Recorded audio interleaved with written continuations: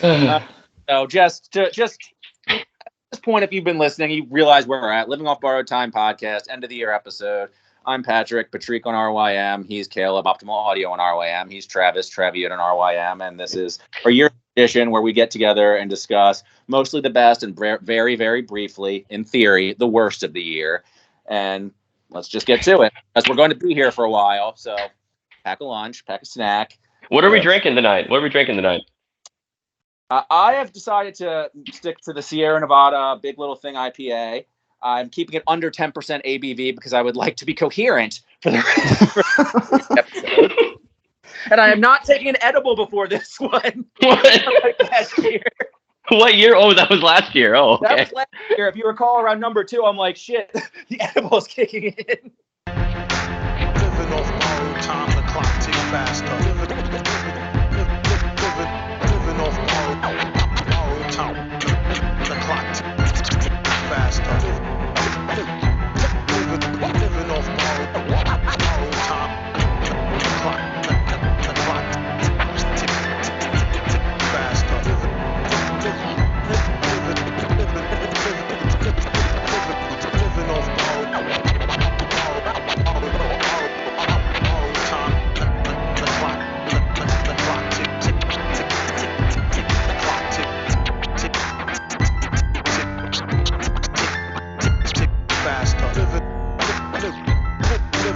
Living off borrowed time, the clock ticks faster. Living off borrowed time, the clock tick faster. Living off borrowed time, the clock tick faster. Living off borrowed time, the clock ticks faster. Living off borrowed time, the clock ticks faster. Living off borrowed time, the clock ticks faster.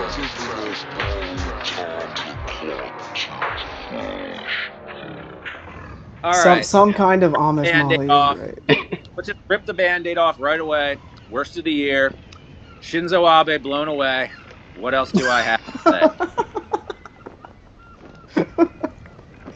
Pat, I love this. I actually know this. I know this really well. Caleb, do you know what he's referring to? Yes, it's the cover, right? The Fall Out Boy. Yes, Yeah. yes. Wonderful. Okay, good. We're on the same page. Yes, Patrick. Pete Wentz decided to ask Siri to ask ChatGPT to generate him a song based upon headlines from 1989 to 2023, and set it to, in theory, a beat based upon terrible Billy Joel song, and this is what we got. Yeah. Is it terrible on purpose? Because I have a working theory that most post-crisis Fall Out Boy songs are terrible on purpose. To get How does that benefit them? because it generates okay, I've heard their most recent material is actually supposed to be quote unquote good by if you like. It's Fall not. Out I Boy. listened to that album. It's bad.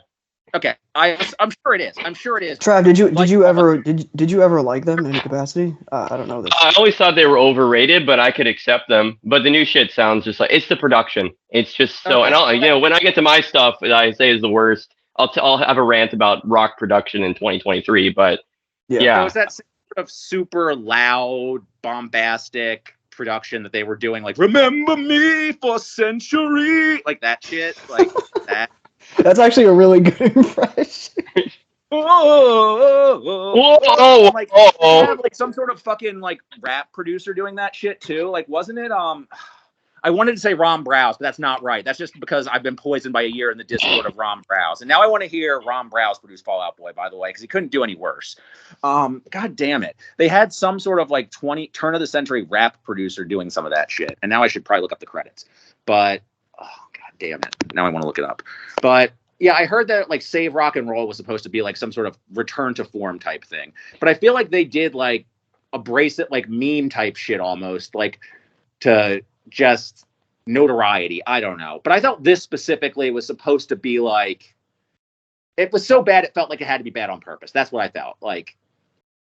I don't know. It's so fucking bad. I heard it on the radio once, so I don't know if it was actually successful. I also don't listen to the radio like that. Where? What station? Tell me. Top 40. It was a top 40 station. Really? Oh, fuck. It was a top 40 station, and it was when I was going down to, it was late summer, going to State College. Familiar with this place. Former stomping grounds, yes.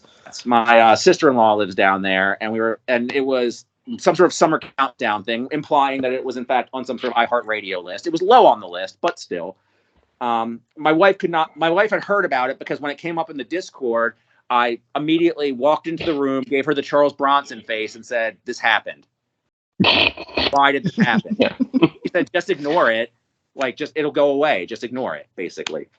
And I don't know if it was successful or not. I know it became an internet meme briefly because it's so fucking absurd trash. Right. And I don't know if anybody liked it. Did Fall Out Boy fans like it? Did anybody like?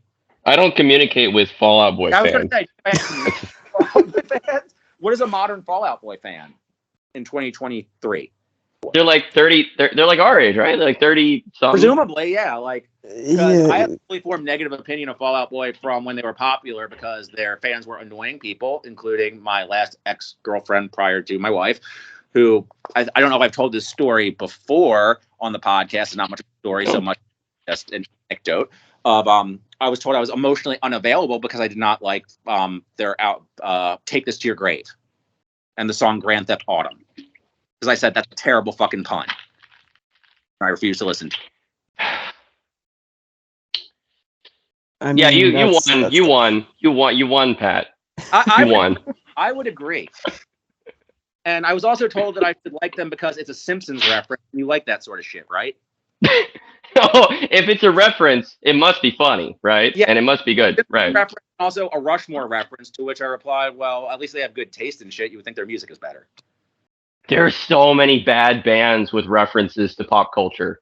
Like a lot, like probably 75% of them are bad.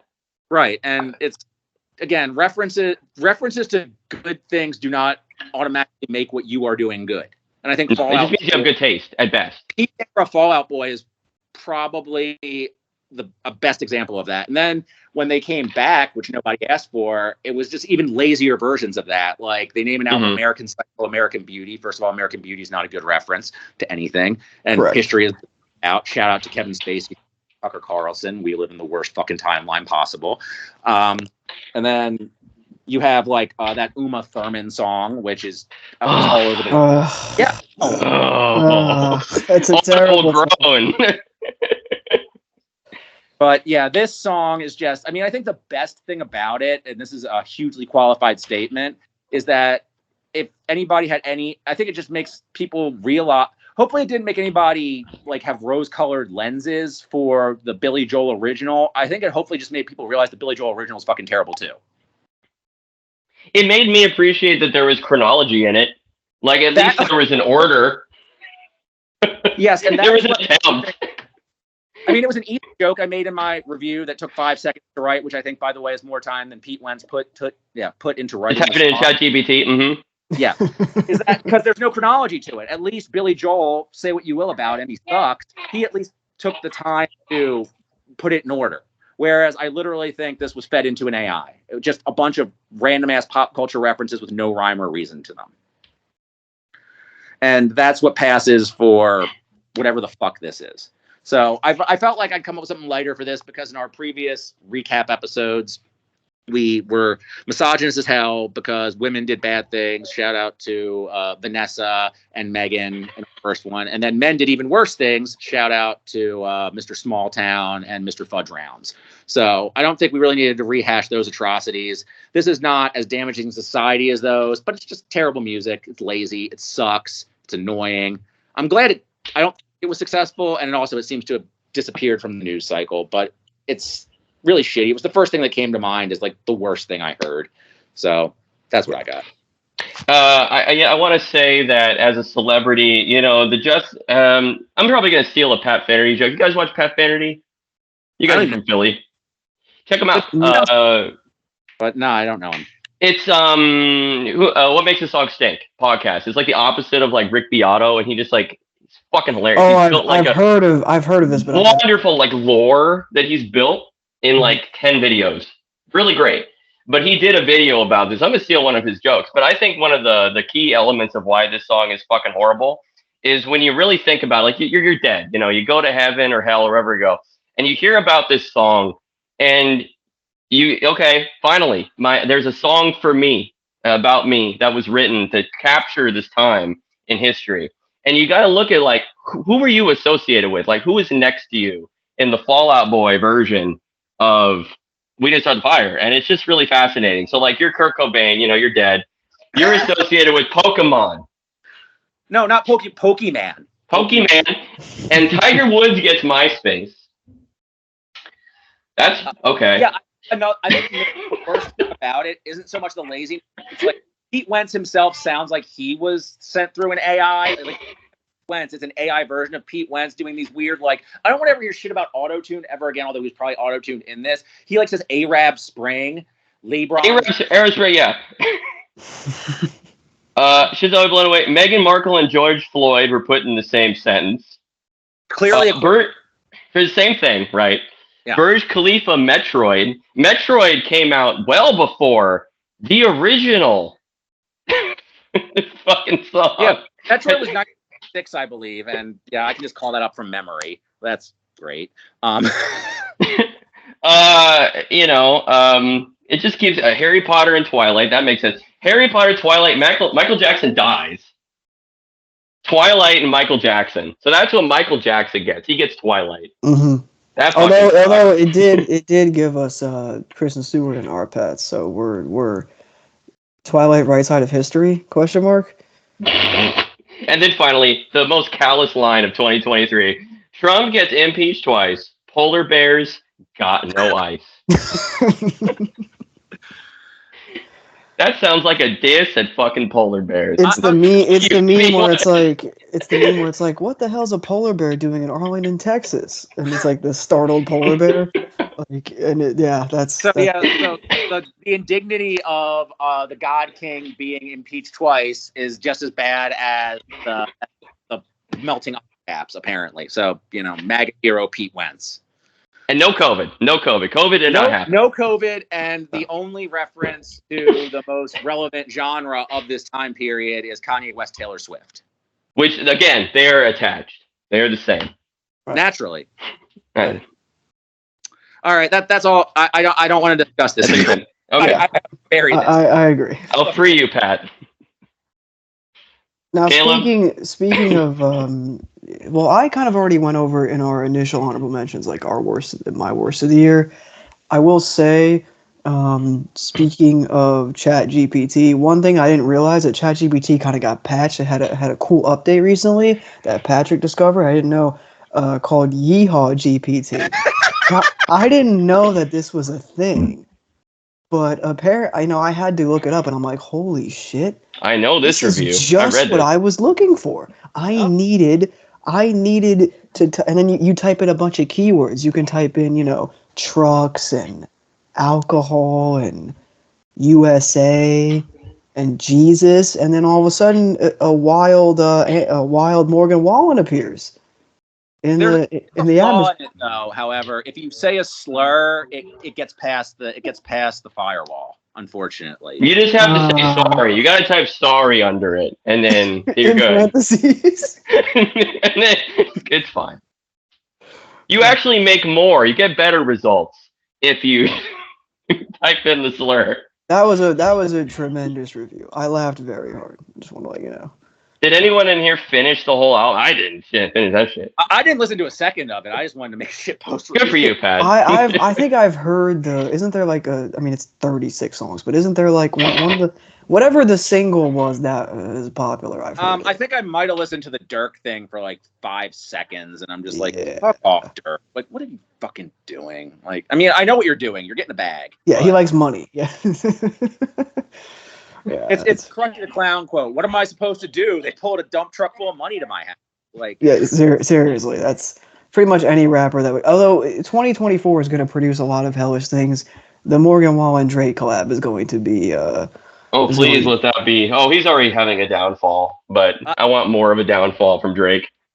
We got the last hurrah there with the scary. This is just a brief follow up from the honorable mentions. I did listen to the scary. Why does he have to name it such dumb things? Like it's just like it was Scary Hours 3. Fat D edition. We're gonna talk about Peggy a lot later, and it's gonna be horrible. say all these dumb names for things, but yeah, like the For All the Dogs Scary Hours edition is actually very good, and I much enjoyed it in spite of like, John Wick, John Cena cornball punchlines occasionally about having to wrestle with things like John Cena or whatever. But like, it's still very good. But I think that's like the last hurrah we're gonna get for it. 2024 is going to be a hellscape, and yeah. March Madness is coming up. Drake needs them coins. About real bad fucking long Oh look, shot the bet. Super Bowl is in like a month. He's gonna go crazy. He needs it before then. We might get a really phoned in feature on some song soon, just for the check. I'm very disappointed because Shohei Ohtani was supposed to go to fucking Blue Jays and he Oh, didn't. Trav, don't get He me didn't. started now. This is He my didn't. shit. We missed out. We missed out on some bars. We did miss out on some bars, but now he's gonna slander the Dodgers in the next bar. I'm gonna be like, it's me. Fuck the me Dodgers. versus I'm in Drake. LA. Fuck the Dodgers. Me versus Drake. I go to games every year. You can see me. I want the smoke. If there's one person in the entirety of the Dodgers season who listens to this podcast, come for me. I understand. Don't make Trav fuck around and catch a body like that. Catch a body like that.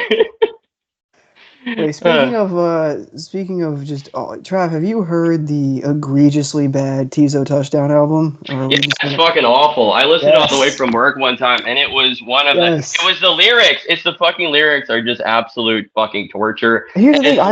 He wants to annoy me. I don't. Why? Why does he want to annoy me so much? I don't know. I always talk about how lyrics are traditionally secondary for me. However, when they are glaringly like abrasive intentionally, and you are shoving it in my face, and then there's nothing interesting to grab onto from a production standpoint. You're just throwing a bunch of shit at the wall and hoping it sticks, and then your songwriting is so ass. I can't. Teezo's getting into Chance the Rapper school assembly music territory a few times on that album, and it was crazy because I learned that he's 31 years old. Oh God! And he dresses like he's 21 or under. Really, right?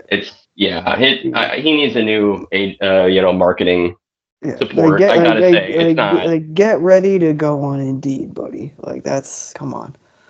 Like, what are we doing? And Pat is quiet because I hope he didn't listen to the album. It's fucking really bad. Yeah. I mean, I have very little. Not wasting it listening to Teezo touchdown albums. I'm sorry. I'm not sorry. Not sorry even a little. Sucks. He was barely tolerable on the Tyler album. That's the height of what I've heard from him. He sucks. Yeah. Thank you. Not for Did me. you listen to it, Caleb, because you liked him as a feature artist, or because it was just a thing to listen to? Because I actually thought he was an okay feature artist. The Teezo album. Yeah. I liked him as a feature artist. I listened to it in the same way that I watched that movie Saltburn, where it was like, a train wreck. I know I'm not gonna like this, but I just in case, Okay. And it turned out very, very poorly in both aspects. Yeah. So I'm okay with leaving Teezo Touchdown behind in 2023, but I saw that he is on the up. He is coming up according to Apple Music, and so I guess. Yes. Finger on the pulse of all things. Very, very, very aggressive choice, Apple Music. Can I shout out one more bad album this year? Sure. I recently listened to it because I just missed it when it came out, and then someone told me it wasn't very good, and I'm like, oh, that's interesting. I'm probably lower on it than most people. The Janelle Monáe album stinks. I don't know. It's boring. I would not put it in this tier because I think this should be reserved for I don't know. That's true. It's better than Atrocities. It's better than it's like a 4 out of 10. It's a bad album. I would probably put it at a 3-star, 6 out of 10. I gave 6 as well. Yeah, I would say that it's like a margarita at Chili's. Sure. With someone you like, or someone you don't like, or by yourself? Someone you like that that you've had a lot of better times with, and it's like this is a midnight. Yeah. Just like you hang out with them, and it's like maybe we're not going to hang out so much anymore after this. Fine. For me, it's like a forgotten night with someone I like, and then we'll never talk about it again. One of those. And maybe you don't really, you're not going to talk about it again. Maybe, hopefully, you have better times in the future. It's certainly not Arch Android. That's what I'll say. Certainly a far away from Arch Android or Electric Lady, for that matter. I did not. I can't call up any memories of her. That says a lot. I only listened to it. That says a lot. I wanted to like it more, given the fact that it has the requisite RYM talking about a woman comment box of classic. But there's really not much. Again, I can't defend it because I can't remember anything from it. But I would not be as harsh on it as Caleb because I can't remember anything. Yeah, I guess I'm being slightly controversial because I was disappointed overall. I get it. I also, I mean, there are some artists that are just like kind of oil and water for me. I think one of those artists is another album that I didn't really like this year, the Slow Tie record. But Slow Tie is just not for me. I like that. I like that one. Fuck Slow Tie. I'm allowed to like it, but I'm not like allowed to like person. He's not a good guy. I actually just temporarily. I forgot about that too. Yeah, so yes, double fuck him for me.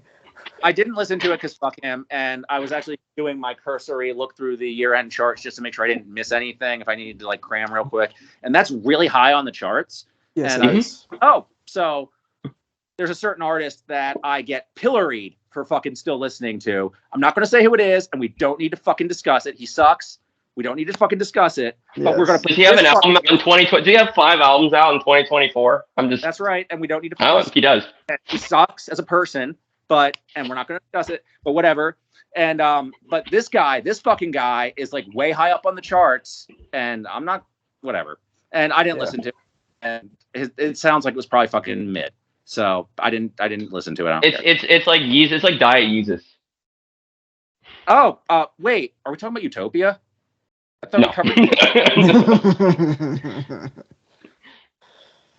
The best thing I'll say about the Janelle Monáe album is the transitions between the songs. That's it. The production is great. The songwriting is, to her standards, extremely bland. And I wouldn't even say she's the best part about it because she's a very good lyricist and she kind of mailed that one in. But the way the songs flow together, great. The songs, not so much. So I don't know. Try next. I'm looking for the next one. That's all I'll say. I'm trying to forget this. All I'll say, just last word on it, is that I will say that from what I remember, is that my big disappointment is that I really liked what she was going for with the aesthetic, but it didn't stick. And what it didn't stick is what you were saying is that she was a really distinctive lyricist. Like stuff like Tightrope and Cold War in the past really had grabbing lyrics. And I guess to try and achieve that aesthetic, she sacrificed that and came up with just musical mist. Yeah. Mm-hmm. All right. So Trav, you've been champing at the bit to give us your dog shit for the year. So, I was really disappointed. There wasn't a really awful Logic album this year, and there wasn't a really awful Eminem album this year. But you can sense a theme between these two people, and there's a third person. If it's kind of an SAT kind of question. What comes next? If it's not Logic, it's not Eminem.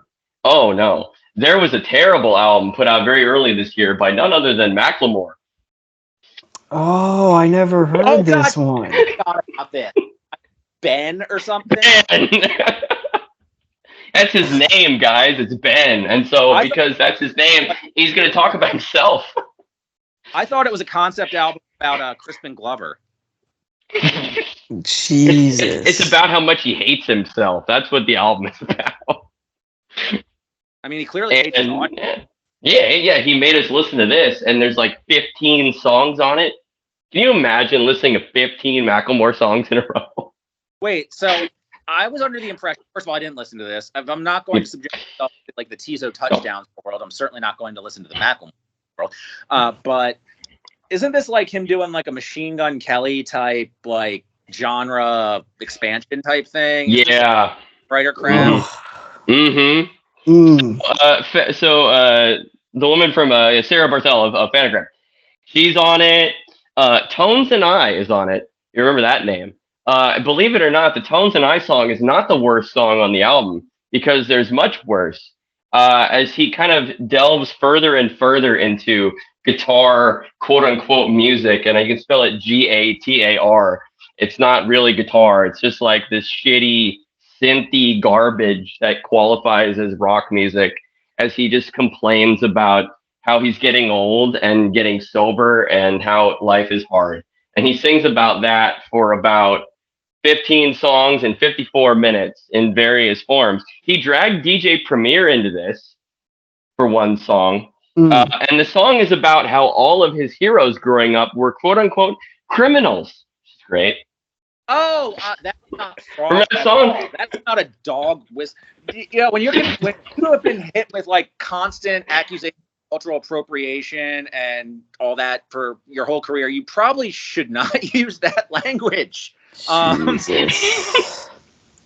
That's yeah. He compares NWA to like actual criminals, and that's who his inspirations were. And he wore his hat in a different direction than other people because he listened to rap music. And so that's great. And that's over a fucking DJ Premier beat. So that makes it good, right? I mean, that's credibility.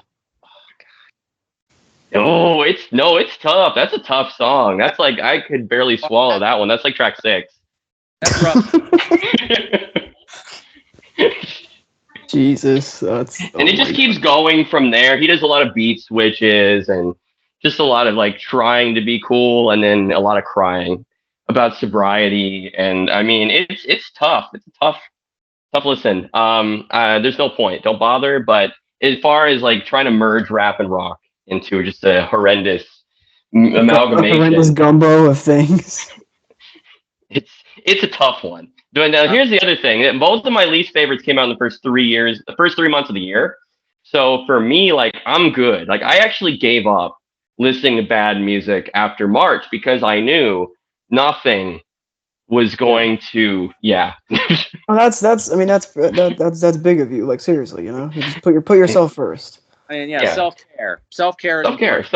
This is what we're trying to do in 2024. I've not listened to a horrible album yet this year. I've only listened to 5, but they were all okay. The other one, my actual least favorite album, because this wasn't my least favorite. This was really bad. But the actual one that made me wish, I wish I couldn't hear anymore. That kind of bad. Was the Maneskin album, Rush.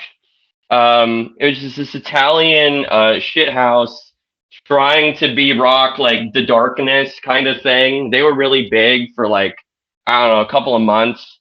Pitchfork wrote a bunch of articles about how shitty they are. They were like the Spinal Tap of this year at the beginning of the year. Interesting. They're horrendous. They sound like the Strokes with less taste, and trying very hard to pretend that it's 1989. Like it's like this like Motley Crue meets like the Strokes kind of energy, which by the way is oil and water. Those two things do not mix. The Strokes were meant to not be that. They're a rejection of that. Like the Strokes are exactly a 70s sort of. They're absolutely paying homage to the music that was a rejection of. Well, I mean, like that music in the 80s was like killing that music. No, I mean, my thesis is completely derailed, but you know what I mean. Like one music is oil. You're right, oil and water, complete opposites. And you said The Darkness. That's like my least favorite. Darkness, Wolf Mother, that sort of irony metal, irony rock or whatever. One of my least. That shit has been needed to die. Like, I believe in a thing called love. Just listen to the rhythm. Like, shut the fuck up. No one wants that. No one needs shit. No one ever needed that. Like, ugh. I can't believe somebody's. This one's doing that.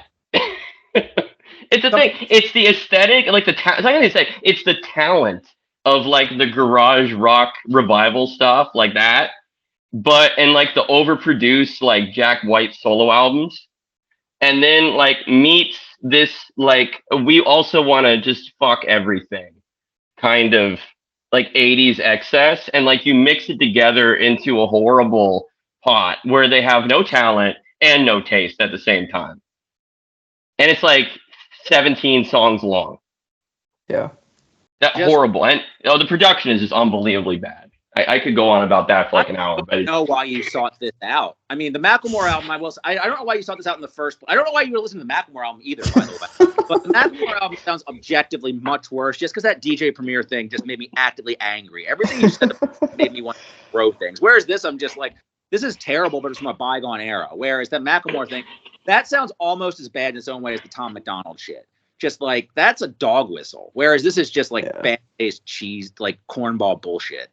But it's because it sounds so fucking bad. I mean, like this is my rant. Rock music weird. shouldn't fucking sound that way. For sure. The fact you invoke the darkness, one of my least favorite, like, yeah, horrible. So I thought we got over the loudness war.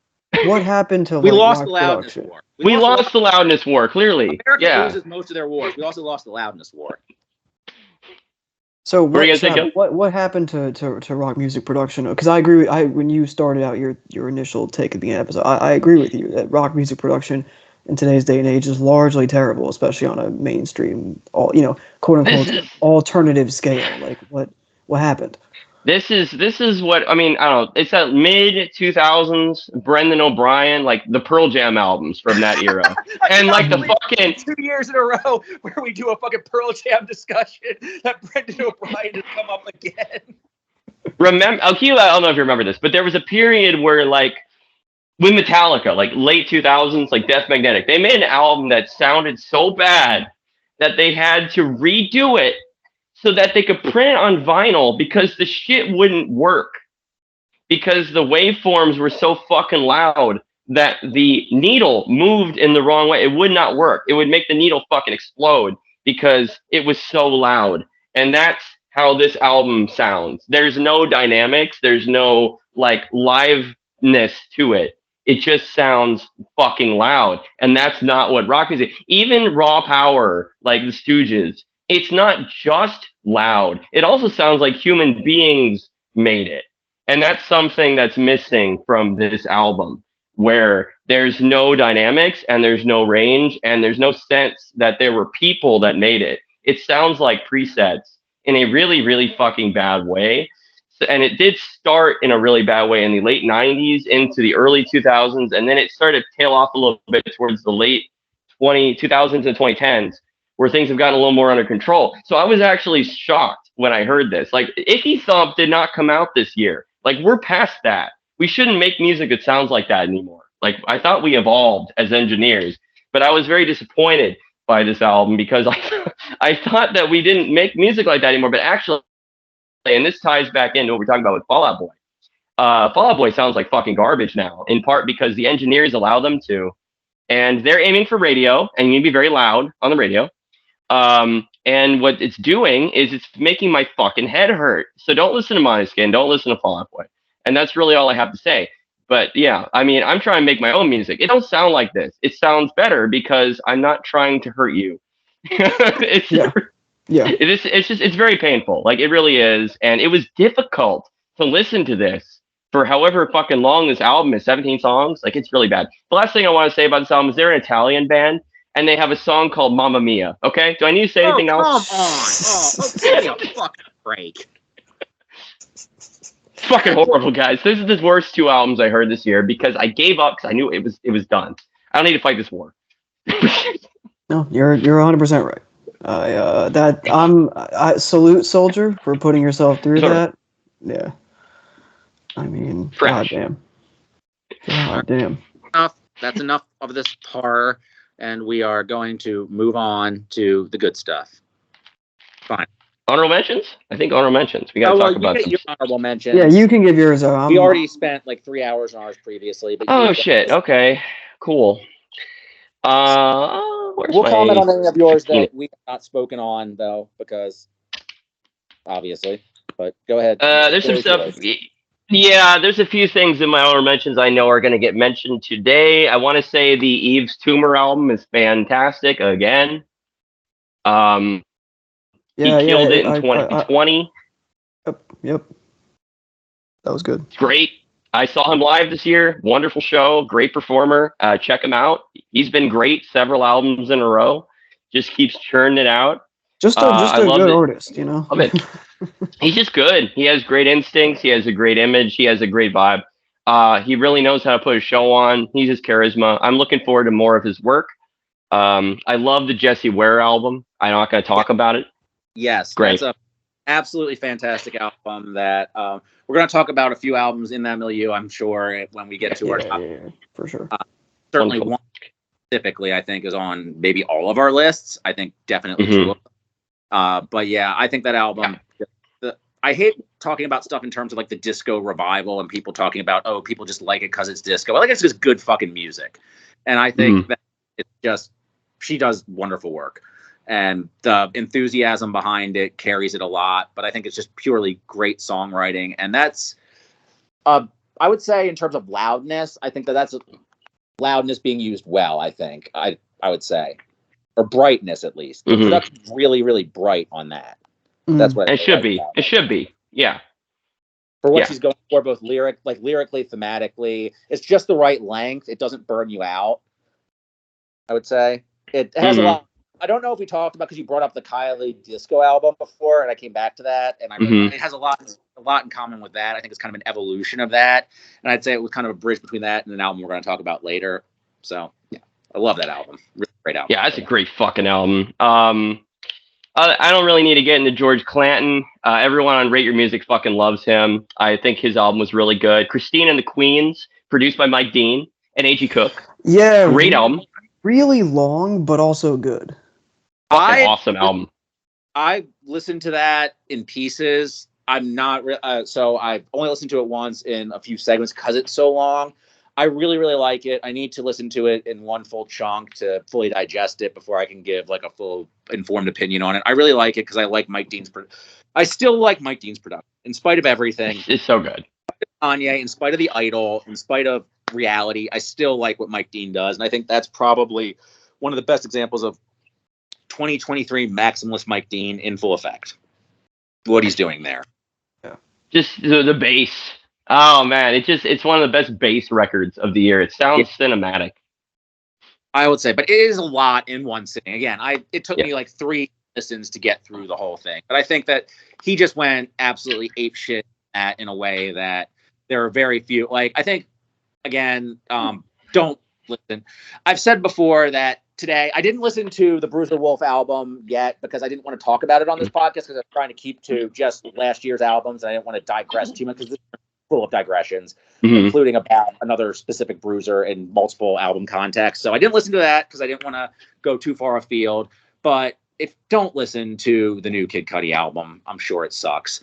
But I think that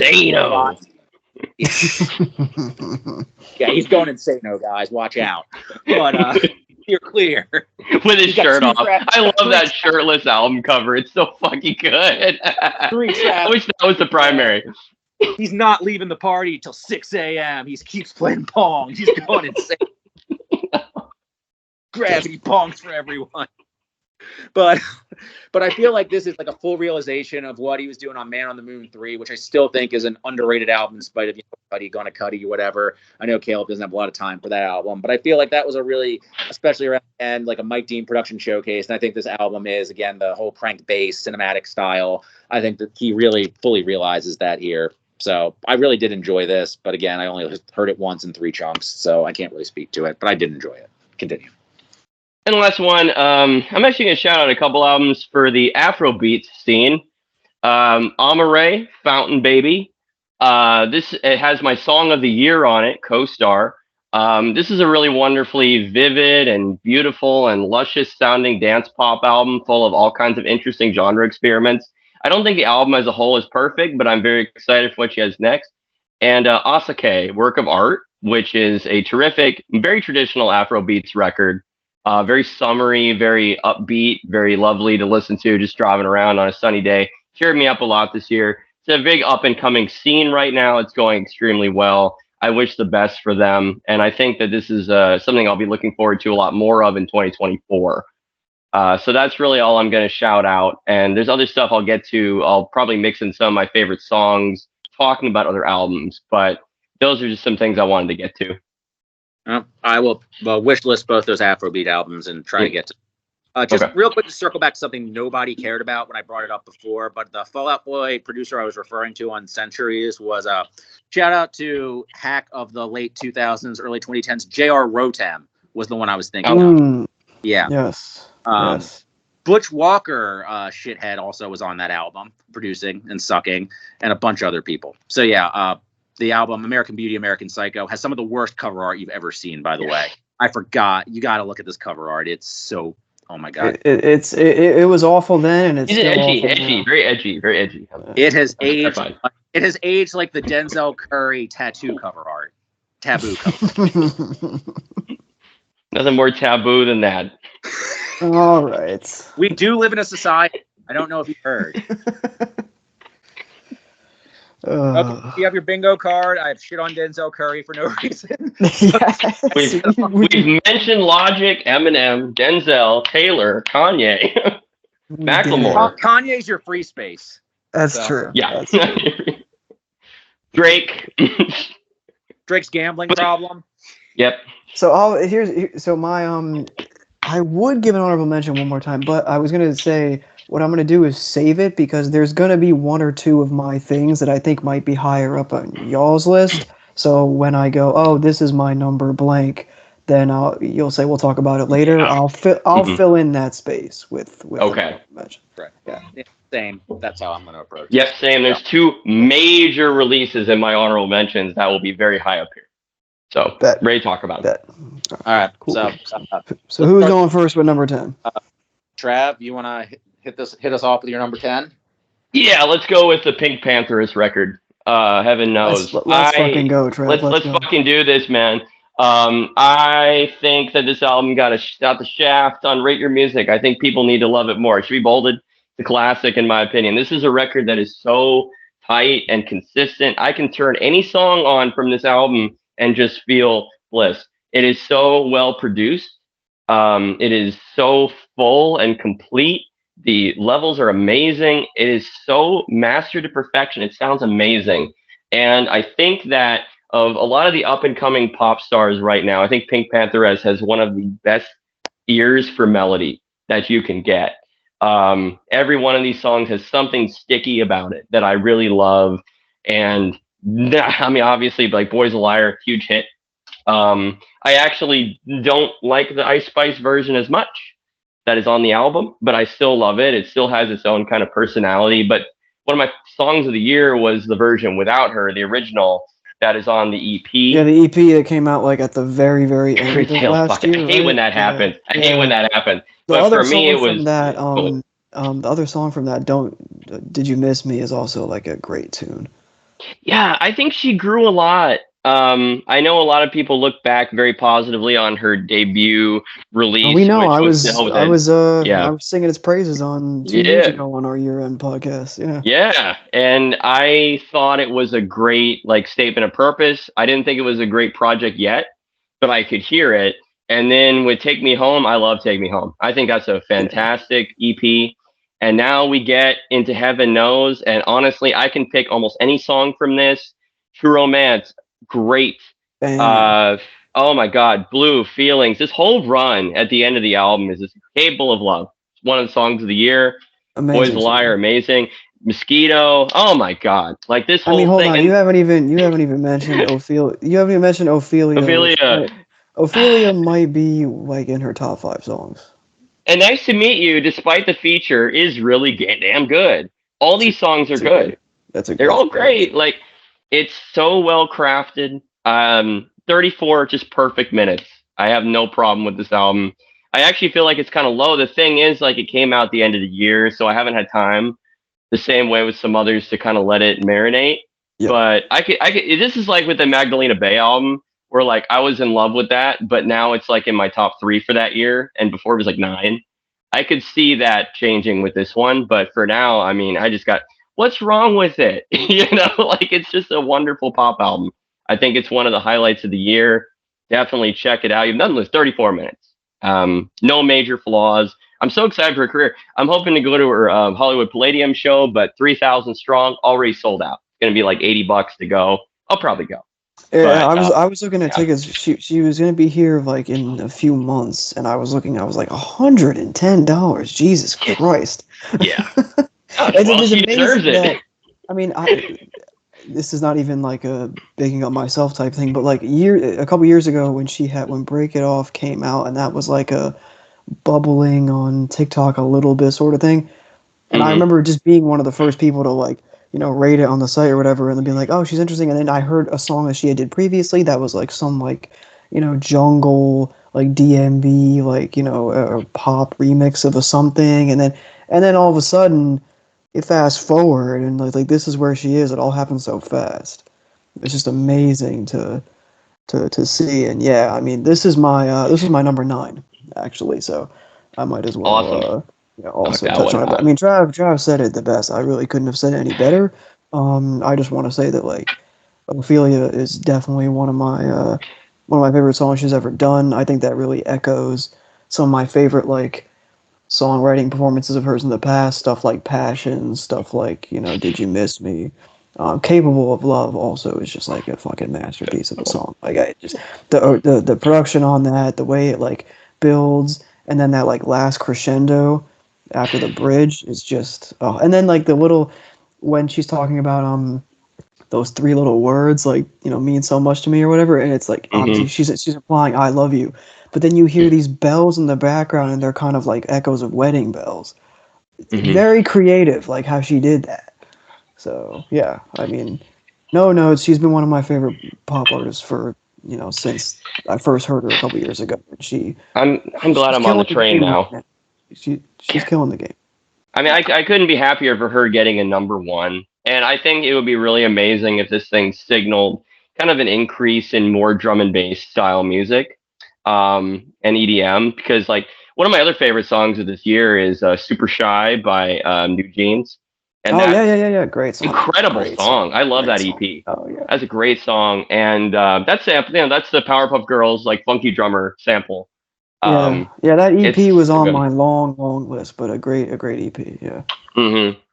So yeah, like I think that's a really cool turn for pop music. It's very fresh, great production choices. Hey, I'm glad that we both had it on there. I mean, what's not to love? I think she's on a really great trajectory. Yeah, I'm a late pass Larry on this. I only heard some of it at the very briefly before this episode. I started obviously with the Kelela feature because I knew I was going to like that. I loved it, and Yeah, so I bury heard me. Ophelia, fucking amazing. I will say everything flowed together wonderfully. Shout out to London on the track, which I was not expecting to see him show up here, but he shows up on Internet Baby Interlude, which is way more fleshed out than you expect an interlude to be. But yeah, that run, Bury Me, Ophelia is amazing. I really like the Ice Spice feature. I'm not familiar with the original. Apparently it's a huge hit. It shows how plugged in I am, but I thought that was great. I like Ice Spice, but I think she's perfectly there. I really like that. I need to spare a half hour of my time to hear the whole thing in full because I really like what I heard. I think it's a great, fresh sound. I think it blends a lot of genres together in a seamless fashion. I think she's a great, fresh voice, ton of energy. Really liked what I heard. Yeah, sad that I did not come to this sooner. Just really fun music, great, melodic, energetic. Nothing but positive things to say from what I heard. Yep, two thumbs up all around. Always nice to start the list with Good warm vibes. yeah, to start unanimous. And I gotta say, just on the topic of her having a number 1, I mean, the fact that it was pretty bleak for pop music in a lot of ways this year from a hyper mainstream perspective. So the fact that was, I mean, I would say that is the song that I have heard the most in and around the city since I've been here, and that's like a very like warm thing. Like everybody knows all the words, this, that, and the third. Like, everybody knows it, and it's a nice like universal experience when everybody knows something, and that something also happens to be good. Oh man, I heard at a pep rally at school. That was fucking cool. Yeah, I was really excited. Yeah, that was a really cool, really nice moment. So yeah, I'm it's very very happy infectious. It's hard not to like it. So Pat, you're 10. My 10, I kind of alluded to this on our previous episode that I was going to speak about it more, is from noted camera on Discord user Celestiphone, RYM artist. Hell yeah. A bit. This is one of the more one of the through lines I've been charting through this year is Rolodex albums from producers with the same milieu of artists, basically alternative rap artists like from the Backwoods and Dump, Godsphere, and also the why am I blanking on this? The Wrecking Crew sphere as well, the same sort of pool of artists. And I think this is kind of pulling from that. We're going to cover one other, at least from this, kind of sort of a few other albums, but they're not Rolodex albums. So there's one that's absolutely a Rolodex album we're going to get to. And this one's more of an overtly producer. Like, he raps on this. He raps on almost every track, but it becomes more of a Rolodex album as it goes. But it's also more of a personal statement, too, about him talking about his place in the industry, his place in the world. But it's not a dour album, and that's what I really love about it. It's so full of life and color and energy. It's just bursting with...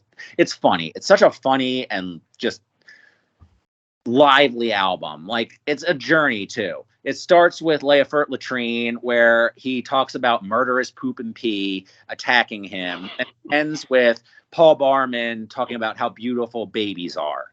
It's an album that starts with negativity and ends with positivity. It's funny throughout. It has great surrealist imagery, and it just takes you on this really funny, lively journey with a variety of voices.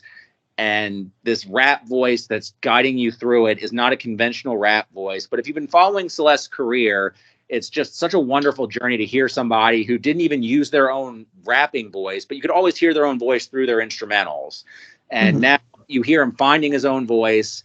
And this is, I believe, his third vocal album, because he had Tying Up Loose Friends. He alludes to that too, when he says Loose Friends played with I forget if he says, like, played with images or played with something nobody asked for the context. And then because he's talking about criticism he got about his rapping, but nobody actually talked about what he was trying to say with it. And one of the things he's talked about in the Discord too is how much influence he's gotten from Paul Barman. And you can kind of hear that, another really misunderstood rapper. And you can just see how much he's evolved in his lyricism and delivery. You have songs on here like Small World, just talking about how tiresome it is to live in this like overly internet age, and this age of information, just being overwhelmed with just so much bullshit and garbage, and just overly inundated with everything. And just the way that he conveys his artistic vision through both the instrumentals and his lyrics, and the way everything comes together, especially the features too, because you don't have features until about midway through the album. The first feature you get on here is Def C, with one of the funniest features of the year. Like, all the punchlines, like, drug test said he's been pregnant twice, has more balloons in his stomach than has more balloons in his stomach than falling from the sky on I'm fucking this up on I completely butchered that. I'm sorry. Like, on convention night. And then the best one's like, what do we want? Has more gaps than dental strike. What do we want? Braces. When do we want them? Not now. Great line. And I should probably not try and rap other people's lines. I'm really bad at it. Leave it to the professionals. Yeah, it's just a really funny, great album. It has three of my favorite verses of the year. Def C's verse that I completely butchered. And then you have Armand Hammer and himself, Armand Hammer and Moore on Tithes. And then you have especially Paul on Babies. Like, he does that solo, and just, it really speaks to me as somebody watching a child grow up, but it's not like at all in a maudlin sort of way. It's just this really funny, joyous sort of way. Just, again, really, I said bright before in talking about the Pink Panthers album. I get this in a more hip hop sort of context. And shout out to him for putting out, like, he put out the album early in the year, but then later on, like, that was just his digital version. Then later in the year, he puts out a physical copy with the instrumentals, which led me to have a fuller appreciation for it, because the instrumental has a completely different character to it. So I appreciated it that much more, seeing because he was previously just an instrumental artist. So it's like you have two completely separate albums that I can appreciate in totally different ways. So I just really love this album. It's a great record. Yeah, it shows his evolution as an artist, and there's just a lot I love about hip hop in 2023 contained on this album. So, and of his personality, and of the personalities of a lot of artists that I like. You got Billy Woods, you got Rap Ferreira, formerly Milo, Billy Woods, like Armand Hammer together, obviously, Def C, Paul Barman. Just really enjoy it. And yeah. Real. Trav, anything to say on this? Have you heard this one? Yep, I have. I 4 out of 5 this one. This was actually one of my favorite rap records of the year. I don't have a whole lot to add, other than I was extremely excited by the production. I don't know this artist very well. This is someone I got into through the charts this year. So I'm looking forward to going backward. But what I got out of this album is I just got a lot of appreciation for funk. I think that the great drum like production choices, great sampling, and just a really nice vibe. It's a very upbeat, lively, and funny record. Very engaging, very odd. And I think that's something I really appreciate because in the rap caviar era, it's easy to just be bored out of your fucking mind with hip hop. Um, and finding something like this that is very unique and oddball is wonderful. I think he was a very engaging presence on the mic too, but mainly it's a very fluid, cool album. Like I was always surprised. I want to spend more time listening to his discography before I kind of make general statements about him as an artist. But as for this one record, I'm glad I found it. It was like July, I think, July or August, somewhere in there that I heard it for the first time. And I want to spend more time with it. Things get lost, but I will say that I think this one got kind of underrated. For sure. I hope more people find it. I hope people who listen to this listen to it because it's one of the more just like cartoonishly fun and exciting albums of the year within this space. Just an interesting voice on the mic too. Good to hear from you kind of his history a little bit. I didn't know a lot about like him on the mic and stuff like that, but as a producer, I'm super impressed. It was really good. Yeah, I'm actually looking at his RYM now. I try to do a lot of this from memory. I don't know why I try and do that, but yeah, it's his third vocal album. He started with Tying Up Loose Friends, then he did Weevil in Disguise. Then he produced the Paul Barman side project, Young Man, a year of October. So this is his third vocal project. And I'm glad you said cartoonish because I feel like they're cartoonish instrumentals backing up sort of like really grounded complaints about the world, which I like. Like you have stuff like Neat Daughter, which is kind of like this funny relationship story about a neat daughter, essentially dating somebody who's like, a neat daughter, like not in education training or, NET, yeah, NET, yeah. Mm-hmm. NET, yes. And then like he has AMPM, which is like got this very funny line about how he just wants to get some shampoo that complements his floof. And then he has like all these complaints about the industry, like, trying to like find his place in the industry, but he'll never be bothered by litigation or like no matter what, like you can be as rich as you want, but it's just finding another suit to be in. Like there's a word there I'm not going to use. And it's just, and he has these very vivid surrealist images in his lyrics sometimes, but they're always grounded in these complaints about just trying to make it in society. But ultimately in the last two songs, Tithes and Babies, it's just about surviving in the world. Like it's just about finding a place and surviving. It's ultimately a very positive, like I said, it's a journey. Like a fert latrine, it begins with you're stuck in this literal toilet, but it ends with like, isn't it beautiful that there's a world where you can just like kids have it the best, babies have it the best. Trav, you can probably relate to this. Watching your child just like be amazed by the most mundane things. Can't you just get into that mindset? And I think that's most beautifully realized in his instrumentals. And you were talking about how the transitions and everything is so fluid. Like you have these like, there's a certain song that ends, I forget which one, like this awesome harmonica break. And the drums are so live too. He has a line, like you're saying, like hip hop can be so like monotone, I suppose. And he has the line about like drum hex the set, don't call it drumless. Because he was talking in the chat too about how he's like what he's trying to do with this album is bring it back to like early 90s Bay Area high BPM type sound. Because I'm gonna have a lot of Alchemist on my list, spoiler alert. But I feel like one of the things about Alchemist and that whole like New York sound is that it's gotten very much into like low BPM monotone, trying to like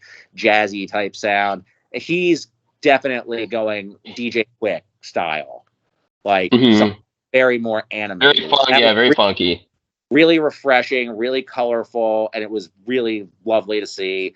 I played it a lot more once I got the physical and had both the. I actually have in my Boomer Alert fucking 5 CD changer in my car. I have the instrumental right next to the vocal version. It's really cool to play them back to back together and hear different nuances. Love this album. Shout out Celestephone. Review coming soon. I swear to God, I said this the last time I talked about it, but review really coming soon. I fucking mean it. Listen to this album. It's great. Sorry, I butchered Def C's verse. Couldn't agree more. Great record. So my number 10, which I spoke about on the mid-year previously, is Victory Music by RealYungPhil and Good. The collab that I am begging people not to compare to the Foreign Exchange album by Good and Harks Poppy. Please stop fucking comparing the two.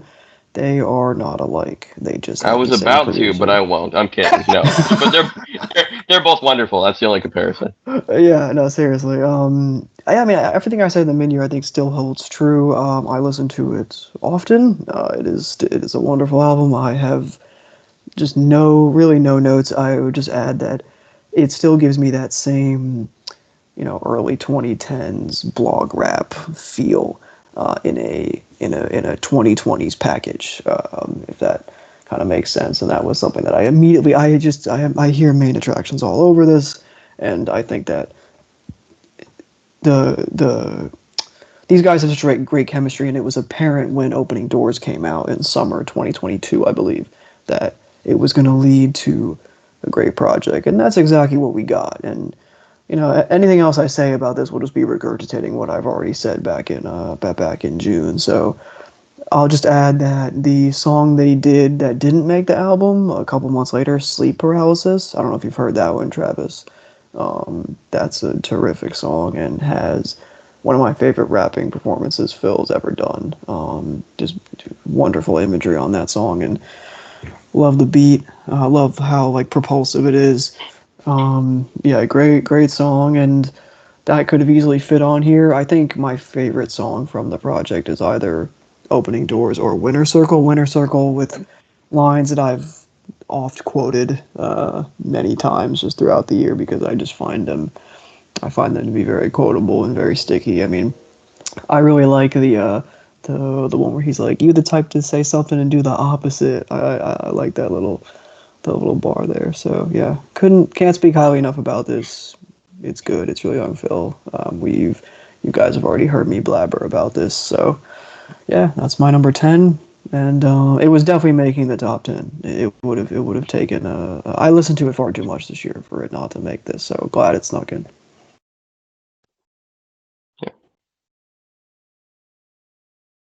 I don't know if you have any additional thoughts, Trav or Pat. I mean, I know both of you liked it, but I haven't revisited it. I should. I really like Phil as a rapper. I need to revisit more of his projects. Like you said, he definitely gives that blog rap vibe, which obviously I'm really well in tune with. I do think that it's frustrating to hear comparisons to the Poppy project because they're completely different rappers. I mean, it really couldn't be more different. And also sonically, they came out at times like that album. Foreign Exchange is such a great winter album, which makes sense because they came out in what, like December, like it.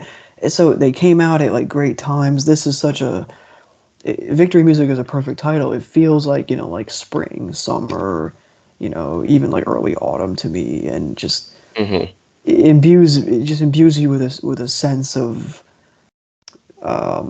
like sunlight. It has that like curtains opening, like we did it kind of vibe. That's what the beats sound like. I mean, the title track is like really like exaltation. So yeah, that's what I got. So I guess we move on to number 9. Just real quick about Phil, I like how concise he keeps his projects too, which I think is something that's like he marries the blog rap era style with a more modern style of concision, which I think was like the blog rap style was still kind of the legacy media style of projects have to be longer.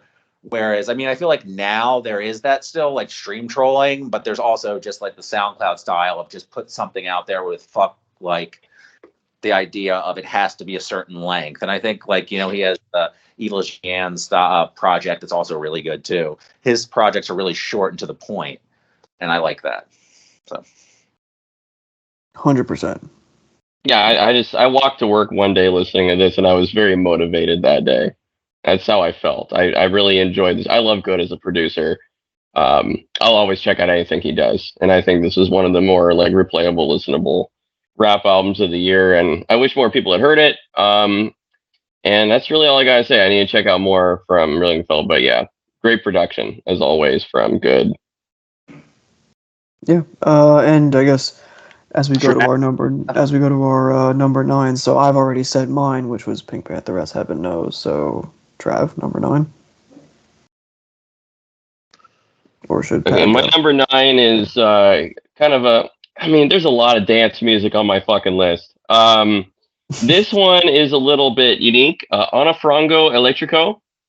Me chama de gato que eu sou sua. This is a huge success for her compared to her previous album, which, I mean, she's growing every album. She's one of the big stars coming out of Brazil. Yeah, I saw this on my timeline a lot throughout the year, and I never listened to it, which is shameful. I should have. She's fucking blowing up. Yeah. You didn't listen, yeah.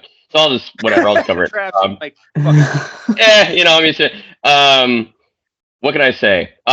This album, compared to her first, very sophisticated album, both of them. Her influences from classic Brazilian music are there. She has some covers on here. But the main thing is always with her music, wonderful use of horns, very, very lush production. This one has more of a boogie influence. This is more of like, if you're influenced by like city pop, you probably get a little bit of that on here. This is definitely a very bright, very lively, summery album. Very short, little over 30 minutes, if that. It covers a lot of ground in a very short amount of time. She's a very charming singer, but the main thing about all of her projects, there aren't a lot, but up to this point, just you can hear the growth and sophistication. She's just very charming. What I love about this album is it covers a lot of ground, but it's very concise. You get a lot of different types of very warm and beautiful music. So you get some jazz, you get a little bit of folk, you get like Brazilian folk, you get a lot of boogie, a lot of really danceable, fun stuff with great horns and great bass. Electric Fish is one of the singles of the year. Incredible song. It just slaps you in the face with this like uptown funk type bass line. It's just very, very, very upbeat and bright. The whole album isn't that way, but I will say that she's one of the big artists to look out for. I think one of the main threads throughout my list is that a lot of these artists are really young, and I'm looking forward to more of their projects. And that's one of my favorite things when there's a year where there's a lot of newer artists. This is only Ana Frango Elétrico's second album, so I'm very excited to hear what she has next. There's not a lot out there like this, and this got a lot of acclaim. So I will say I hope that she sticks to her guns and remains very unique and does something fresh within a space that is allowing her in. There's a lot of wonderful Brazilian artists even today that aren't always looking back. I think this album is great because it covers like a lot of different types of stuff. It's not just like, okay, this is popular Brazilian music, so it needs to sound like Natalia Lafourcade or whatever, like it or whatever. Like so, it needs to sound like this. It needs to sound like all these classic artists like Gal Costa or whatever. It needs to sound like whatever the fuck she wants it to sound like. And it covers all this ground in 32 minutes. A lot of these albums I picked are very short, not because I inherently prize that, but because I find it very impressive when you can do something in a very concise way. And so, yeah, I think this is just a compulsively listenable album. Check it out.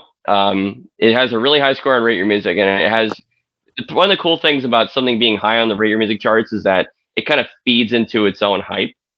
So more people are listening to it because it's high. In this case, it really deserves it. So I will say, check it out. Start with Electric Fish. If you don't like Electric Fish, I don't know what to tell you.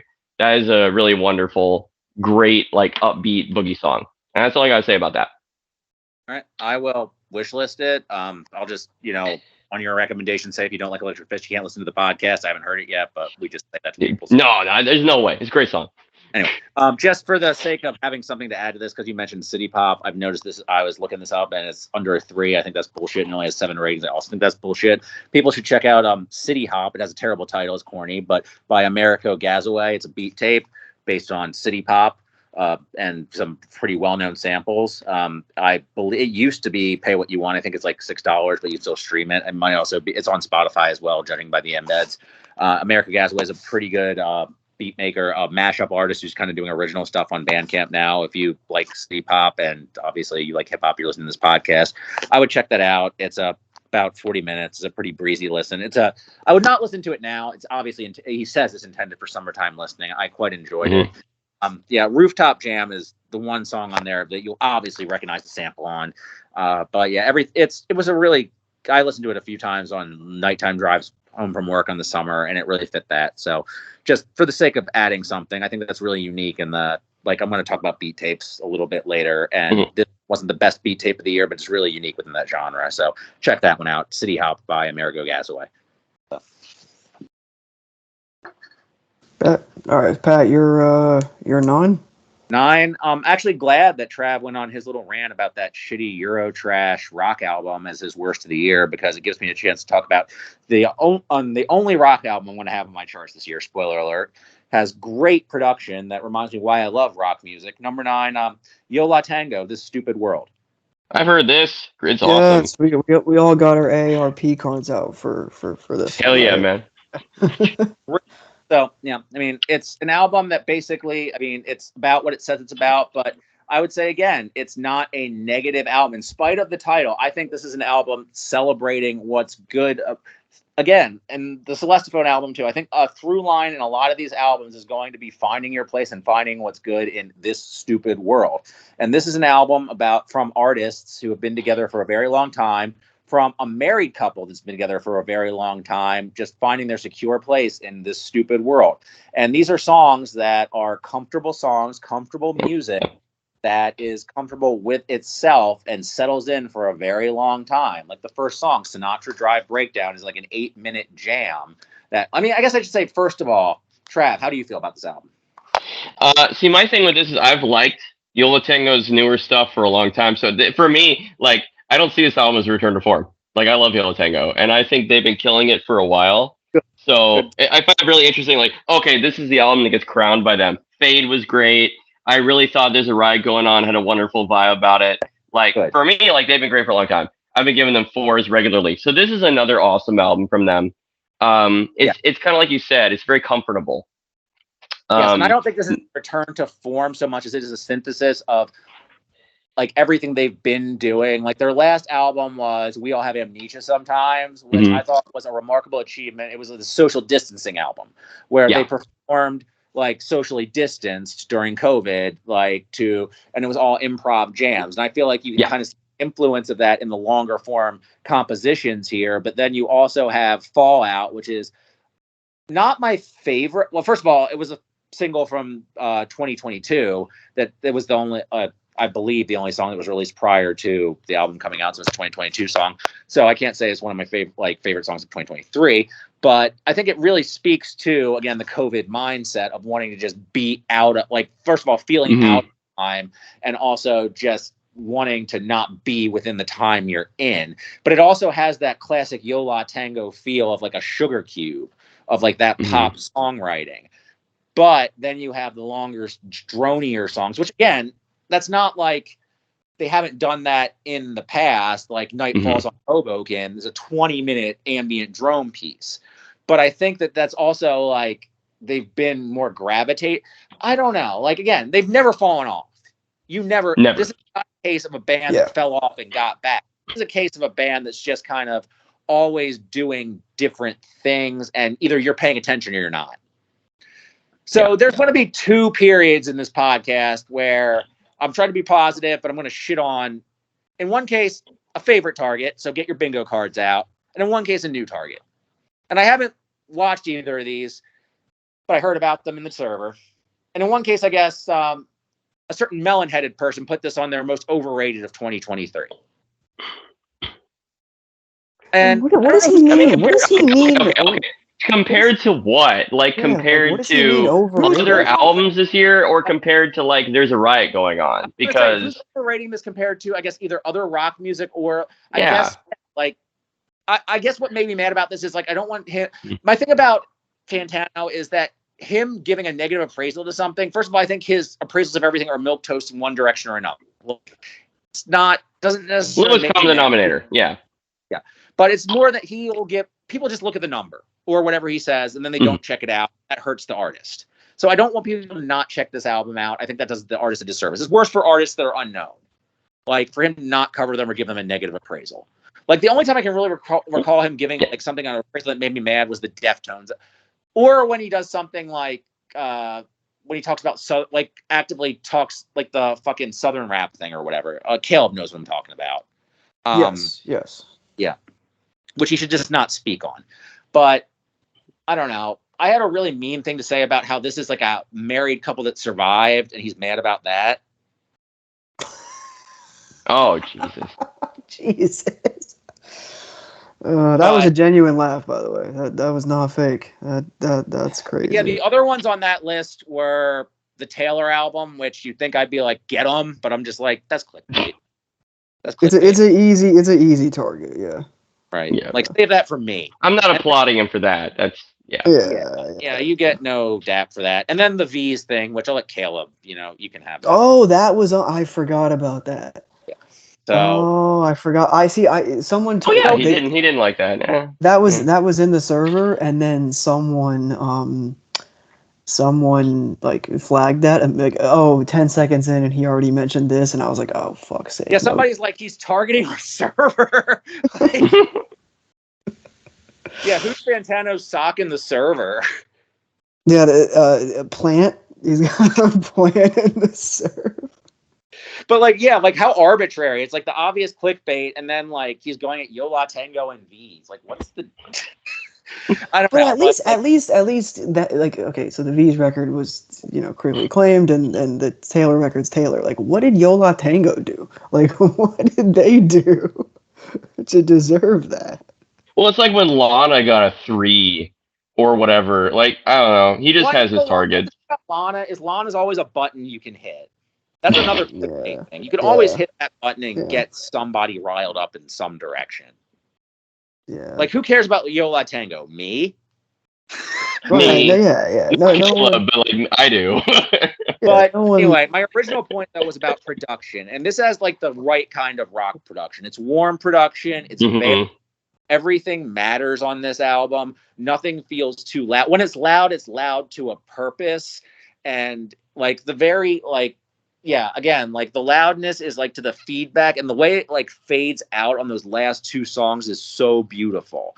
And the choice makes are really meaningful in terms of, I think one of the criticisms I paid attention to with this album, because this is actually like, when we were talking on the previous episode, it was a lot, there was maybe too much about how much discourse sucks, because it does. It was mostly about the hip hop discourse. I paid attention a little bit to what people who weren't Anthony Fantano were saying about this album, like Yola Tango fans, about like they mainly were mad there wasn't enough Georgia on this album, but when she shows up, it means something. Yeah. And no, 100%. Yeah. Mm-hmm. So when she shows up at the very end, that's one of my very favorite songs of the year. Like that fade out at the very end is so gorgeous, and you owe it to yourself to check out the bonus cut from the vinyl. It's readily available on YouTube or on the Bluebird peer-to-peer, difficult to use file sharing service some of us like. You can find it there too. It's an untitled track. It's a great drone track. It's just like the right kind of warm rock production where you can hear every instrument. You feel like you're in the room with musicians playing instruments. So, hate to sound like a dad. Never sounded more like a dad. Great album by a bunch of fucking good-ass old people at their instruments. They're playing real instruments. They're playing guitars, man. They're real shit. Finally. King Panther is shit. Get out of here. But yeah, the through lines I've been going through, great sentence, about like communication and the pandemic era. This is the one rock album I think really gets at that, and it speaks to it again. Boomer ass statement. I own this on the physical with the CD, and the back cover art is of a drive-in in New Jersey. It's the opener, Sinatra Drive Breakdown, talking about a real physical location. It's about physical communication. I think the production is to a point. I think it's about literally communicating with an audience. Their last album was a quarantine album where they had to socially distance. This is about communicating with you, speaking to you personally. Like their most famous shows are their Hanukkah 8-night stands at Maxwell's. I don't know if Maxwell's is still there. Their residencies. They really relish the experience of being in front of an audience. And it feels like live performance and something that you live with, something that you want to see live and hear live, and it feels like a live performance captured on CD. I love it so much. Go see them live, Caleb. I don't know if you have. I have. I haven't. No, never have. On my Dude, list. make the time. They're so good live. But yeah, Fallout is one of their very, very best singles. Sinatra Ride Breakdown, one of their very best openers. I really like the one song, track 3, I believe. That's not one of them. They're not one of them speaking on vocals. It's like a guest vocalist. It's not James either. So I forget who it is. You know which song I'm talking about. I could look it up if I really cared enough. But and there's one song on here that feels like also kind of speaking to their relationship. I always feel like they have those songs on their albums, but they're not like uncomfortably personal type songs. They're more like general, but it always feels like you kind of like a state of the relationship type song. Yeah, like Crying a Lot G, like those. Yeah. Yeah. Right. Yeah. And yeah, I always really liked Ira's way of writing too, where it's like literate, but not like obnoxiously so. He's not like Bright Eyes literate, like beating you over the head with how smart he is, but just like, yeah. So great album. Love it. Only rock album on my list. Shout out to Animal Collective. They also put out a really good album this year. Not on my list, but very good. I was going to say, I don't think I have any rock on my list. I don't. So I'm looking to see what the top one I had was. I have 1, 2, 3, 4-ish. I don't know what you consider rock. Yeah, lines Medium blurred and length. whatnot. And Yeah, I don't know. Yeah. Dudes with guitars. Maybe a chick. Paramore would have made. Paramore was like 12. Again, I said my number 11 was the Mars Kumari album, which probably would have made my list had I had more time to live with it. One of my rules for the list was I had to have enough time to live with your album to speak on it intelligently, which I'm 1 for 2 on. I don't think I did the Celeste album really much justice, but the Paramore album would have probably been number 12. It's a really this good is why it was good. Yeah. I like that one. I mean, as usual, like, you know, we're all pro here, so I'm not surprised that previous episode, so I didn't really want to talk about it. Yeah, no, I hear you. All right, so we all did 9s, or Yeah, because you did your 9 was mine was right? Pink Panther 7. So I guess I'll go 8, or are we out of order if I go 8? It doesn't matter. Doesn't matter. I think you can go 8. You can go 8. I'll go 8. I think that we're just gonna skip me because my number 8 is Earl Sweatshirt and Alchemist, Voyeur Dyer. No shit. My 8 is Alchemist and Earl Sweatshirt, Voyeur Dyer either as well. Look at that. And it's like my number 12, so okay. Synergy. So I guess we can all collectively talk about it. Although those of you that have, you know, been here for a while, you heard us talk about it. Yeah, so but I'll just say really quick, I think the original is way fucking better than the Spotify version. Okay, I don't know if that's a hot take. Start with this discussion because that has not been discussed on the show. Yeah. The decisions that were made Spotify versus bullshit NFT version. And by some bullshit, I mean that the better songs are on the NFT qualifier. The Vince Staples verse is great, but that's a Lucy verse versus the incredibly personal songs that were on the version, which is kind of weird choice. And Heat Check is just like a cool song that's like a Lucy song. Right. Small Things is amazing, and one of my favorite songs of the year. Is My Brother the Wind left off of yes, it is. That's the one that that's the one that I thought was egregious. And it's weird too because I remember that I tried to very quickly marry them onto a CD for guitar, and it doesn't work again because first of all he has the little snippets that kind of thematically give away theme of the album about his kid and like maturing and everything, and it doesn't work to marry them together because he puts the skits on there so the skits repeat. So I have to do some Audacity eventually to try and make that work. So yeah, originally I was like, whatever, you can ignore that he did the NFT thing. But now it kind of makes me just wish he fucking put the Vince song on there in some way, made Heat Check just like a Lucy that he put out on Spotify separately and just released it like a normal thing and fuck NFTs. So now I'm kind of anti the NFT thing. But the material is good enough to warrant being on this list. It's still an amazing Earl album. I'm floored by the writing every time I listen to it in a new way. Every song just is so deeply written. Like, one of the things I did to prepare for the podcast was I threw most of the albums onto a playlist and just did a nice long run today, and Century came on, and the way he talks about like body imagery, about how his like demons are in his chest, but now he's at the head, now he's sitting at the head. So now his his brain is actually controlling his actions as opposed to like his heart. Not like I'm framing this poorly, but like every song has a theme like that he explores fully. He used to be somebody who had punchlines that 2 or 3 meanings. Now his songs are more like poems that get unpacked more and more fully, like onions you unpeel. And I think that goes really, really well with Alchemist production. There's like nuanced jazz that on this album, at least, it's like nuanced jazz that feels like a simple loop that has so much more to it. It's just very, very subtle, but detailed. Yeah, I think it's tough because I see people like dogging the production on it, and I don't really. I think that's general Alchemist fatigue.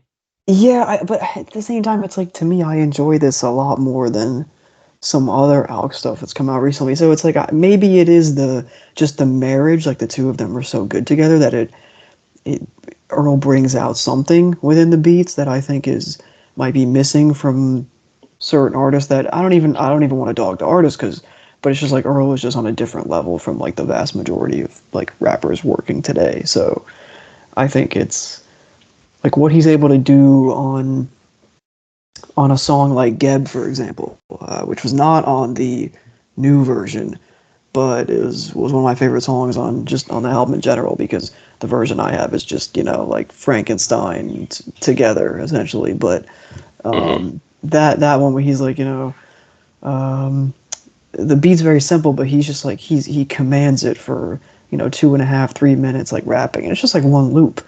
But where he's like, not impressed with your goalpost, you got him shifted. Like, I love that little, like, the little, like, offhanded lines there. I also love the ending run, which is, what is it, like, Dead Zone, right? Where the beat sounds like almost like a, like, villain theme, or like something right. from, like Dead Zone's darkest space, but then Free the Ruler kind of like comes through with like this bright, like we're gonna use that word a lot. Shout out to Ruby, from former Discord member, who loves that word. But yeah, like Dead Zone comes through really dark, villainous, and then Free the Ruler kind of comes through like a little bit of a ray of like just color, I guess, almost. It's not regular, but it's not regular, normal now. Free the Ruler. I swear this shit is normal. Free the Ruler. Shout out Jeff Weiss. And then the shout out to Spitta. Shout out to Spitta too. Yeah, it's so good. Like the way he like has this like these thematic threads. Like you talked about the shifting the goalposts. He also has the Down Goes Frazier line. Yes. And the thing is, he introduces threads too. Like he introduces the film thread in the first track and that introduces the Los Angeles thread. And then he like fleshes that out throughout about his home city. He introduces the sports thread in Vin Scully, and that just goes through too. And that also ties into the LA thread. And then you have taco trucks. He has all these details. Everything is just a one big cohesive whole. It's all a rich tapestry. Like just ties everything together as he goes. And everything at first just sounds like a dude rapping well, but the more you go with it. And that's why, and I didn't articulate this well at all, because I keep trying to write a review of this and it keeps defeating, because the more I listen to it, the more I want to say. It reminds me of drill music in Zion, because he says so much over just like jazzy music and it's all about his city and it's all about people, but it's different though, because he's willing to talk about himself in a way that Lupe isn't, because he says the thing about having a kid, and that's why I think he's willing to talk about himself. And I think that's why this resonates with me personally too. Like about where I'm at in life, because there's one line on it about, somebody says that just, I forget what the line is. It's like he talks about like nervous about being a kid basically, and then somebody says just do your best basically, or which is what somebody said to me, and then it's like that's not good at like how, like well by it. You don't know how to fucking do that, and I feel like he's overwhelmed by that as he's doing this, because he's trying to get sober, he's trying to get his mind together, and this is coming off of Sick too. I feel like this is directly a sequel to Sick in a way that people aren't necessarily acknowledging, and that was a misunderstood album too, because people took that as purely a COVID album, which in a way it was, but in more of a way it was a personal album. Because I feel like he's writing on levels that people aren't necessarily giving him credit for, and that also was misunderstood on a production level too. 100%. This we talked last year about how We talked about about how I thought that it was awful that people were like not getting it. And Mike's verse on here is fucking awesome too. I love it the more I hear it too. The way they play off of each other, the way they play off of the same themes. Mike had an incredible year. We'll be getting back to him as well, for sure. So I feel like the reason it doesn't get enough credit is the way it was rolled out, unfortunately. Like I feel like that. Yeah, probably. Unfortunately, this like the NFT thing I was willing to kind of just plug my nose at, but the split versions, the way the split versions go together, the way I just hope we get a definitive version eventually, like a married, unified version, hopefully in a physical that I can own, that has everything together in a cohesive way. No, absolutely. I mean, I think that once you're able to like build it out and make your own album, then I like the fact that it ends up ultimately coalescing, but it just feels a little like a missed opportunity that it wasn't like, the original didn't release like for real. Yeah. Well, part of the problem is all the way that was sequenced in the fucking in the release Spotify version is that it basically replaced what was missing, right?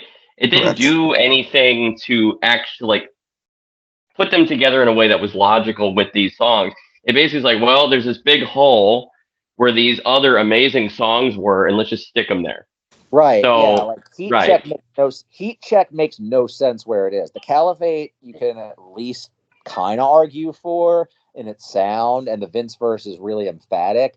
By the way, best thing Vince has done in a very long time. Agreed. Yeah, sure. But Heat Check, I mean, Heat Check's great, but it still just feels like kind of just a good verse he had. Like that's these songs are not in the shape of those songs, so you can't. So when those songs are missing, you can't fit them in that hole. They need to go somewhere else in the track listing in order to make them logical. And there was no effort to do that, and so instead, it just feels like a replacement version for something else rather than its own thing, which is unfortunate. And the other thing about it is the songs that we had before with the snippet, with the vocal, I don't want to really call them skits because they're not really skits, but they're like cohesive threads that build the album, give it context, make sense on the original release, don't make sense with the songs they're paired with on the Spotify release or the PSP, whatever. So Correct. it's a mismatch. So I still have it at number 8. I still value it very highly. I really hope we get a definitive release that fixes these problems eventually. I don't know if we will. Hopefully, some obsessive Reddit person fixes it. I don't fucking know. Earl fans are weird. Maybe they'll do it. Maybe they won't. But there's no one like manipulating a sample better right now or more consistently to me than Alchemist. I just love it so much. I think 27 Braves deserves a mention. I mean, as far as like just driving around listening to music, like very few beats have made me feel cooler this year than that one. Like that's an amazing fucking beat. What's the one? Like Mark Juice, right? Yeah. Yes. Oh, that's a beautiful song. Oh like my that's God. just oh my God, what a wonderful sample. I mean, it's just there's just one after another. We talked about a lot of the lyrical threads, but the way these two play together, I think is really special within Alchemist discography. I'm so glad this came out. Remember, this shit's old, so I think they did a wonderful job making it feel fresh. Right. I think that one of the things I didn't get, I swear to God, this will not be another episode of Patrick Complains About Comment Boxes, but someone said, oh, they put this together in a weekend. No, they fucking... No, they didn't. No, they didn't. It's old. I think that's a testament to how effortless Alchemist makes this shit feel. He never leaves the goddamn studio, and and again, like I said this in one of my reviews, the Alchemist, it could be Alchemist Burnout just because he produces so much, but he put out 2 EP, he's more in the jazz lane these days, but Flying High Part 1 and 2 sounds nothing like the Rock album, sounds nothing like the Larry June album, sounds nothing like this, and this sounds nothing like this sounds something like the other one I'm going to talk about, but only in the fact that he's kind of pulling from the same sample base. This is more minimal and dark than that. And that it's the thematic threads that he's pulling. And I think what's really impressive here is that he's kind of playing with the way that Earl used samples on some rap songs. Yeah. Like the way one loop and plays with it and kind of repeats it in a dark way. But yeah, I think that's just Alchemist what Alchemist does as a producer is you pull him in and he kind of gets in your headspace and puts his twist on it. Mm-hmm. Absolutely. And I just want to also give my thumbs up to the Larry June record. I love that album. It's really good. Yeah, very underrated record. I think Larry June is an MC I have to be in the mood for, but I think at his best, he is like the platonic ideal of Wiz Khalifa. That's a funny way of putting it. Yeah, interesting. Of like what I enjoy about like Wiz is like riding music, essentially, like how high Arrow is, how fly Arrow is. I'm sorry. Yeah, no, I mean, that's no. The record was good. The Larry June album was good. I agree with you that it's like a mood thing, but it's like really it came out in the spring. I think that was the perfect time for it. Again, sometimes the artists know when the time is to release the album. I like that in artists versus some of them are just like, you released a warm album in like January. Like, what are you doing? So exactly. You don't pull out the cold vein in June. Like, no. Unless I'm in the Arctic. That's really it.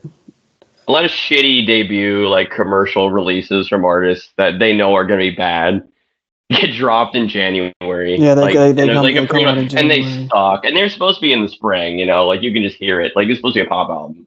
And it's like, oh god, no, this album just sucks. Or like you have your Insanos of the world that get delayed and drop. Delayed and great. Yeah. And it does not fit. I mean, it's Insano. It doesn't fit into our logical realm, but we haven't grasped it yet. We haven't taken enough pure DMT to our fucking pineal gland. 2024. It's the DMT year. Last year was my Molly year. Next year is my DMT year. Okay, this year's my DMT year. We'll see what other parts of my brain get lit up. This is a dangerous rabbit hole. We turned into the Joe Rogan Experience so quickly, so gradually. I didn't even notice. Thanks, Kid Cudi. This is a very dangerous rabbit hole. Hey, Wyatt wanted the Kid Cudi episode. He got it. You already said don't listen to Insano. So I mean, he literally has a song saying, "Please don't play this song." He's trying not to scare the hoes so hard. This is too much. I don't think anybody has the Danny album at 7, do they? No. Trav, so we have to do your 8, right? Because you haven't done yours. Yeah. I got my 8. My 8 is Home is Where, The Wailer. Okay, so this record, this is one of the few rock records I got on here. I saw these guys. I would say they're kind of folk punk. This record is very much about the trans experience. This is about dysphoria and the experience of being accepted in the state of Florida as a trans person. It's not good. Hell activities. Jesus Christ. Yeah, well, they fucking moved in part because it's been so brutal. Yeah. So I will say this: if you are a fan of, I was going to say Elliott Smith, and I say this is to me like the platonic ideal of what Neutral Milk Hotel would sound like if they weren't obnoxious. If they weren't obnoxious, like if the singer was like capable and not about themselves, but wanted to communicate something to the world instead of just being up their own ass, that's what that would sound like. Just absolute drive-by on Neutral Milk Hotel. I mean, it's cool. I'm not hating. No, I fucking hate Neutral Milk Hotel, so I'm not. Good.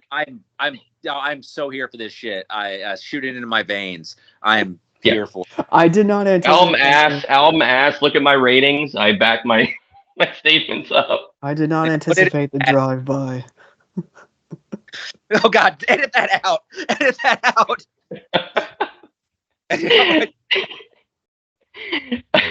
I don't know where the crossover is between Neutral Milk Hotel fans and this podcast user base. It just evaporated.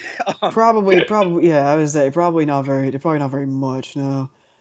No, so I'm not really overly concerned about that. No, it's probably been I don't know how many years it's been since I Pretty listened sure to there's it. like one user in the Discord who's a big fan. I don't remember. Maybe Lorelei. I don't know. Somebody likes them. There's a musical overlap, not a lyrical one. I'll say that. But I could on a musical level, but yeah, lyrically, fuck that. Really don't care for that album. I had multiple people of it. That album and Yankee Hotel Foxtrot were pushed at me a lot in high school by certain people, and I was just like, ugh, well, one of those is I think Yankee Hotel Foxtrot is fine. I'm gonna take I don't know why we're taking this detour, but the only Wilco album I like is Kicking Television, the live one with Nels Cline. Well, that is their best. Well, whatever. I have that as a 5. I have a lot of them as a 5. I'm a big fan. But really start to find Wilco interesting when Nels Cline shows up. I don't really care for Jeff Tweedy in a lot of ways. A Ghost is Born has some interesting moments, for sure. Well, I mean, yeah, at least it's what you said. If you don't like at least what you said, or Muzzle of Bees, or there's a lot of wonderful Nels Cline moments. I mean, yeah, obviously. But yeah, Yankee Hotel Foxtrot just kind of goes by for me, and it was more that it was one of those things that was sold to me as like a life-changing, you have to hear this experience. I'm just like, oh, all right. I'm sorry, Pat. I apologize for doing that, Pat, because I agree that it is that. I love that album, but if I wild maybe and given it a lot of time to gestate, but I just don't hear it. I don't know, and I think that people are getting that confused with listening to Magnolia Electric Company or something, because that's what that actually is. Like that, yeah. Well, yeah, and now that's being worshipped by like MJ Lenderman, the fucking Wednesday album, which I would also say is really good. Rat Saw God. That's one of I always say it's like borderline honorable mention for me. I really like that album. But yeah, MJ Lenderman, his debut album, getting a lot of praise right now. That one is that's just Jason Molina. That's just fucking Jason Molina, like cosplay. If that's your thing. Really quickly, since this is now the alt country quote unquote section, I did not listen to this album. Sorry, Cassia / Garden of Delete, but the Jason Isbell album, I really mean to get to. I've heard is outstanding. Trav, did you hear it? Yes, I did. And everything he does is quality. That's like when we talk about old man shit, like Yola Tango. Yeah. I've loved everything. I'm really sad I did not get to it, but I mean, old man shit. All I do is work with my daughter, and sometimes I just have time to listen to what I know I'll like or is appropriate. If I had more time to wear headphones at work, I could listen to more new shit, but I can only listen to instrumental shit that I can play appropriately in front of people. So yeah, but anyway, I would have loved to have gotten to it. I really like Jason Isbell. I've heard that it's his best in a long time. So. Very personal album, very powerful. I mean, I'm a big Drive By Truckers guy. Like, Jason Isbell, I was there from the beginning. So for me, like, yeah, I mean, I would say I'm a big fan of his. He's always been really good. Yeah. Apparently, really good story about him recently as well, too.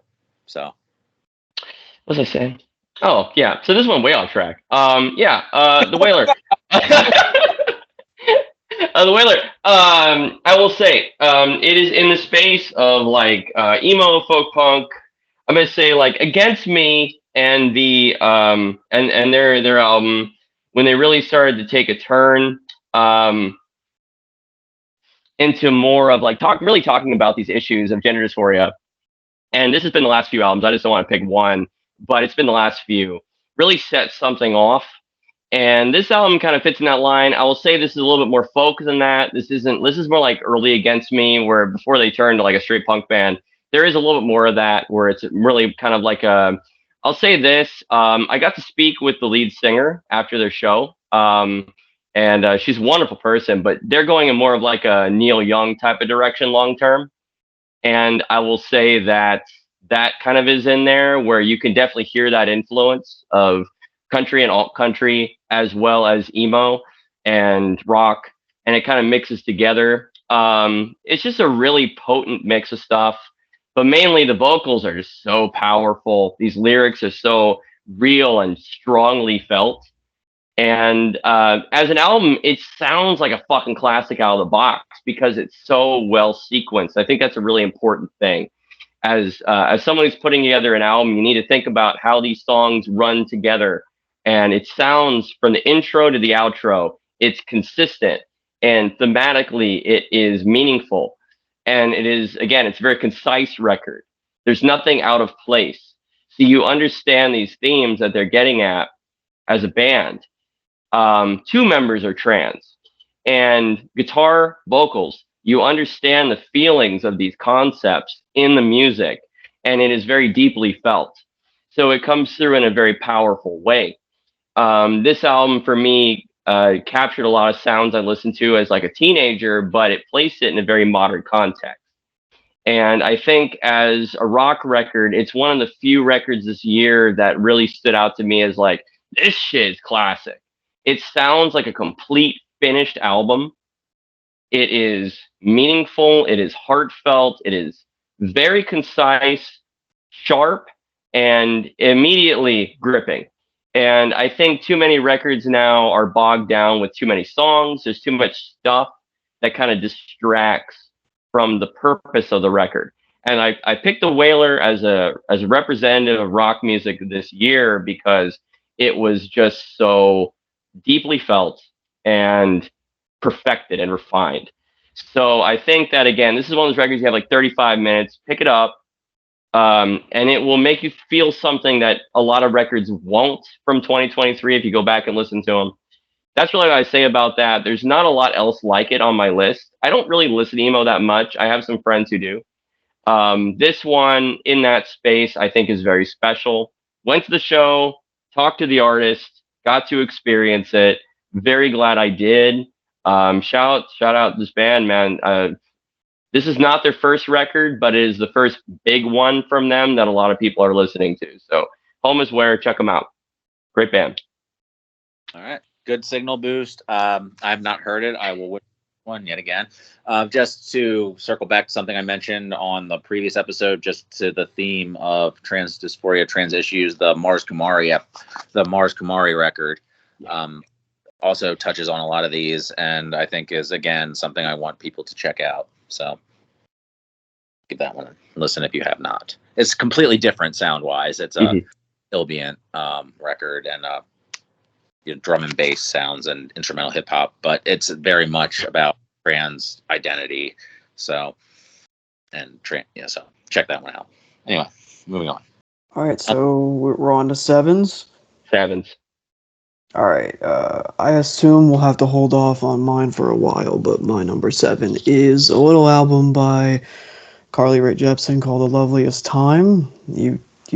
Perhaps you've heard of it. That's really high for me. That's real high for me. So let's hold off on that. This by Zoom, but my thumb is pointing upward, so yes. So let's hold off on that then. Number 7 is a slightly less cheery album. Sketch 185. You Left Nothing for the Swim Back. Has very little in common with the Rae Jepsen album. I've covered this on our mid-year episode a little bit. I covered this on our Backwoods episode that neither of you have listened to, and apparently very few people have listened to. It's an album by a very angry man. A lot of I said this at the time that it has a very high rating amongst my friends, and I just never got to it, which is unfortunate. Sketch 185 is a formerly, I don't know if still, but at least was at the time working in the service industry and a part-time rapper. He talked about on the Call Out Culture podcast that this was supposed to be his retirement album, and I don't know if that's still the case. And he raps this like it's his last will and testament. Everything, he puts his whole life on wax here. Basically his full life experience. It's just, I really don't know quite how to describe his style of rapping. It's not so much, it's a torrent of words screamed at you over very urgent music. He had an Arm & Hammer feature called on Iffy Holla, which when I originally heard it, I did not know this man was a rapper. I thought it was somebody they pulled off the street. legitimately. And it turns out that he had a career before this. It's just his style. He's that good at it. He is very, very. I don't know the word without coming across condescending, but I mean, urgent is the best word for it. He gives you a very vivid picture of his life experiences. So when he comes out with like 5 minutes of no hook, no chorus, just grabbing you by the throat, by the time he gets to track 3 and there's something melodic about it, when you realize that there is actually a method to it, it's really, it all starts to cohere. And this is 8 tracks. It's very actually put together in a coherent way that doesn't necessarily, it takes a few listens and it's not for everybody. So it's probably, there are 2 albums this year that I feel very strongly about that I don't necessarily want to recommend everybody. It's this and Fatboy Sharif and Steel Tip Dove's Decay. So they're very much alternative hip hop albums that speak to very specific experiences that I feel like I'm not particularly informed to speak about. But if you're a fan of like Kool Keith style hip hop, I think they're the 2 best doing it. And Sharif is much more prolific at it. You don't get very many sketch features. And I think this might be his only album. So I think that it's very much worth checking out. Because I don't think you're going to get very much out of him after this. So Jeff Markey produced it. He also has a really good beat tape called Sports and Leisure that I highly recommend checking out, that Caleb checked out part of. Shout out to Caleb for checking out part of his homework, partially finishing his work. Just part. I got a 50% on that one. Yeah. The last track, if you want to dip a toe in this, I don't recommend the first track again. Like, that really plunges you in the deep end. But the last track on here is Western Automatic Music Part 2, where it's like an autobiography and it has Billy Woods on it. So I think that's a good starting point because it's got Woods on it. But there's a posse cut on here too that's pretty cool, that has some more conventional rapping on it. But I think that this is like the real extreme end of the backwoods spectrum. Shout out to Thought Foul, who I think is probably the only other person out here who really advocates for this as hard as I do. So yeah, I don't want to speak too much to it because I don't think I'm really doing it justice. It's a really visceral album. Yeah, I'm completely in the weeds right now. I will check out what you've recommended. So if you see me on mute, that means I haven't heard it. Right now, that's respectable. That sums it up, I guess. But hopefully, we shouldn't have many more of those one-person cooks. I have one more that I'm sure you guys haven't heard, and again, I prepared you for that. I'm going to do the thing I'm going to do. But then, other than that, my top 5 is all stuff we've heard. So we're all going to be able to converse on those. So I think I'm going to be the weird outlier in this one, which is fine. You know, here's the thing: if we all know the same shit, and we all talk about it for 20 minutes, it's going to take a long time. That's the thing. Like, sometimes it's good if someone just like only knows the one thing and then no one else does. Then it's like, okay, we're done. Okay, 3 minutes. Okay, cool. I'll listen to it. Bye. So you need a mix. So we're up to Trav's 7, right? Are we? Okay. My number 7 is a dance record. This is the only house record I've got on here. Sophia Cortesis Madres. Okay, so this is one of the only dance records that Pitchfork bothered with, and I'm glad they did. I would actually say Pitchfork had a decent year on the whole. We disagree about a lot, but this is one I'm glad they brought my attention to. Although I will say I already know who she was. I read about this. I meant to get to it, and I literally that's a genuine. I meant to get to it because I love this style of music. So. Yeah, this is really tropical shit. This is really fun, warm, loving music, and does it sound got like a lot the of album it. cover? Yeah, it does. Yes. A little brighter than the album cover. A little brighter. The thing is, like, when it comes to house music, it's easy to just be like, okay, it's just going to be a sample loop, and a lot of the time it is. Really good house music that I am attracted to, the kind of Ibiza kind of shit, is very warm and very organic. And this is that, to where you could kind of almost tactilely get something from listening to it. One thing that's unique about Sophia's music, and I had known her before this album. She actually came out to one of the festivals here, the Fuck Yeah Fest, that is now dead, that we used to have at Exposition Park. She did come out here and she made some really great music. She was really good. Like, it was more like a DJ kind of vibe. So I knew who she was. I did listen to her EPs and stuff before this. But this album kind of stood out to me in large part because it's so vocal heavy. Now, a lot of house music is not vocal heavy. You don't think about it as being like, okay, this is going to be fronted by somebody. And one of the things I thought, this is like minus features, by the way. This is not a feature heavy record. This is her. And one thing I found very effective that made this album stand out a lot, as lovely, as lush, and as just tactile as it is, I thought it was really cool that she had so many good vocal hooks on this record. Now, I'm not going to compare this like to the Carly record or something like that in the space of really wonderfully produced dance pop. But I will say that in terms of a house record, there's a reason why this one was kind of chosen, besides that she'd already kind of been around. I think this is a very accessible record because there's so much that's like human about it. The human voice comes up a lot more on this one than it does in a lot of house records. And there are a lot of wonderful house albums that do sample vocals very heavily. But in this case, it's her own voice and there are her own vocal hooks. And there are actually some very creative moments scattered over this record too that are unique to it. The song Moving Houses is almost like something that you would get like Seen and Not Seen from Talking Heads, Remain in Light, where it's just kind of this weird avant-garde piece that kind of is in the middle of the album. And a lot of people don't like it, but for me, it's one of those moments that makes it stand out, not just as a house album, but as a work of like art pop. And I think over the course of the record, you find there's this really cool humanity to it that a lot of house albums don't have because you get locked into your sample. And for her, I really got a lot of her as a personality on this record.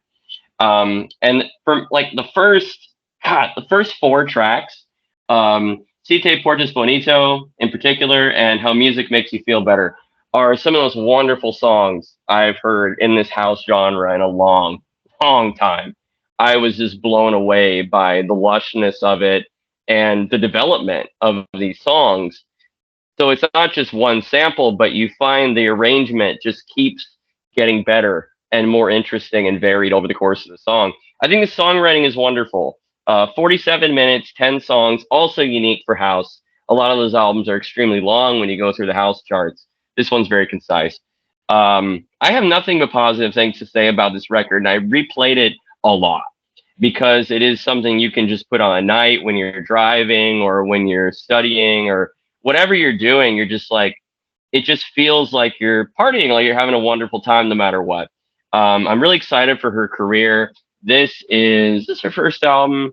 Yeah, this is her first full-length album. She has a bunch of EPs that are also worth listening to. Huge fan. I'm really excited to see what she does next. She has a really good Boiler Room set, I believe. You can check that out too. Yeah, I'm just super excited for her career. Peruvian artist, really excited. I'm glad she got some praise for this album. Great record.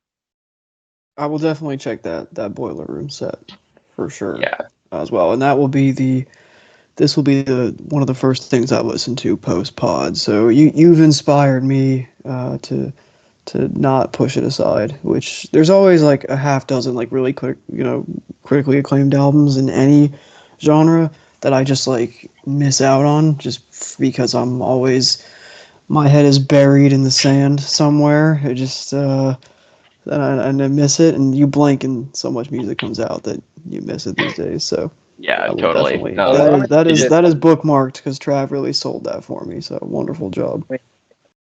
Great job selling that. What I found interesting about your pitch there was that it's a concise house record. Like, honestly, what I find really appealing about house music is getting lost in the long tracks. So something that's like really concise house music is really interesting to me because I like the 10-minute expansive house tracks. So yeah, it's like the average song is about, I don't know, probably maybe 4.5 minutes. There's maybe some shorter ones. Yeah. Well, I guess you said it's also vocal heavy as well. So that also is another interesting aspect of it. So did any of you guys listen to John Talbot back in the day?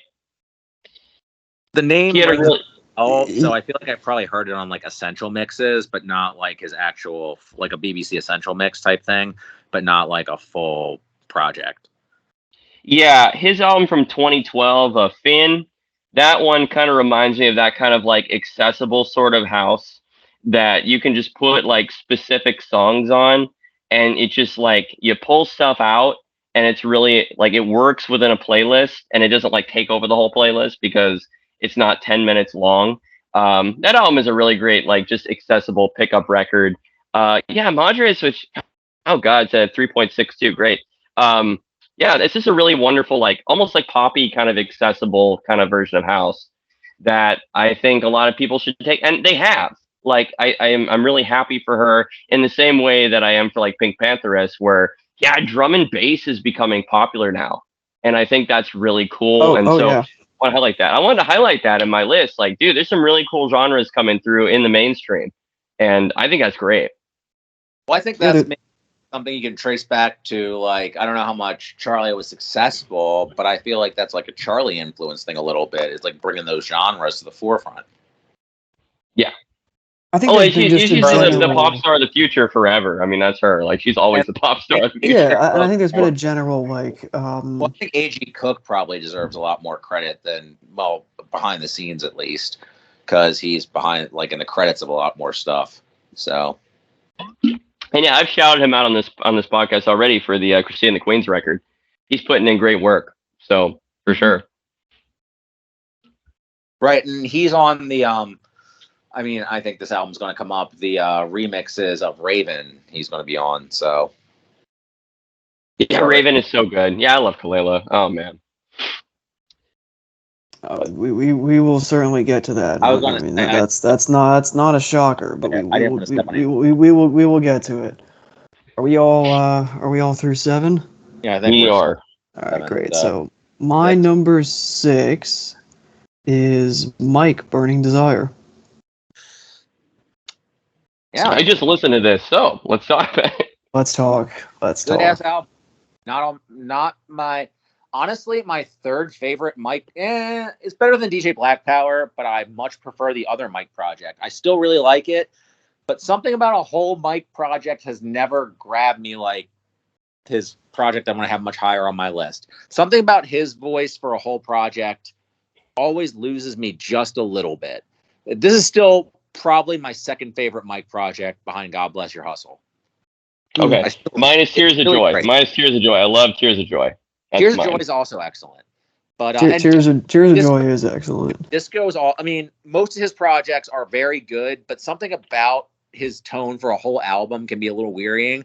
But I think this one does a great job varying up. The production's amazing, and there are certain tracks on here that are just individual tracks that are incredible. Obviously, the Earl feature is incredible, and like even things like the Real Love interlude, like, but that's just an interlude. So, but yeah, like his like. On here, like, and you see on his features this year, he really like, I think he made a concentrated effort to be like, this is my year. I'm going to kill fucking everything. Right?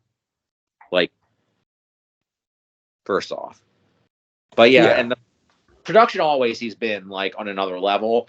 Like, he's always been top tier, but I think he's made like on both production and rap, like a real effort to make this like his year. And so, I don't know, I'm phrasing this poorly, but. Are we gonna talk about the Earl song? I guess we'll just lead off with that. I think the Earl song seems targeted in Earl's verse at somebody.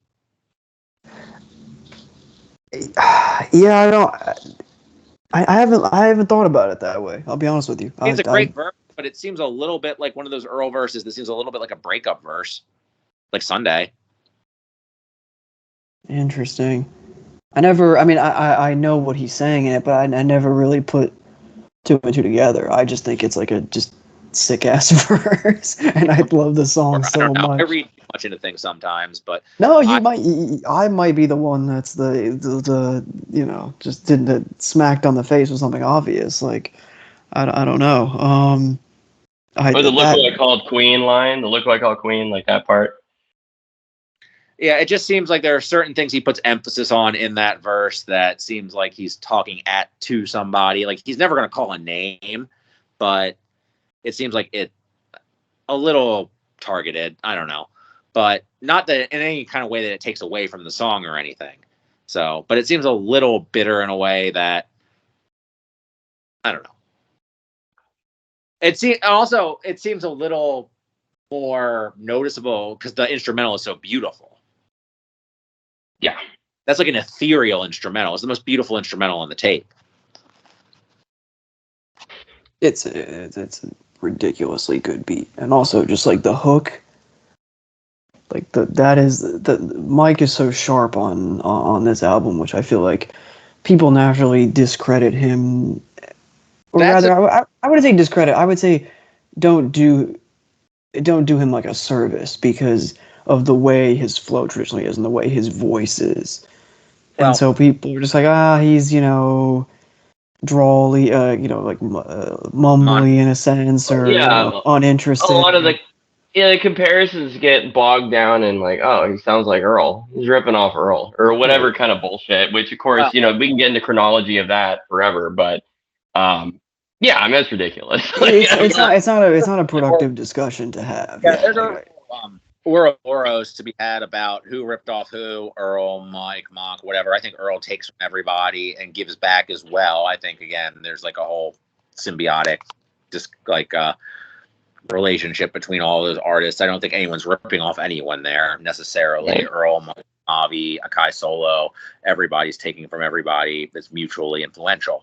When I was trying to say in my incredibly inarticulately put point about Mike making this his year, is I think he was trying to make a conscious effort to flow differently and flow distinctively. And I think you get that over the course of this album. He tries on different flows on almost every song.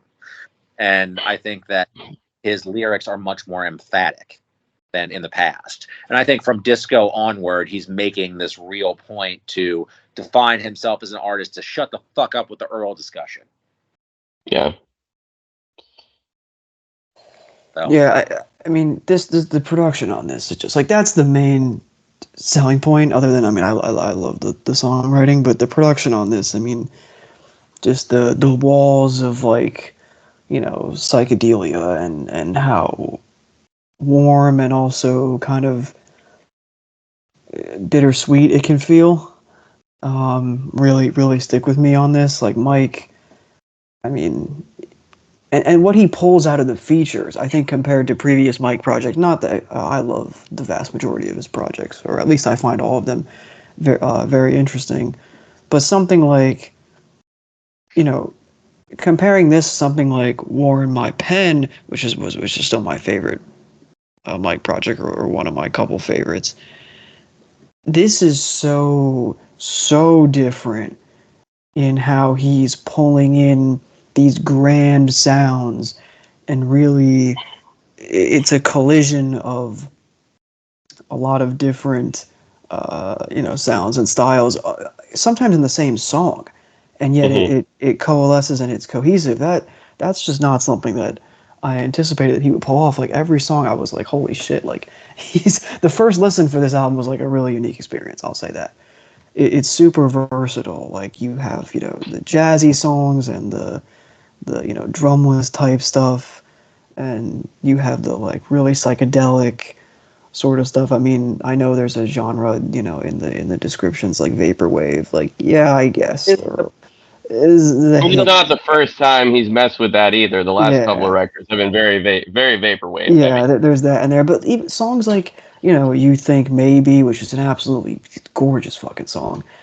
Set the Mood, which the breakdown toward the end of the song, when the vocals come back in and they're like pitched differently, is like a great maneuver. And the 1-2 punch of Burning Desire and They Don't Stop in the Rain. Right. I probably played those two songs like almost every day for like the past month. Like those, I listen to those constantly. They're great little like knickknacks, and the way that they segue perfectly into each other with the little like voiceover at the end about there was rain during the show, and when the sun came out and we started performing, like the first song I heard was Burning Desire, and then it goes right into They Don't Stop in the Rain, which is just I mean, I love Mike's verse on there and the way he like really attacks it with the first verse, and the second verse he's like, "I know you heard me on the radio," and in the background's like, "True," like all of this stuff in the background. So yeah, I love the little details and moments within the songs. I think that's what makes this album to me is The details, yeah. more than just the songs themselves. Is the little bits and pieces in the songs that even now, because there's a lot to absorb in this album, I still pick up on. I still find new like favorite things. You know, a song like 16s, I didn't think a lot about the first time. Now I think is like a great song. Yeah, Yes. the last track was one that definitely like grew on me over time. I think that's like a terrific song. Um, I could do this for all of them, like, but really, Zap is another one that like didn't really register initially. So there's so many different ideas. I think this is the Mike album with the most ideas, and yet I think he is every song manages to feel unique and worthwhile. And it's hard for an album that's 24 songs in a short period of time, where the average song is like, 2 minutes and 30 seconds or whatever, to like not feel disorienting. And it is, but then over time you settle with it, and then it's just like there's just an atmosphere. And I want to listen to this like in the warmer weather because I think it'll lend itself really well. But yeah, title track, one of my favorite songs of the year. Earl song, one of my favorite songs of the year. You Think Maybe, They Don't Stop in the Rain, Billboards, just all incredible music. So shout out to Mike. I think this might be it's one of my two favorite projects of his, I'll say. I think this is real like career best worthy work. And yeah, man, like I love the like please don't cut my wings, I'm laying low and stacking C notes. Like that comes in my head all the time. So yeah, and anytime a song inspires me to like poorly rap it, that's a sign. That's a sign of a good song in my book. So yeah, It's shout out to very impressive how he's able to jump between different palettes but still keep a cohesive feel over the course of 50 minutes, and just a very warm feel, while still covering a very wide variety of emotions. I feel like for somebody who, again, is criticized often for being very dour, for very much being like a copycat, very unfairly, of Earl. Again, we're not going to rehash that discussion, but I feel like he does often cover mental, depression as a theme, but I feel like he's gotten a lot more nuance in that discussion, and just covering that topic. And I think that his career, his discography up to this point is somebody navigating that and becoming a lot more versatile in terms of musically being able to cover that. And this album is a testament to that fact. The fact that he's able to have so many, like such a wide variety of just being able to explore the, like, where he's at in life with such a wide variety of collaborators. And like, again, I think it just comes down to being able to vary his flow and writing style from where he was at 5 years ago to now, if you followed his career.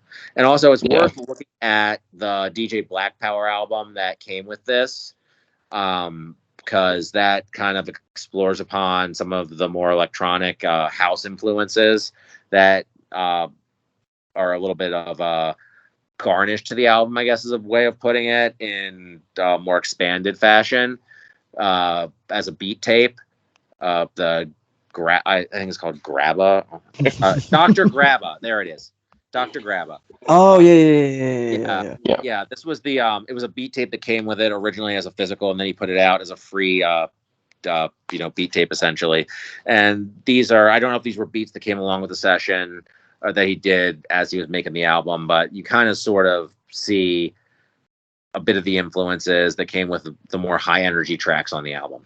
So I basically just feel like he's, as an artist, evolved beyond the same sort of style that was a little more one note when he started, basically, in terms of flow, in terms of lyricism, in terms of approach. And now he's able to do 24 tracks where no one track stays in the same lane for too long. Yeah, I can't say enough good things about it. So yeah, I mean, 2 thumbs up for the Mike album, and it was a genuine surprise. Not that it was great. I expected good things, but just in how much I found it actually like personally resonant. But I will say, I think part. I was gonna say, okay, sorry, okay, go back. sorry, I will say that I enjoy his other album. I don't come back to this as much as his other album from this year, from the past year. That one I enjoy more because I still do struggle with listening to him over the course of him keeping my attention for a whole project, as opposed. I feel like the other like something about Mike's lyrical content, my attention tends to stray a little bit, and I don't know why. Like it's always high quality, some more than others, and I will say that this is again top 2. But having somebody else there to help, I felt like kind of drove him to my attention for every single second. Whereas here, I don't know. I've only listened to it 3 or 4 times in full, whereas I feel like both of you guys like listen to it a lot more than that. I think Mike's gotten a lot more interesting as a producer, in part because he's gotten around so much. I think his palette has widened, and so I think that helps this album a lot. Listening to it driving home today, yeah, I was struck by the versatility. Yeah, there's no Mike record that is this varied, and I think there's some flaws in that. You're not going to love every second of this album necessarily, but I'm just blown away even by some like 4 or 5 song stretches record. Zap, in African, Sex Freak Fantasy, which is one of the weirdest, nastiest beats of the year. Yeah, very very left field. Yeah. So cool. It's so cool. Yeah, 2 songs away from Please Don't Cut My Wings. That's an insane range. Yeah, I just didn't. Production, I have no notes. Period. Production, his best. Lyrically, also one of his best. I just want to say that I still value another record this year more, and I don't know why I don't come back to this as much because he's performing at almost as high of a level, but it doesn't keep my attention as much. I can't explain why, because I'm doing a lot of the same stuff, but I feel like having somebody split my attention, I don't know why. Like having another voice, having another voice there just makes it more compelling. Having the time and having another voice there makes it more compelling. Maybe we can talk about this more when we talk about that other record. This record reminded me a lot of an album that's not going to be mentioned in this, but I really loved it. It's I Killed Your Dog by Lorraine. Yeah. I love that album. It's not on my list because as varied and amazing as this record is, it was a little scatterbrained and inconsistent for me. But when it hit the mark, it was fucking incredible. And I felt that way about Burning Desire. Well, one of the things I do like about it is that it is scatterbrained, like the African sex fantasy track, or like that's one of its like I think that's what elevates it above a lot of other Mike records is that he's kind of like this is a terrible letting his freak flag fly. Like finally, like I think disco was the beginning of him just cutting loose a little bit in that way, and also with his flow and stuff. So that's why I feel a little bit on me as a listener that why am I not as engaged to want to listen to him more over the course of a full. So that's why I feel like the Wiki album, having that other voice there, I don't know, just him as a whole for a whole project just doesn't engage me as much ever. And I have the same problem with Navy and Mavi too. I don't know why. And Akai too. Well, Mavi I don't find as interesting production-wise. That's my problem with Mavi. Like, I really like Mavi, and Red Veil too. Red Veil's another one. Yeah, Red Veil does nothing for me, period. Actually. Yeah, like kind of as a I don't know. Red Veil was like the one low point on we're gonna get to this soon. Not that album, but we're gonna talk about Danny. But on STH because I'm sick of saying the fucking title. That one. Yeah, he didn't. No, I don't like Red Veil. I don't want to say I don't like him, but he doesn't do much for me. Anyway, continue. Caleb had such a strong reaction when I mentioned Lorraine. No, I because I didn't listen to it, but I actually saw her live. How was that? Uh, How was is, that? is I want to know because I haven't seen her. she was like really going for it. But I mean that positively. Hell yeah. Yeah. No, I mean that positively. Very, very much, really like, really going for it. But people were into it. No, it was a fairly like intimate setting, and people were into it. So, no, I thought she was good. When you stop the pod, listen to 5 to 8 hours a day. 5 to 8 hours a day. Write it down. One of the best songs of the year. Fucking transcendent. Like that's up with some like spiritual jazz, like Pharoah Sanders shit. Like it's one of those songs that's just like really lifts me up. An incredible kind of track. And there's Well, like a no, lot of varied styles on this album, but that one, she kills that song. It's an amazing song. Oh yeah, if you're gonna listen to anything from the Dr. Grabba album, listen to "If You Let Me." There's the very last track on there, and I know a lot of people in the Discord are fans of Tizakorian. He has a remix at the very end. There's a bonus track. So I'm sure you'll enjoy that. So last two tracks on the Dr. Grabba album, worth checking out if you want to dip a toe. So real. Yep. all right, moving on. Where are we at? We are at 6. So who hasn't? I did mine, so you guys still have to. Oh, so All Pat? right. I'll do my number 6 because no one's going to have shit to say about it. My number 6 is the Steel Tip Dove album, 53 instrumentals from Steel Tip Dove albums from 2023. This is my excuse to talk about beat tapes and also Steel Tip Dove, who I think was the best producer of 2023. He put out 5 albums on his own label, Fused Arrow Records, as well as another album on Backwoods with Fat Boy Sharif, which I mentioned before, Decay.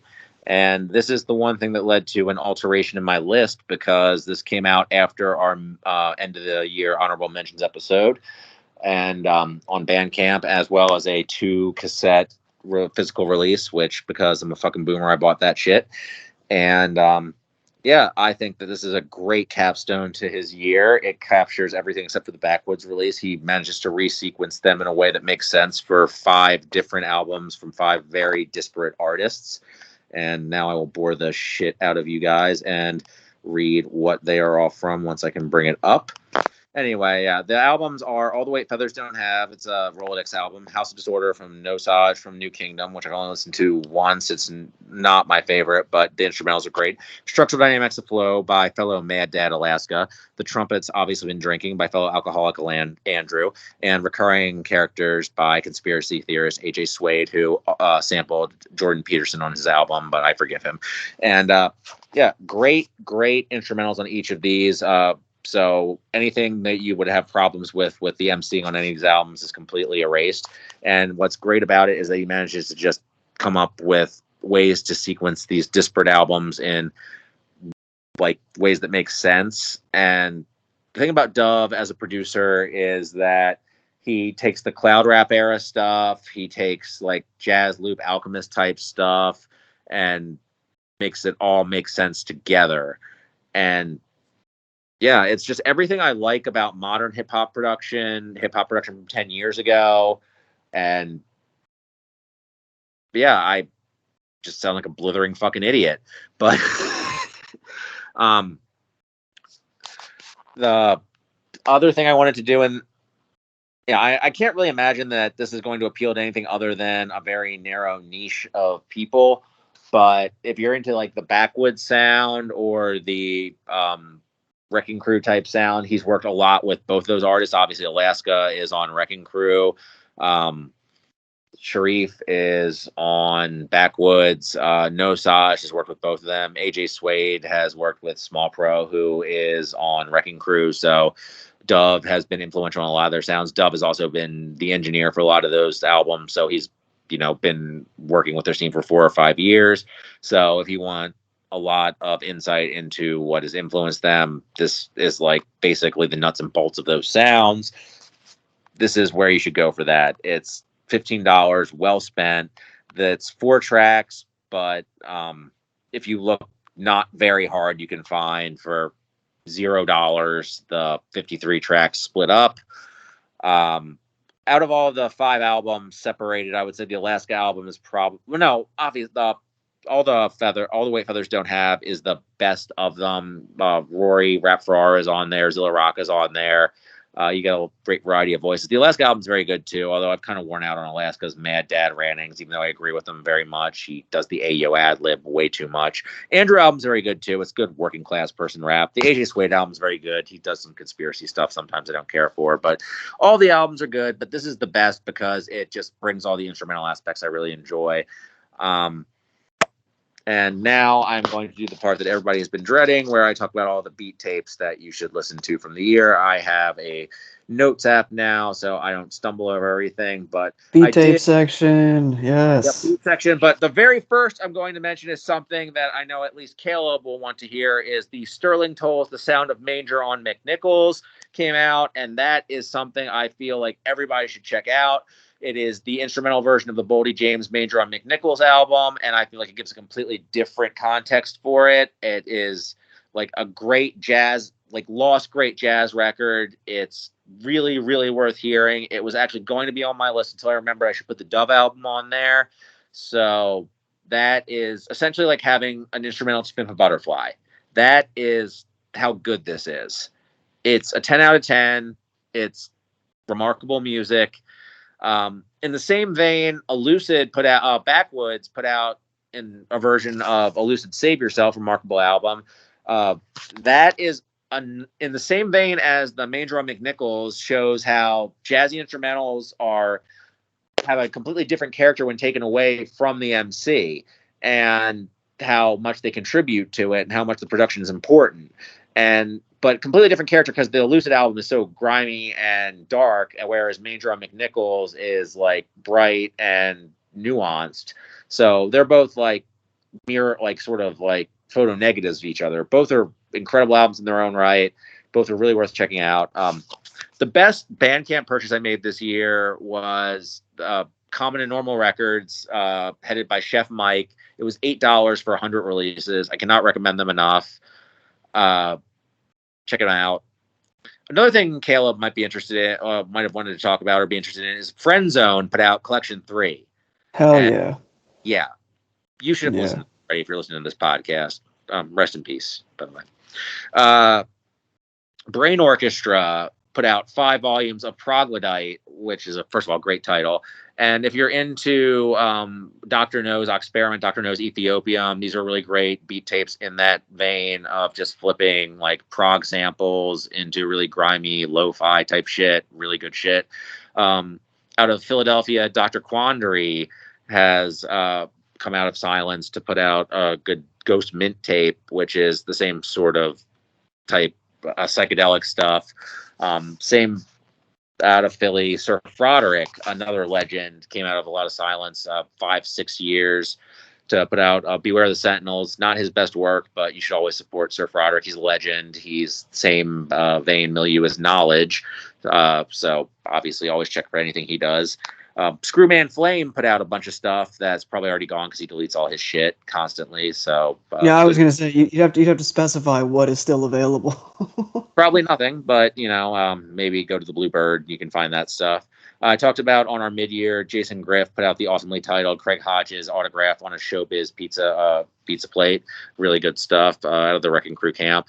Koopma put out 5 or 6 really great tapes. 3, again, in the same vein as the Brain Orchestra Troglodyte tapes, Psychedelic Juju, and as well as another one, Hunter S. Thompson themed On a Steep Hill Looking West, more psychedelia, dark 70s themed shit. Bat Sauce put out, of the Full Plate label, put out Dispatches from Da Nang, which is basically like beat conducted in Vietnam. Really cool physical copy. Came with a paper lantern to set on fire for the new year. I didn't do that because I'd probably set my house on fire, which I did almost once before a podcast. Listen to the Earl Sick podcast. Shout out to Aaron for tipping me to Chef Chairman Moff's Butternut, part of a new review series that you can only read if you subscribe to me on RYM because Grobble's a dickhead.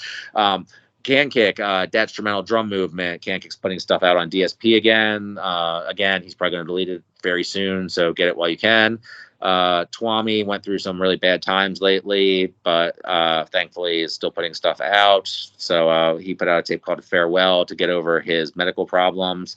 And he also put out some drum and bass stuff that wasn't very good. August Fanon released some stuff from the archives. If you're a fan of Arm & Hammer, you should be looking at his Bandcamp, because that's like the nuts and bolts of that, in the same way the Dove stuff is the nuts and bolts of a lot of the Wrecking Crew and Backwoods material. And that's all I will bore you with on the Beat Tape tip. Please try and check those out. I will try and send some links to Wyatt if I remember, and he will probably not put them in the description. All right, done.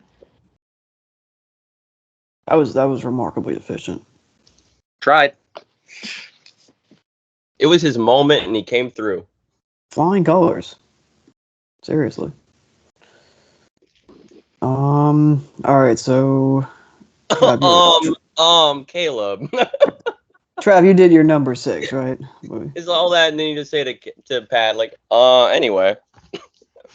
I gave him a resounding compliment, as he deserved. Fuck you, then. Very God, efficient. Jesus. Very anyway, efficient. you're gonna do your number 6, Pat. or we're gonna move on. All right. So Okay, fine. All right. All right. I am promise not to the the host. listener, the following 5 will have actual discussion. Yeah, 6 won't, so don't worry. What do we I got? said What do the we top got? 5. I know. I said the top Yeah, 5. five is the top 5 is different. We just discussed the Mike album. Hey, come on, guys. That was very substantive, actually, for a 7. For 6 or 6. That was really good, actually. Hey, I try my best. Thanks, Caleb. Yeah, I know. Oh boy. I can do more Kid Cudi jokes if you want. Yeah. Yeah. Yeah. Everybody needs more dunking on Kid Cudi. My number 6, Taylor Swift. No, I'm kidding. 1989. Taylor's version. Yeah. Yeah. Taylor's version. Yes. Give her more money. Hey. That's 5 more planes. It's that South Park episode where they're like, it's not a big deal. It's not a big deal that Lars Ulrich has to wait on his fucking golden yacht. This is what downloading music You're does. doing the Metallica thing earlier, and I was like, did Lars's dad come in and say you should delete that one too? You should make that less loud. Lars's dad, make that less loud. Have you ever thought that this might suck, Lars? Son. I don't think James Hetfield has ever thought that about anything in his life, unfortunately. Ever taken a step back and understood that someone else might listen to your shitty music and they might have to suffer? Did you ever think Cliff should have? Never mind. Oh God. Damn it, that's the second, cross the line twice this episode I've done. This is the halfway mark, basically, so we got to take a breather. This is where Wyatt plays the intermission music from Anima. Yeah, or SpongeBob. Oh please. Oh my God. Am I supposed to talk about music now? I think I am. Okay. This spot is dedicated to one artist, but there's 2 albums I'm going to put in here. So this is the artist Parannoul from South Korea. 2 albums. Yes. Say about this. 2 albums here. After the Magic and After the Night. I want to highlight them both because After the Night is, honest to God, one of the best live albums I've ever heard. And so it doesn't traditionally end up on a lot of my lists, but is a fantastic and interesting mix of different artists from the same space. It's really wonderful that this confluence of different artists came into the same area for this to happen.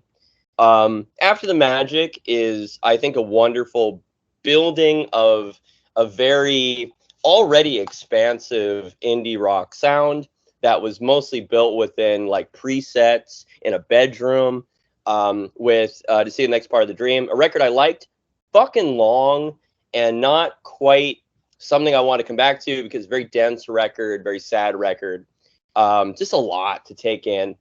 I found After the Magic more accessible, and one of the cool things about that album is it came out in January of last year, and it just took over my music listening. It was my number one for a long time. So for me, even though it did drop, it needs to be on this list because it was in my rotation for so long.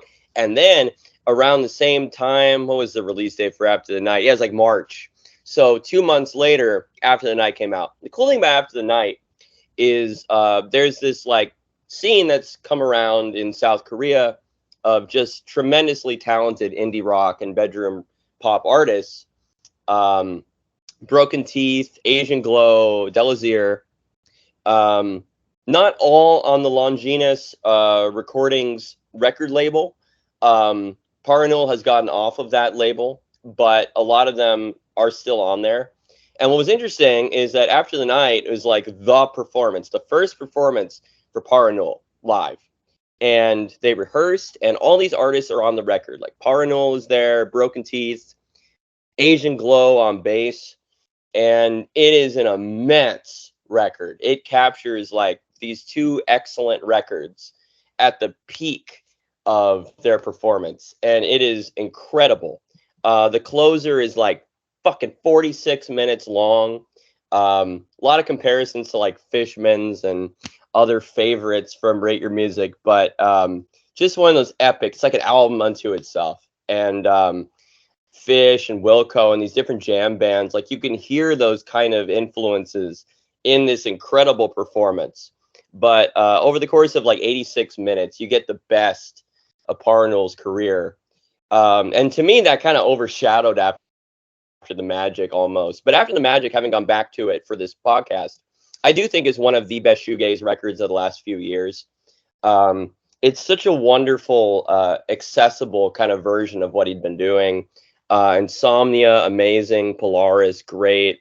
Parade. It's so refreshing and bright. I mean, it kind of sounds like anime music a little bit, like Your Name type of shit. Like you get where the two protagonists like fall in love and that kind of vibe. But Hey, I'm here for it.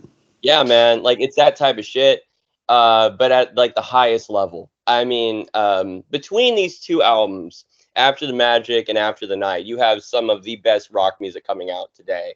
And I'm so excited about this scene that's coming out of South Korea. The Broken Teeth record is fantastic too. I want to shout that out. Delazir killed it. Man, it's just there's so much good music coming out. I've been a big Asian Glow fan for years. In my own music, I would say that Asian Glow's production, Cole Fickle and those albums are some of the biggest influences on me.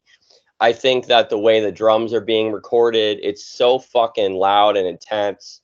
And I mean, it doesn't matter whether you understand lyrics or not. You are conveyed all this emotion. It's very powerful. And like Parannoul's the most popular. And certainly you can tell that because, yeah, that's the headlining artist of all these different influences in this space. Like the one example of these artists performing live is a Parannoul show. Okay. With that being said, though, there's so much from this scene that you can tease out. I'm not saying anything new. These artists have been around for several years, 2020, 2021. That's when Longinus Records started to put out these records from East Lansing that were like reissuing stuff from South Korea, and other stuff from like Bandcamp that hadn't been pressed yet. I will say though, this is a really great starting place, especially After the Night, because you get stuff from both records. And if you want to really get all of these artists in one space, Parannoul, Asian Glow, and Sonos Tomam Conta from Brazil, all recorded on the same album called Downfall of the Neon Youth. This was a really, really big record at late 2021. And it captures, like, it's like a split, captures all their different sounds on one album. It's a little bit more electronic than what you're going to get from any one of them individually.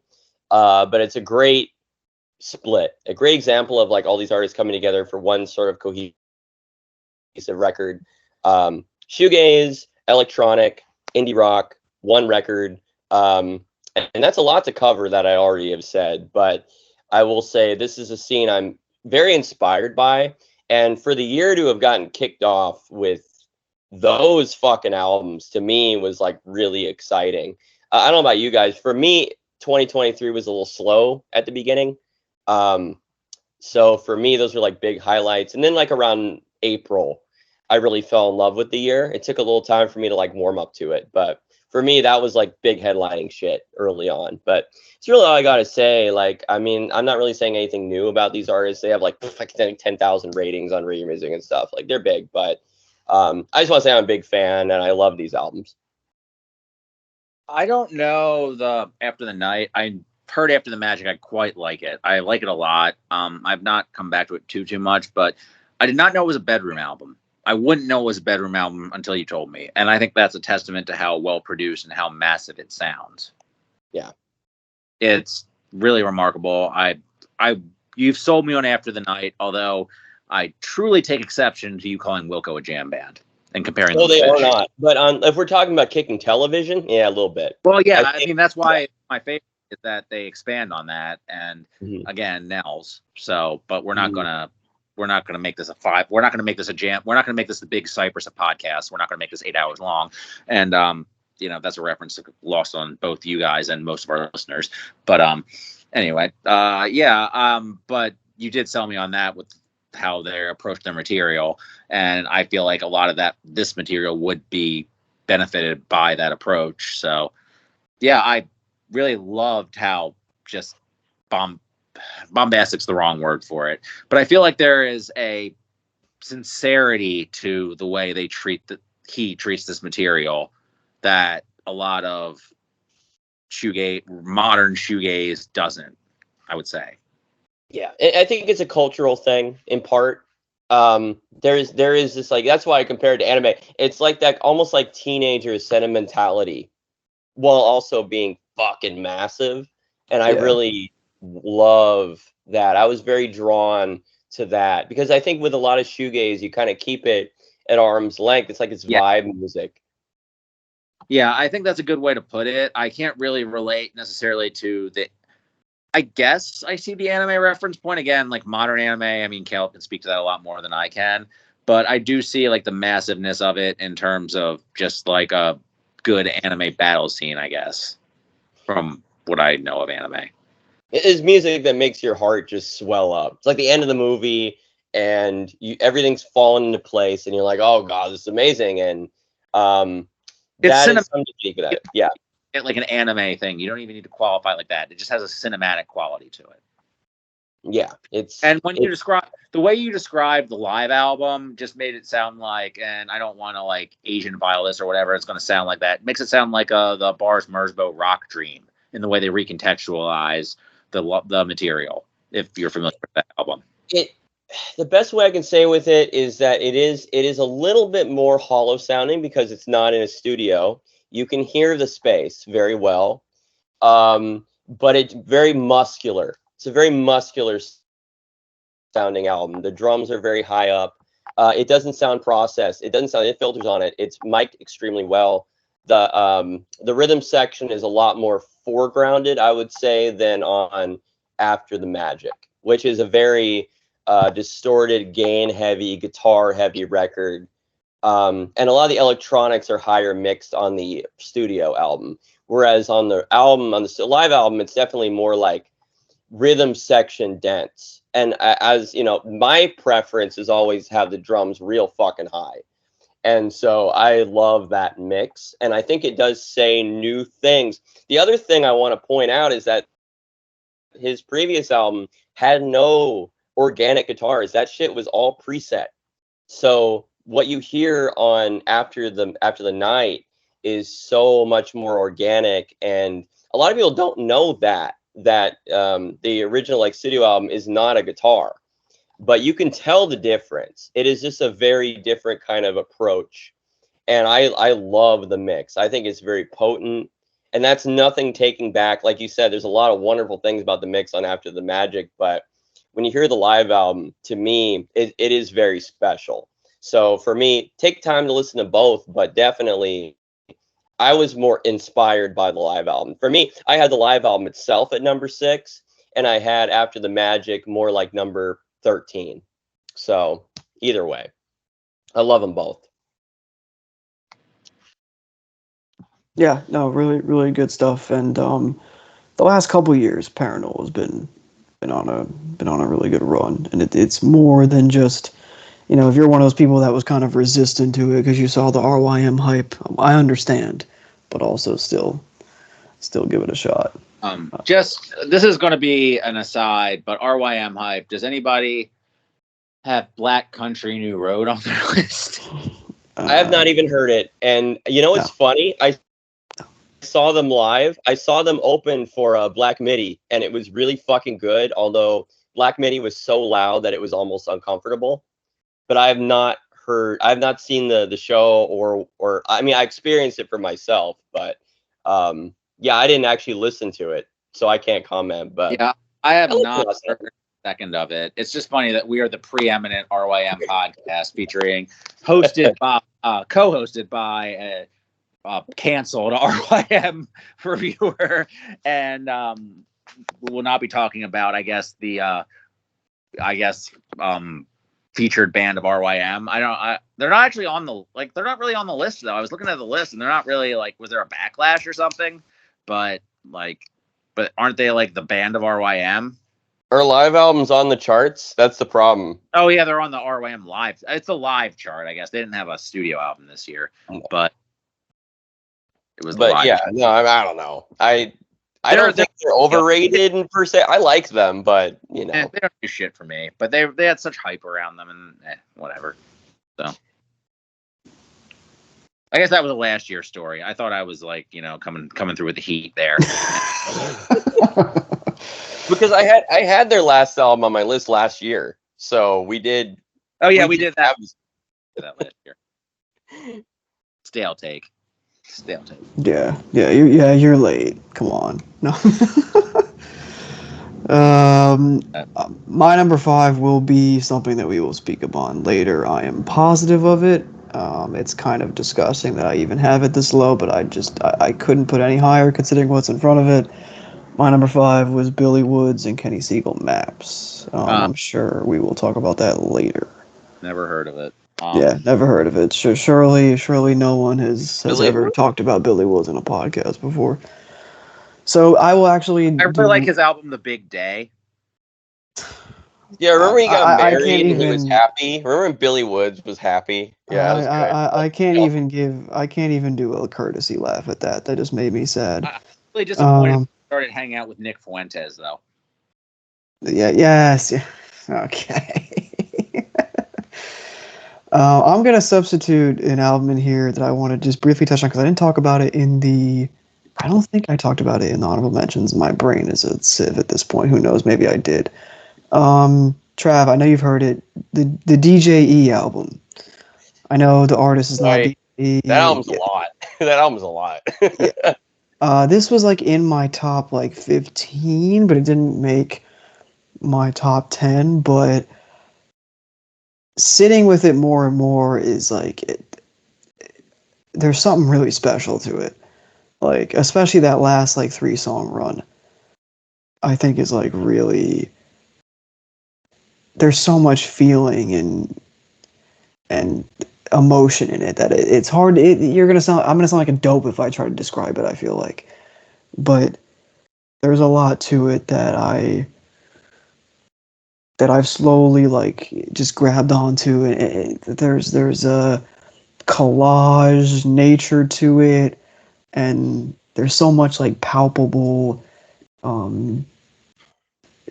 nostalgia and also melancholy and joy.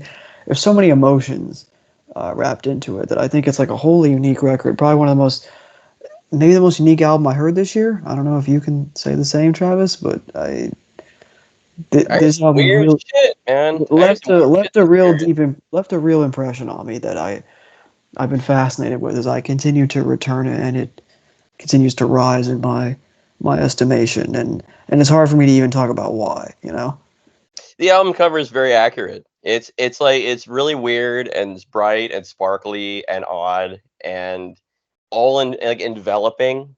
It's one of those albums I listened to on my lunch break and it absorbed the whole thing because it's all I could think about, because it was just so I couldn't work on anything else because it's so much.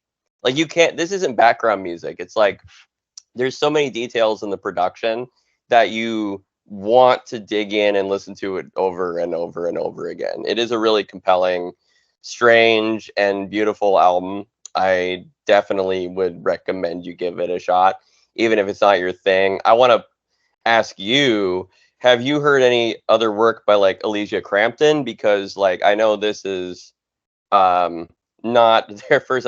There's a lot of stuff from that like I've not heard that people love, and this is like a pseudonym. So, Yeah. No, I had heard of the self-titled, but I have not heard the self-titled, if that makes sense. Like, I know it's like it's like Deconstructed Club, something like that, right?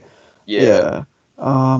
Which I like that sound, but I have not heard that. Like, tons of my I'm going to friends ask on you the guys site. to stop for a second. Are you talking about the I'm going to butcher this Chuquimamani-Condori DJE? This thing that Yes. it looks like a pen and pixel Yes. cover ass Yeah. thing.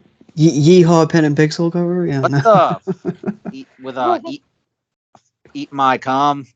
Yes. Yeah. Correct. That is a real title. Yes. Yeah. Oh, the fuck am I looking at? All right. There's a What? lot. I will say. Yeah. What? Sorry. What? I will give a shout All out. right. Elevator pitch me on this. Elevator pitch. Here's my elevator pitch. This is serious. This is genuine. Yeah. All right. No, I'm not like sarcastic. Like, Yeah. No. Okay. really interested here. It's his last day to live. Give him a reason to listen to this. One sentence. And shout out to RYM user Leaf Woods for this review. Everything I've ever felt and that could ever be said. I think that sums it up very well, actually. That's my I really, because I just, as I talked about with Travis a few seconds ago, I'm just gonna sound like a dope who keeps repeating myself if I talk about the surrealist and the avant-garde and the psychedelia and all the emotions and Gax. Yeah. Like, this isn't Gax, right? Like, No, it's not meme music. No. It's like you had to pause on that though. It looks it's a like co- meme music, but it's not. It's a collage of it's a collage of Rhyming. various styles. Collage of memes. It's a collage of music. It's a collage of styles. That's I can't describe all of them because there's like 10. The second track is "Eat My Cum." I keep saying the words "Eat My Cum" in my fucking house. I'm really afraid my wife is gonna come down and be like, "Your wife is gonna what? You cool?" I was eating my lunch when I was listening to "Eat My Cum," so I mean that's just. Anyway, before we descend. Before we descend further. Yes. Fuck you guys. No, I'm kidding. I'm sorry, we're less mature than you, Caleb. I'm sorry. To sub this in. Hey, I put it in for the sake of anyone trying to listen to something new and interesting. No, I don't care. It's fine. I mean, this is by far the most varied genre fruit salad I've ever gotten in my list yet. So, epic collage to I'm not even going to try and pronounce that to caporal. So we'll see. We'll see what we got here. We'll see. I'm very intrigued by your opinion. We shall see. I thought it was hilarious that Pitchfork went back and reviewed "Eat My Cum." Like that was like the last album of like 2023 they reviewed. Like they just randomly reviewed it like last. Wait, the album or the song or this album? Yeah, no, the album. They went back and reviewed the whole thing. Wait, like who wrote the? I might know the person who wrote the review. Who wrote the review? I'm now. Is it you, Caleb? Were you sleep writing? Let me look. Oh no, I don't know. The person who did it. So you Sam Goldner. Shout out Sam Goldner, who also reviewed "Jazz from Hell" by Frank Zappa and the "One on Tricks Point Never" record, which I thought was okay. Man, it says on the "Come" could be a Frank Zappa album song title. Yeah. Could be. You can play that on Synclavier. Oh, so this was a. Oh, okay. I see what Trav's talking about. All right. I like this person's taste in music. I think I should. We're discovering. I think I need to slide in their DMs real quick. Anyway. Subject header: "Eat my cum." Eat my cum. That would be a good way to get someone to read your email. Or delete it. Good, as in there will be a response. I've gotten a lot of LinkedIn blocks from that. Yeah. Anyway. Caleb, this did not go the way you expected to. No, not at all. This You went guys left. are This went- no fun. How did you expect this to go? I don't know. You're right, Caleb. Anyway. I expected me to say a bunch of words that mean nothing. You guys to be like, sure, and then we move on. That I have not found any of these. I've controlled F'd this in my digital copy of the Bible, and none of these words are in there. Anyway, who's at number 5 next? Number 5. Speaking of the Bible, Danny Brown has read the Bible. And number 5 is Quaranta by Danny Brown. Okay. So we're going Quaranta first. Okay, well, Fire. Yeah. That's fine. Whatever. Was this in your top 10, Trev? Nah, this is like 20. Yeah, and then I had the same. Scaring the Hose is like 11. Oh, okay, all right. So we want to fight. Whatever. Are you fucking kidding me? Scaring the Hose. I thought the EP was best. I'm sorry. The EP was my favorite of the 3. Okay, well, Danny's. I fucking love the EP. The EP is excellent, and Danny's last verse in the EP is like one of the best things he's ever done. So you really like Scaring the Hose better than Quaranta? I did. Well, no, I don't know. I guess I went back to it more. How about that? I will say that on a superficial level, Scaring the Hose, I was about to say Squaring the Hose. Scaring the Hose is more superficially interesting because JPEG is like throwing a bunch of shiny objects at you. But in terms of actually a meal, Quaranta is giving you so much more. So wait, where was Scaring the Hose for you in your list? Not even on the. Are you? On the radar. Is this world? Not. Okay, Scaring the Hose is. I mean, we did a whole episode on it, and my thing about that is that it's just a JPEG doing a Danny album that he keeps annoying you with by doing verses. Like, it's interesting that the production's really cool. I love JPEG as a producer. I wish he would shut the fuck up. I agree.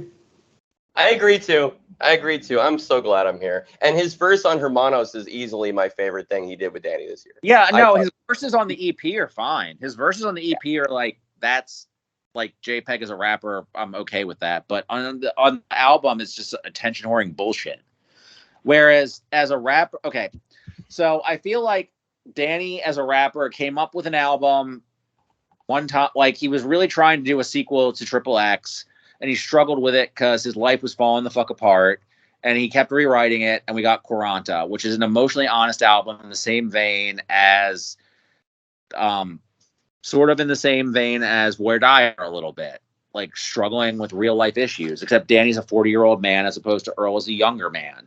And Danny is a much different, more mature writer than Earl. And also, like, another album I've really struggled with writing a review about. Partially because Triple X is one of my favorite albums of all time.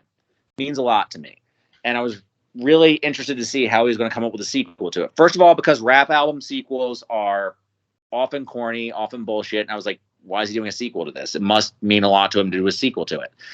And he says at the very end of Triple X, if this rap shit doesn't work, I failed at life. And then he says, this rap shit bought me a house, but it ruined my life. And then he kind of explores it. And then in the press cycle, it's kind of the opposite of the Lil Yachty press cycle. We've talked about the Lil Yachty press cycle a lot on this podcast.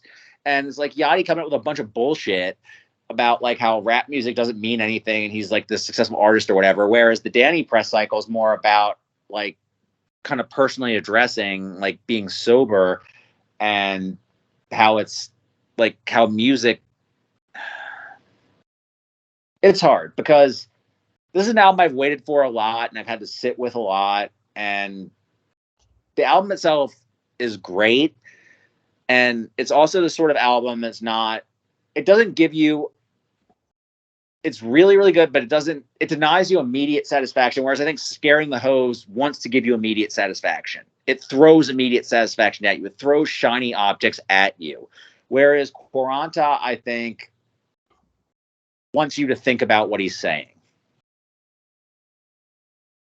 Yeah, it is. The tone is so different from the two albums. And it's apparent in the first song of each. the JPEG collab is so frantic and very in your face. Dude, Quaranta, the first song, I'm listening to it and I'm like, did I get the wrong album?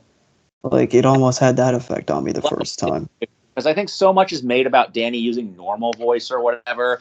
Like, and then on Tantor, he's using the scattered voice. But then if you think about what he's saying about like how seeds are going to grow, like the words on it are at odds with the frantic voice. He's using the Danny voice, but what he's saying isn't crazy shit. Reach one, teach one. You know? Yeah, reach one, teach one. And he's doing this thing where it's like he flips cliches, which I love. Like he takes a cliche and he flips it on its head. Yeah, it's just great writing. It's just like it makes you sit and think. And the production too, there's so much nuance to the production. Think about something like Jen's Terrific Ride. Like that's such a great song. And it's just as crazy as something on Triple X, but it's so much more concise and well thought out. And it's just as crazy as Triple X in terms of the way he's flowing. It's just as crazy as Atrocity Exhibition in terms of how it's produced too. Like think about the outro on that. And the album itself is just, it's so compact and well edited. Like I think it's just such a really well put together piece of work. I can't believe, honestly, like you have such a, I can't believe you think Scaring the Hose. I think Scaring the Hose is a bit of a, it's shiny objects. Are we talking about, Caleb, are we talking about Scaring the Hose right now? Is this on your list too? No, it is not. It is far from my list. Not that I dislike it, but No, I think it has. Like I think it has grown off me, or it would if I listened to it again. Rather, I'm just more like a little surprised that you value that more than this. Okay, so let's go back because I have a lot to say. Because Danny's my artist of the year. Period. There's no one close. Do either of you watch the podcast? No. No, like very occasionally. Okay. I got very heavily into the podcast. So I've gotten very heavily into Danny's life and as far as he wants to share with other people. I've seen Danny live. I've seen probably about 20 or 30 episodes of the podcast. I would say my actual album of the year is Triple X. I mean that in the sense that I went back and found it again and fell in love with it. I would say that 30 is like my song of the year. I went through a lot of shit this year, and that song inspired me a lot. I think that is an incredibly powerful piece of art, and the way that he speaks about his life comes through a lot on Quaranta as well. And so when it comes to these two albums connecting, I think 30 is a very important moment in that, of self-confidence, of fear, of anxiety. I've said many times, I think Triple X is his best rap effort. And I think that Atrocity Exhibition is quite overrated in that I think it is overrated in the sense that it's like a warped, slightly cartoonish version of what he was doing on Triple X. It's almost like he wanted to make a horror movie, and Triple X is the fucking horror. And I think that Atrocity Exhibition does a lot in terms of the production to lift it up. But a lot of the ideas, I think, are borne out better on Triple X. And as a rap performance, you got songs like Pac Blood and Triple X. Or and even Valid Rocks are amazing. Like Scrap or Die is underrated as like showing like a slice of life of how horrible things are. Yeah. Like I think Scrap or Die is way more effective to me than something like Pneumonia in terms of just showing the everyday mundane horror of trying to survive. Not, by the way, I love Atrocity Exhibition. I think it's an incredible pice of work.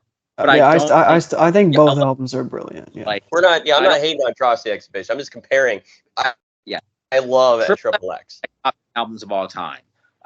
Maybe even top 5. And I've said that it's my that and Strange Mercy by St. Vincent are my albums of the 2010s. I've said that on this podcast before, so I'm just a broken record on that. But continue with your point. I'm sorry. I would say that as a rap performance, I don't know if either of you agree. I would put Triple X up there with something like Ready to Die, where it's one of those, where it's such an immense performance that it can define an entire career. It feels classic, yeah. It feels beyond its era, yeah. Yeah. And so with that being said, that's Quaranta. I've been waiting for Quaranta for a very fucking long time because Danny's issues with it's Warp, right? He was having a lot of problems dropping this album, and it comes down to timing, and it comes down also to, from what I've heard, Warp's own concerns with Danny and his sobriety, which he has grabbed onto with both hands, and it has been a wonderful thing to see him get healthier this year. And I hear the check-ins as he's going through and trying to deal with the boredom of sitting in hotel rooms and just being okay on tour. And so he's doing really well, and I think that's a wonderful story. Hearing Quaranta is so surreal for me because it's a work from the past that's placed in the present, following Scaring the Hose, where he was extremely fucked up. This was an album he recorded, I think, half of it drunk off his ass, and you can kind of tell in terms of the tenor where things were going. I think an album from Danny that he dropped today would be very different from both. And so I'm really curious to see what he does. Quaranta, I think, is a really solid project that's sequenced badly. I don't love the first half of the album, and part of the reason is that I think the second half locks into this amazing trance from about Down With It on to the end that is so perfect and beautiful. Any one of those beats from there on, I could live in them. I think they're amazing. I find the first 6 tracks really jumpy and not as complete, I think, as a cohesive work. I find Tantor where it is really tough. I don't know where you fit Tantor on this record sequencing wise. It's hard because it's so different. But I would move things around a little bit. And I think that it feels like a record that could have been fuller. And I don't love that it's 34 minutes. I've been praising all these concise records. I want a little more. And I know there were songs that were cut because this thing was streamed, and there were songs that didn't make it to what ended up on Spotify. This is almost like with Voir Dire, where I feel like the final version, it's kind of like you were describing, Pat, where like it is a great piece of work, but for me personally, something is not quite there. And in the contrast, I kind of feel like Scaring the Hose is the best version of that we're ever gonna get. Because I don't like JPEG Mafia, frankly, as a rapper. And I think Danny, and I think the way he interacts with those beats on those records is so engaging to me and fresh. I think it's really cool. It pushes him somewhere that I can accept some of the baggage from JPEG. That's just me. Whereas with Quaranta, I had such fucking high expectations. To me, it's not quite a finished product. You know what I mean? It's an album that I want to love more than I do. And you know what's weird? I think you know what I'm saying is actually a little bit more, as a short record, complete. See, we're on the same page there. I think that's a more complete album because the variety that's on that record is dispersed really well. And I think it places you in a really good frame of mind, like where he is. Even though there are dark songs and there are light songs, like you really get where Danny was at. And Quaranta is a dark record, but it's a little bit incomplete to me. I would have liked it to have as much time as Triple X had to kind of flow. And there's just something that's not quite there. And I think it's Scaring the Hose is like on the button, especially if you add it with the EP and you kind of make a version that's like has both. I think it's a very complete era. And I enjoy that a lot. And I praise the EP. I think JPEG stands way up on the EP. He's way better. I think his flows are better. I think the lyrics are better. And I think, as you discussed in your review, Pat, I think that we discussed this before, in that sense, like, I think the beats are way better for Danny on the EP. I think they're perfect. And that marriage worked out great on the EP, to the point where I think I saw my EP. That might be my EP of the year. And the contrast on the album is a little bit more complex and difficult, and it's a little bit zanier, and I'm not in love with it, but I love that it does something fresh. Quaranta is a little bit, to me, sonically compromised, to where it's not quite a finished, it's not quite there. So I hope that makes sense in terms of like describing all these different albums. I think they're all at least 8 out of 10, but we're talking about like half percentages. I don't know if that makes sense. That's what I have. I think your point on you know what I'm saying is very well taken, at least for me. Like I've been struggling with why I think this album is simultaneously a really dope album and also not one that I ever listened to, which has never happened with any other Danny project, I'll say, or at least that I can remember, from Triple X onward. So as good as I think the album is, and and I do like prefer it more to the JPEG album, which I have not revisited and have no real desire to be honest. Nothing to fault Danny for that, but I think that like this is, I guess it might be a headspace thing. I just haven't found myself in the headspace a lot to listen, which has never like really been a problem. But I think I need to like, it's been a while since I've listened to it a couple times since it came out, and I think I need to re-up on it, because it almost, I wouldn't say it leaves me cold, because that would be doing it a grave disservice, but I can't quite grasp fully on why I don't have it, why I don't, I mean, to me it's like not a top 3 Danny album, which is pretty surprising considering the reception around it. I will say, I think the Mike song is outstanding. So I think that's my favorite song on the. Oh, that hook. Yeah, so good with like the word that it's such a simple hook, but the way that he flips it around is so cool. It just immediately sticks. Yeah, no, I mean, I couldn't agree. I couldn't agree more. And the a lot of what he's talking about is resonant to me. So it's not even like I said, it's not. I'm speaking about an album that, I mean, I'm looking at my list here. I had it at like 28 or something. Like it's so I thought very highly of it. It just didn't get consistent replay from it like every other Danny album since Triple X has gotten. So I kind of felt like, oh, like what am I left wanting? What is slipping through my fingers? I'm with it. All right, so now I'm going to discourse for a very long time. Okay. First of all, Trav, you have a lot of insight on this that I didn't, because you've been listening to the podcasts. That's some insight that I did not have. I agree on, you know what I'm saying. I think that's a much more well put together, tightly put together album. I think that Q-Tip's influence had a lot to do with that. He's a master in terms of putting together something as a finished product that Danny didn't have before or since. Certainly not JPEG. Like that's not somebody like Q-Tip. And in terms of this album, I didn't know about the warp aspect of it one way or another, although clearly I knew that the process of putting this album together was fraught. And I think that in terms of Danny's like putting a picture of who Danny is, anything other than a fraught picture would be dishonest.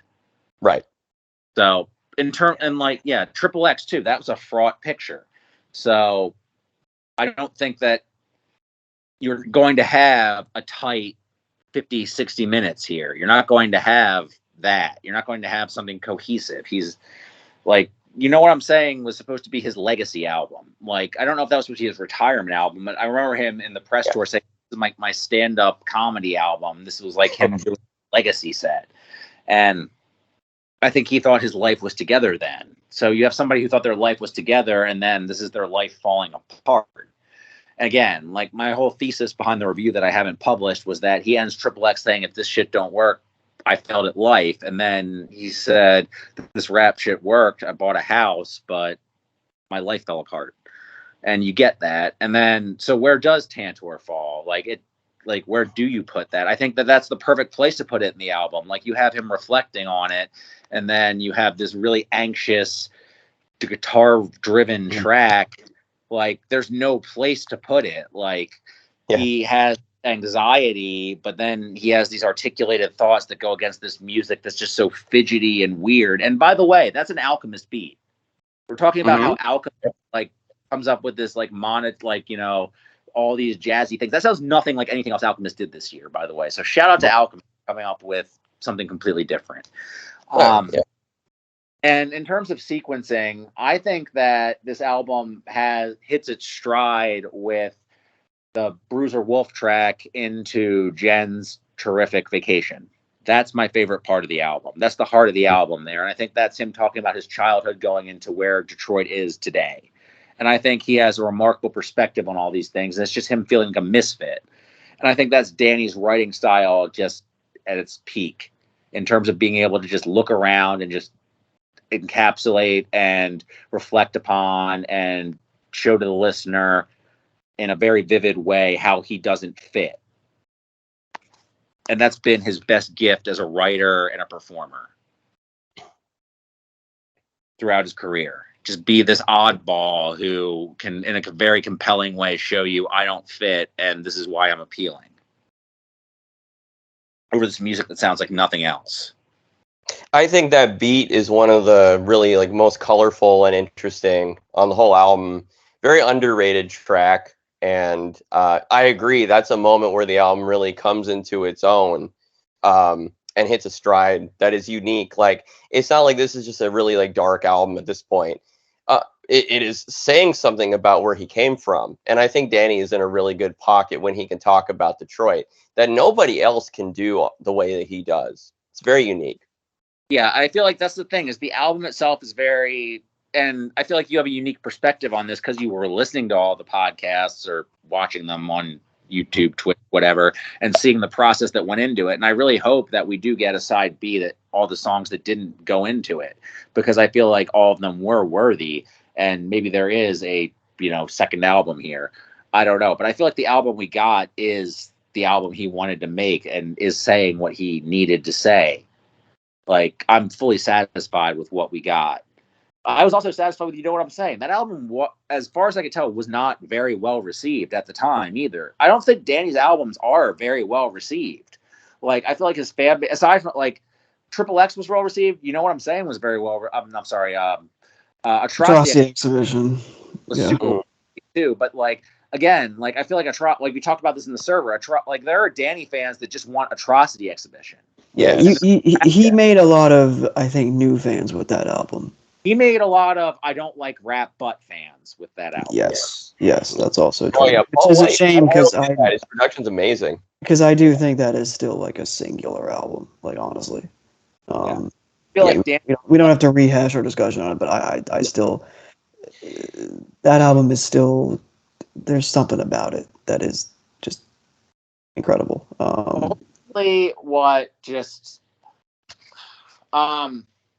So this is going to seem like a bit of a unrelated aside.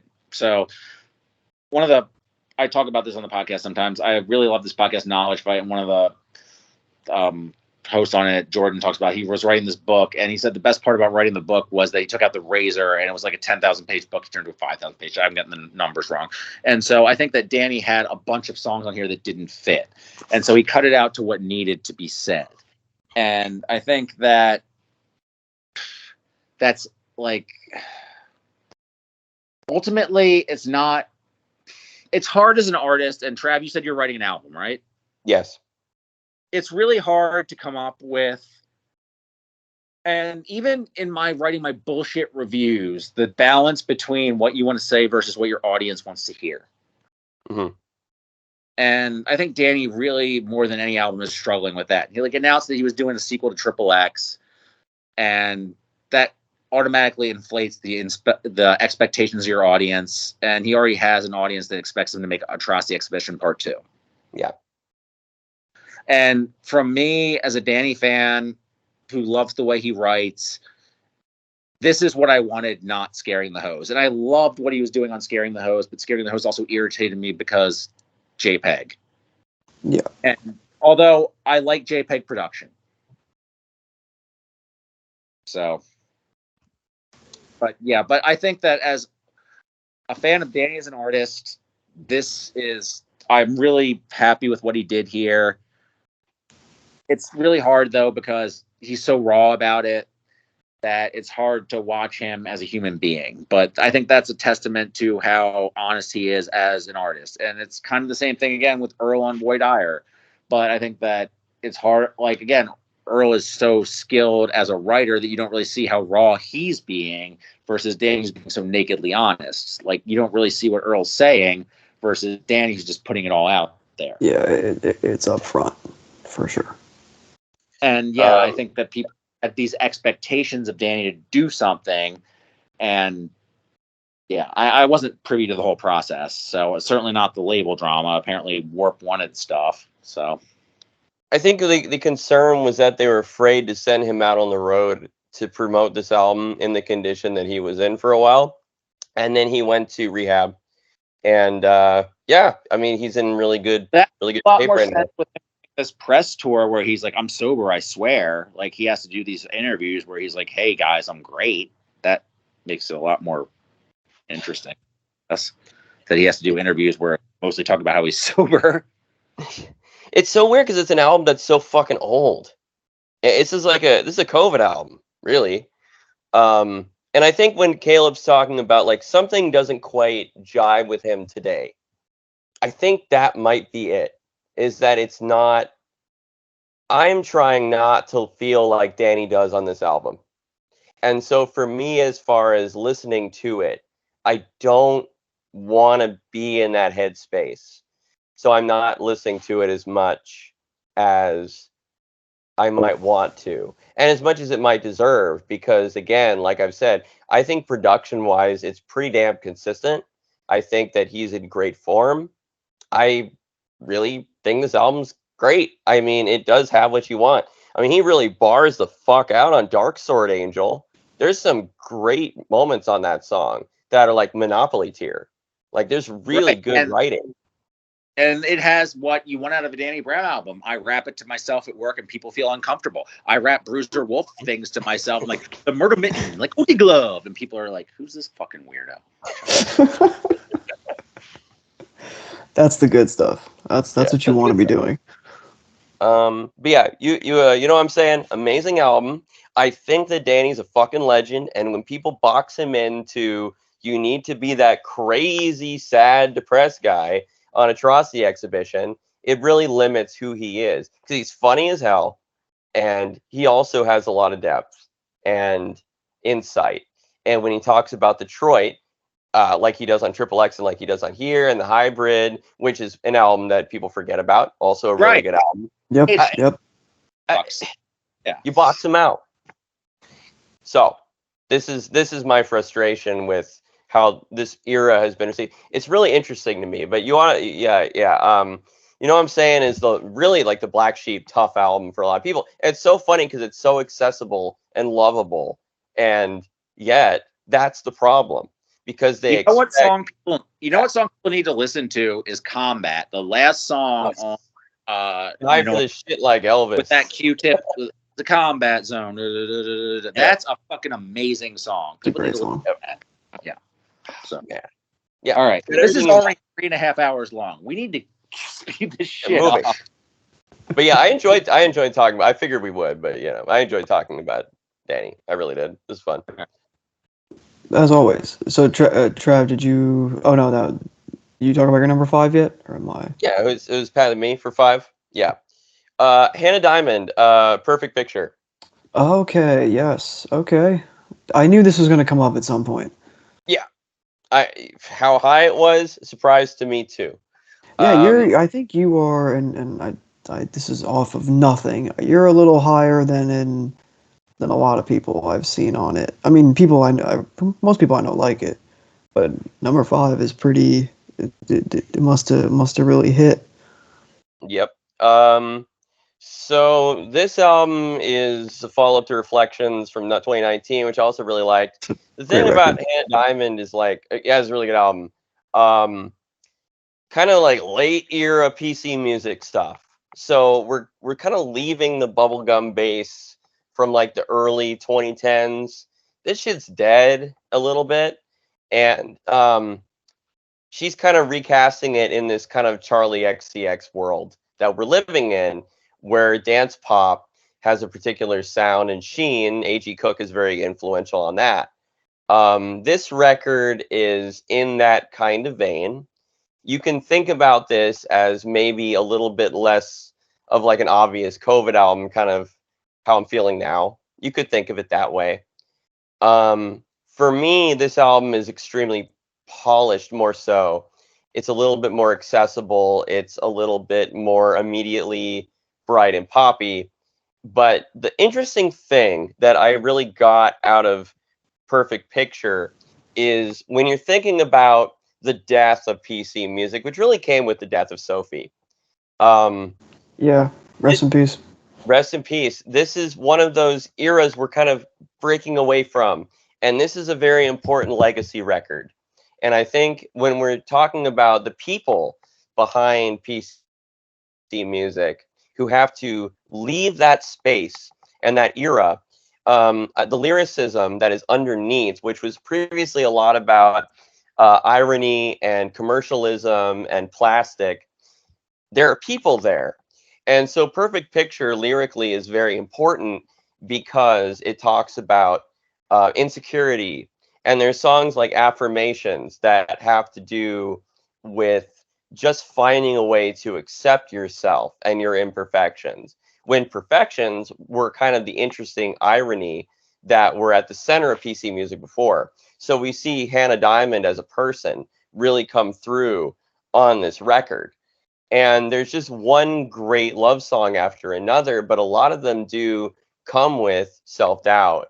And I think this album is really brilliant because it's so perfect on the surface, but then you go underneath and it really says so much about her as a person, which is not something you used to get from a lot of these records outside of specific moments and glimpses where there was like a pose. But now that has broken. And I think this record is very accessible and beautiful because of that. And so I will say that if this is the end of an era, I think this is one of the most perfect, no pun intended, for that.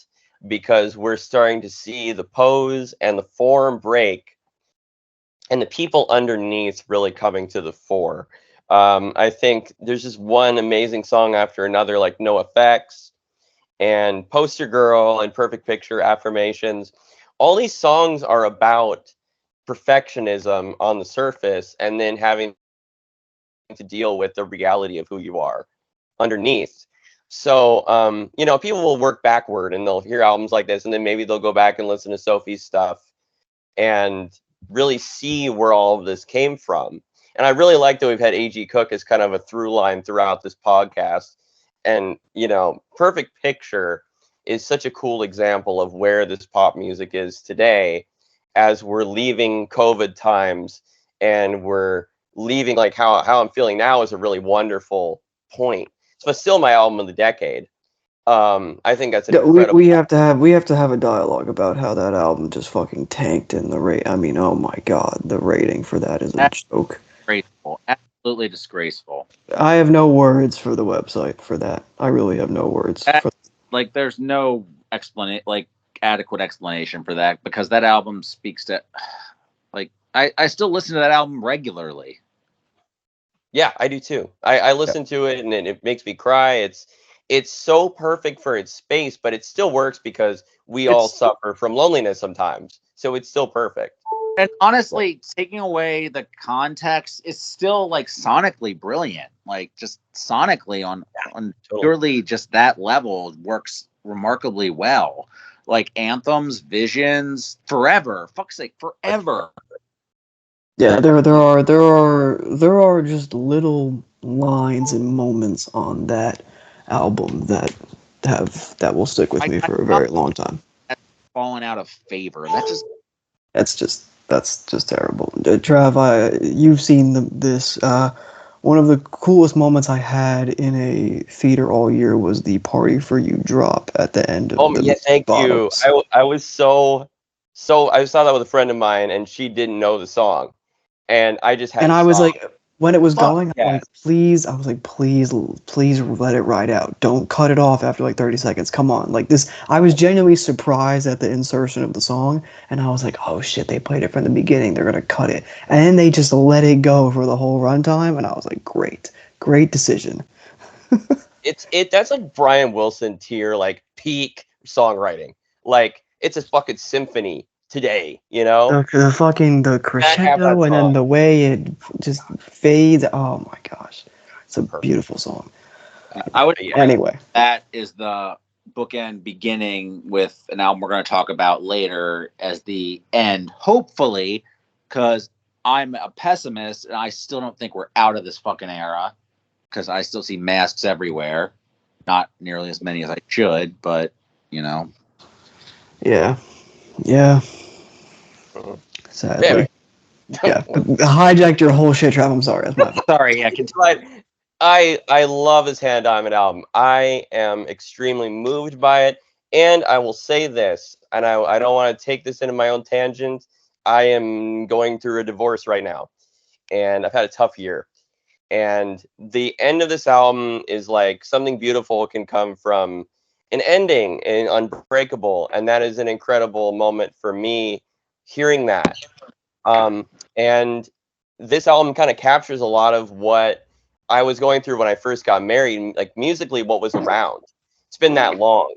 And so like to come back around to the end of this era, and I don't want to make this about me, but there's a reason why this was number 5 for me. And you said, Caleb, like, wow, this must mean a lot to you. Yeah, this album means a fucking lot to me.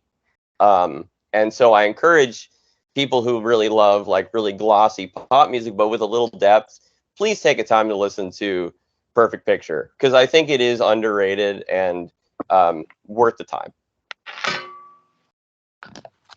I thought it was quite good. I unfortunately gave it like one listen, so I should re-up. But I listened to it a while ago, and I thought it was really good. Hannah, I remember she was one of the first. Okay, so Sophie was the first artist I listened to in the whole PC music apparatus in like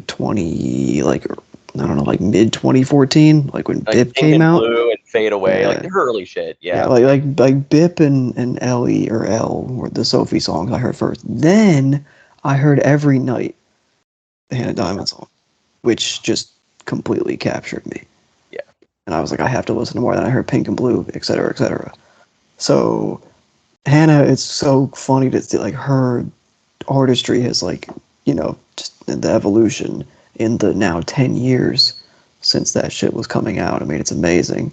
But yeah, like this, I agree with you. This really feels like we're leaving it behind, and it's a bygone era, but it's an era that I think had a surprising amount of influence and impact that I didn't see coming. In the beginning, you could have just thought this was going to be like some niche thing, but it really did leave a real impact on pop music in the latter half of the decade and the early part of the 20s, because we got so much great music out of it. You know, it's cool when pop music just has like these crazy bursts of creativity, and you know, PC music, that whole wave was you know, at the forefront of something really cutting edge, and it just absolutely crushes me to this day to think about Sophie and the tremendous loss we were all dealt when she passed. I mean, it's just terrible. So a real legend. And I re-listened to Oil of the Pearl like a few months back, and I was just like, God damn, this is still brilliant. So Yeah. It's so interesting that Hannah, of all artists, is like the Will Smith standing in the empty room. yeah, the last like gasp. It is Yeah, very interesting because she always seemed like the most like innocuous. yeah. And here she is, and she's like, "This is the album everyone's crowning is like the last one." And I'm sure that's not true. I'm sure that'll, but that is the marketing. That's where we're at. 'Cause it's been a while since there's been like a major release from one of them. So post, this tragedy that occurred, and I think thematically it does fit, even if reality doesn't bear that out. But yeah, man, I love this album so much. So that's why I put it on my list where I did. Obviously, I haven't heard it, but rest in peace to Sophie. Absolutely crushing loss that will never be felt, but her influence will forever be felt. So, rest in peace. I mean, it's we were dealt a lot. That was definitely one of the tougher ones. But yeah, I mean, not tough to follow that one from Trav, but beautiful breakdown of that album. But we're going to number 4s. Mm-hmm. All right. I guess I'll just lead off with mine. My number 4 is Blockhead's The Aux, as in the auxiliary chord. Love it. Yeah, I was talking about Rolodex albums, and I've alluded to this a lot, and I think that this is basically what everything was leading up to, kind of the through line to just all these weirdo underground rap albums with great producers putting together all these great rappers, and it led off with the best Billy Woods verse of the year. Like, who could follow Billy Woods on AAW tournaments? His Jack Harlow line is the most quotable verse of the year. He, like, that, I think about it a lot. And then Navy Blue with the best Navy Blue verse of all time. And everybody else just tries to follow that. And then it ends with the best Despot verse. Like, I mean, it's a Despot verse. Like, you only get one Despot verse a year, and you got that. You got a sequel to Versailles. You got Billy Woods, Despot, Danny Brown, and Bruiser Wolf on the same track. There you go. And you in between that, you have an Arm & Hammer track. You have Neff on a Blockhead track. Woo. Like, one would, like, what? Crazy. Yeah, you have Open Mike Eagle and Koreatown Oddity on a track. That's pretty cool. You have Casual shows up. You have just a Rolodex of incredible rappers over Blockhead beats. It's a ton of fun. It's basically the Def Jux era meets the Backwoods era over the best Blockhead beats in forever, and Blockhead's never really made a bad beat. You have Aesop Rock being super fun. I can't say it. It's just like nerdy ass underground rap being super fun in a way that it rarely is. I really hope he puts out an instrumental version so I can buy it on CD like a fucking boomer. I don't want to belabor this point too much. This episode's been very long as it is. Billy Woods dissed Jack Harlow. You can't copy him. Period. I mean, look, he should have done it again for the that awful Harlow song that's like #1 in the country right now and everywhere. I mean, Jesus fucking Christ. Okay. 2 episodes in a row that you've Jack Harlow salt in my eyes. I thought you were going to say for the White Men Can't Jump movie again. All right. Well, fine. We gotta leave Hollywood Harlow out of this. So there's a Jack Harlow song. It's a number like I'm not gonna look it up. It's awful, and it basically it wholesale jacks, no pun intended. Another that really came. That I didn't mean for that to happen. It just jacks another song, the hook of another song, and it makes it its own hook. It's not even sampling. It's just like atrocious. Well, I mean, that's the thing they do right now. Like, there's some song that's like, I don't know how long ago it was that just took like Elton John Rocket Man and just put it in something. Dua Lipa? I think it was Dua Lipa. It literally just took Rocket Man and inserted it. Like, you can't. I mean, it's the fucking what's the song that he samples?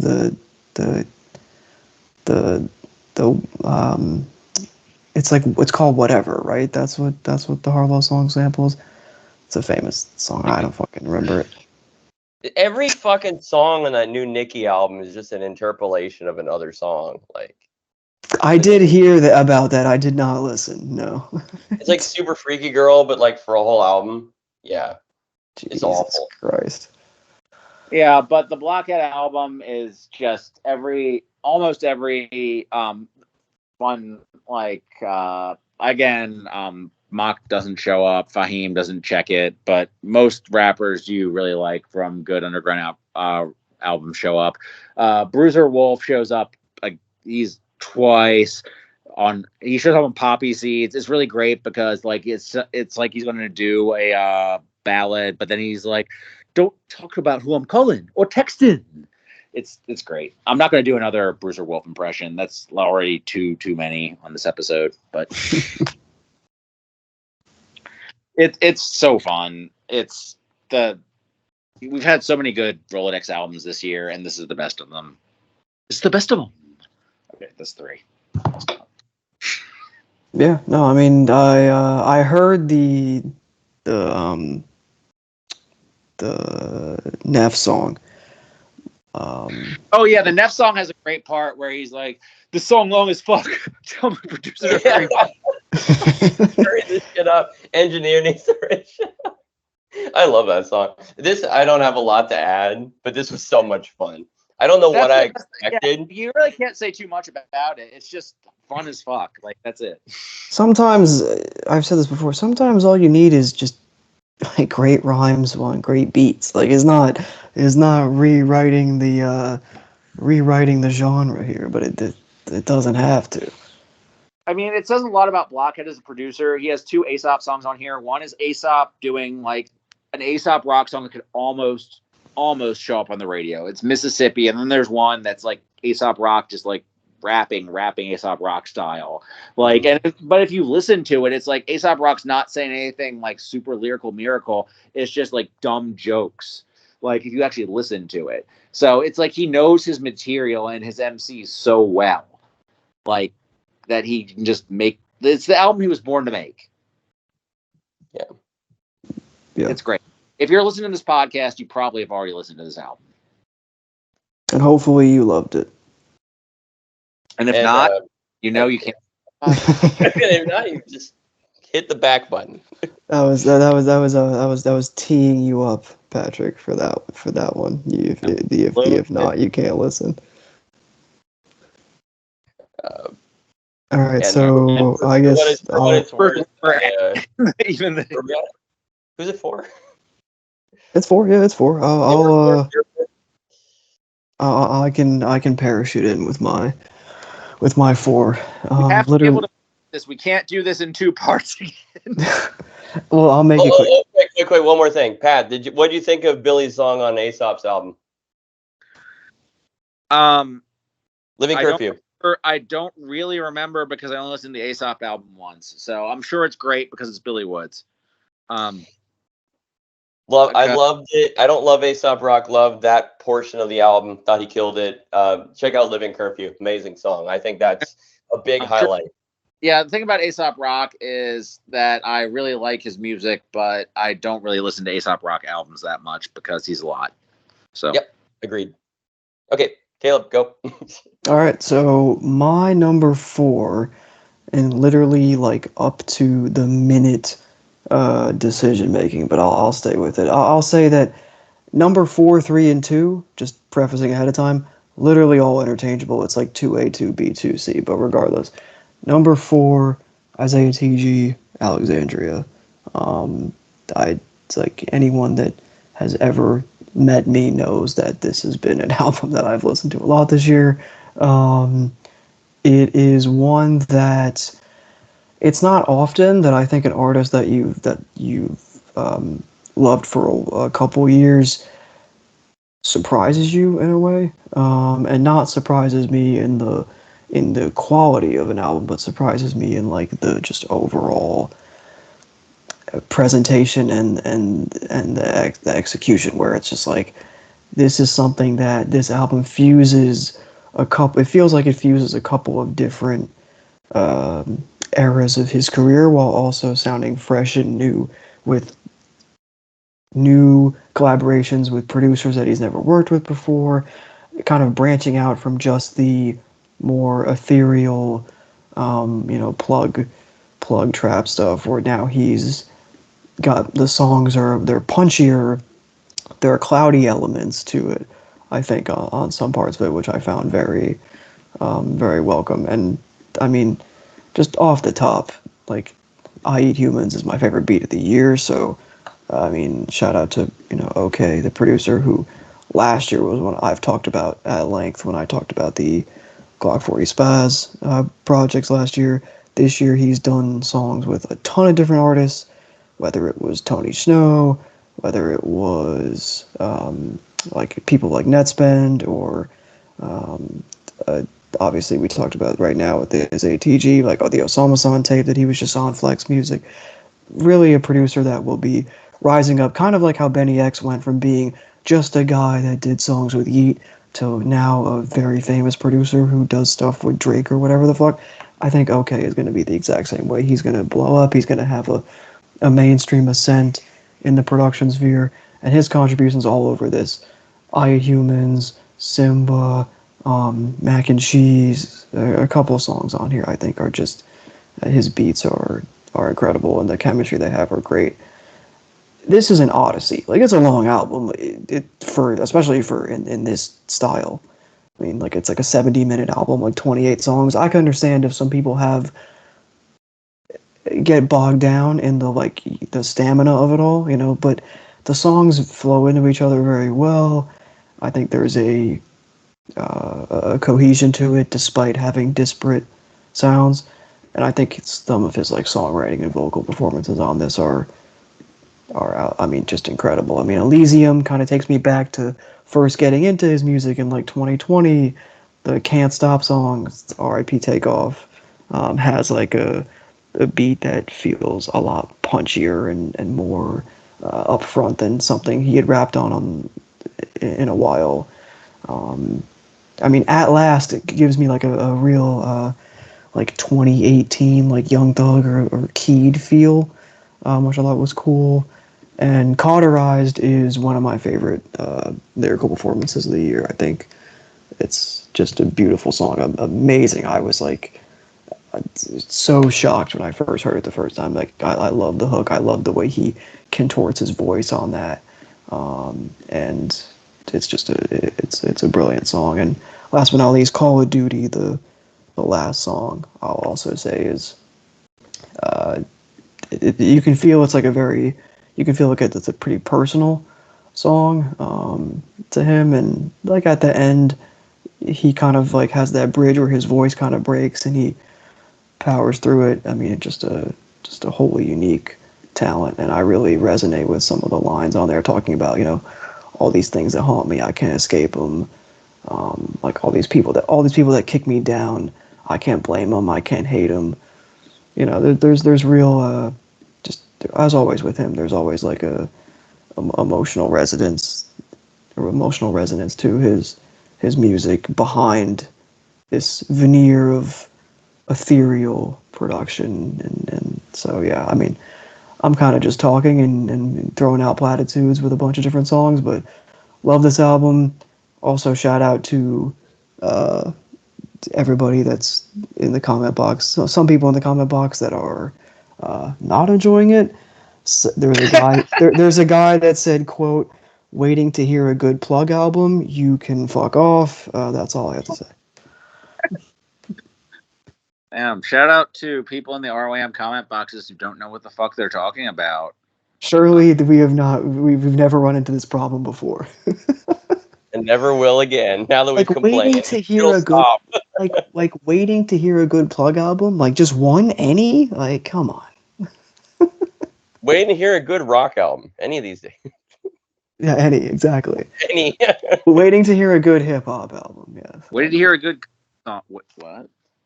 Also, shout out to podcast friend on a positive note, created by Rejection, aka Ben, who said, "Listen at 3 a.m. with headphones, cush, and depression. Focus on bass and vocals." I agree.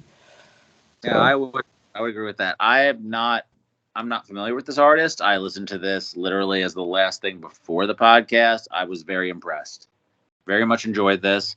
There was one bar I misheard, and because it's 2023 as a rap album, I thought it was anti-Semitic. It actually was anti-fascist. It was anti-fascist Correct. as fuck. Awesome. And Yes. Yeah. Iconic line. Fuck these fascists. I got Jew ties. Is an instant quotable. right, this album rules. Really like the flows on it. Thought the production wavy as fuck.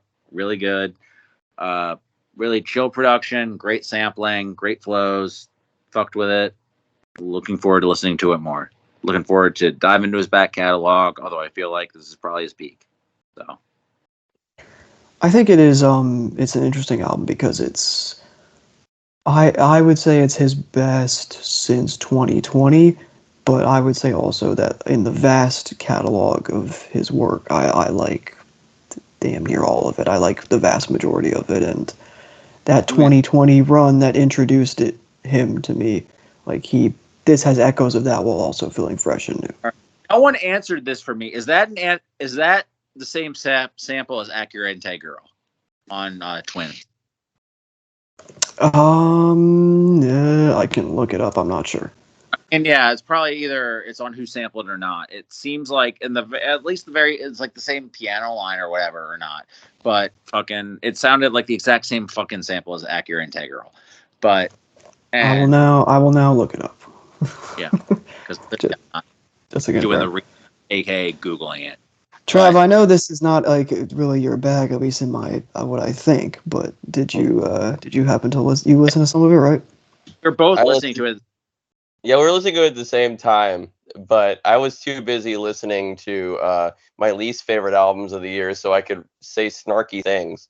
Well, that's invalid. That's valid. It's really just for the pod, right? You suffer for your art. I do. Yeah. Literally. That's my peak right there at the beginning of the year when I can shit on something from a year ago. Yeah, nothing gets the juices flowing like Macklemore. More than 8. You have oh my god, Macklemore DJ Premier criminal. You had to look up the lyrics to Heroes. You're gonna get so mad. I am actually going to look that up. I am actually going to look up I am actually going to genius that shit. Heroes by Macklemore. It's rough.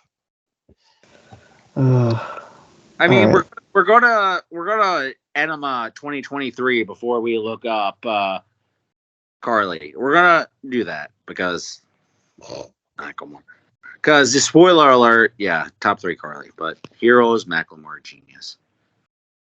It's in all caps, by the way. Oh my god, this album art. Fuck you. Ben. Intro, Macklemore. All right, nah. When I grew up, criminals were my heroes. The beanie from New Jersey Drive over my earlobes. From Jump, it was always fuck cops in the bureau. Mix of Casper, Harold, De Niro, and De Niro. Now I'm with my kids and we watch it Olaf. Jesus fucking Christ. Now I'm like, damn, wanna be like, oh dog. Tuck the deuce under the goose boostin' yaw. Couple screws loose. I'm losing my will to persevere listening to this. Couple screws loose, cashier turns, poof, I'm gone. 7, I heard NWA in the did you though? 7, I heard NWA in the street from my older neighbor who was playing Fucked Up Police. 11, writing graffiti, were you though? 15, I'm selling weed, were you though? By 16, I had an MPC. It was hip-hop's fault that I wanted to grow up, sell drugs, smoke blunts, drink Mad Dog, and fuck. Wanted a windbreaker and some East Bay kicks. Wanted a perm like DJ Quick. My mama said, Ben, are you aware your hair is way too thin? But in my mind, I was junior high iceberg slim. We have to stop this guy. Feeling fine, getting high, spending time with a bitch. Taking Heineken sips. This live is Taking Heineken sips. I like that he just admitted. Heineken sips. Heineken sips. I'm sorry, Heineken sips. That's like taking half a Xan and passing out on the airplane. Okay, no, I can't do this bit anymore. I can't do this fucking bit anymore. All right, back to the list. Heineken Back sips. to good Back music. to the list. Back to the list. Trav, you're number 4. You're number 4. I can't do this bit anymore. I didn't even mean to rhyme. Wasn't there another Drake line where he said he like took like a it's like I took a Xan like and did an Adderall and then he wanted to like punch a mountain or something? I don't know. I have many Drake bars stored in my head. Even I don't know that one. I think it's on her loss. Oh, then I definitely don't know it. Taking Heineken sips. Are you taking Heineken sips? That's like slightly above sparkling water sips. Yeah. Okay. 3. 4. Unfortunately, we're halfway through 4. Number 4, Indigo D'Souza. All This Will End. I had her album on my 2020, I think, 1 list. 2022. This one I was very highly anticipating because she's like my favorite young songwriter. I'll be honest. Means everything to me. One of those songwriters, one of those lyricists that everything she says fucking fits my life. This album was kind of a little bit more of a commercial bit, I think. Her third record, you're kind of expecting that kind of like upward trajectory as a pop artist. Kind of reaching out more on social media, kind of having the breakthrough. Not really. It didn't end up being like a huge breakthrough album. I will say that there are a couple pop bids not as successful as her masterful last album, Any Shape You Take, which I gave a perfect 5 out of 5 to. This is a 4.5 out of 5, though, because it's almost all perfect. This is one of those indie rock records that's perfectly crafted, no spots out of place. Amazing tone, amazing voice in terms of both vocal and her performances and what she is conveying about herself. This is a very personal album, as they always are. It kind of reminds me of the kind of growth I saw with Parannoul, where it's like, it's a bedroom record, but then it just goes a little bit higher. And I think All This Will End is, which is what I'm going to name my list when I finally put it together on Rate Your Music. That song meant a lot to me this year. I think that this record is incredibly emotional and meaningful. And there's this wonderful like alt country bits too that are added in with the indie rock. So it's not just straight rock shit, but you get like the budget increase comes through in like the pedal steel and in terms of the lushness of the production. Again, one of those albums on this list where there's not a single moment wasted. It is just one hit after another. I came back to it over and over and over again. This and the Carly album, I think, were my 2 most listened to this year. So I will say that. I love her as a songwriter, amazing vocalist, actually better live, I think, because she's just that good. It feels like a studio can't quite hold it all. Yeah, I mean, really, it's a little bit like The Wailer, where it's one of those indie rock records that's just so perfect and clean and meaningful, where every second is perfect. So I don't really have a whole lot to say about it. You just kind of have to be in the sphere of this artist. And I praised her a couple of years ago, and I'll probably do it again in a couple of years.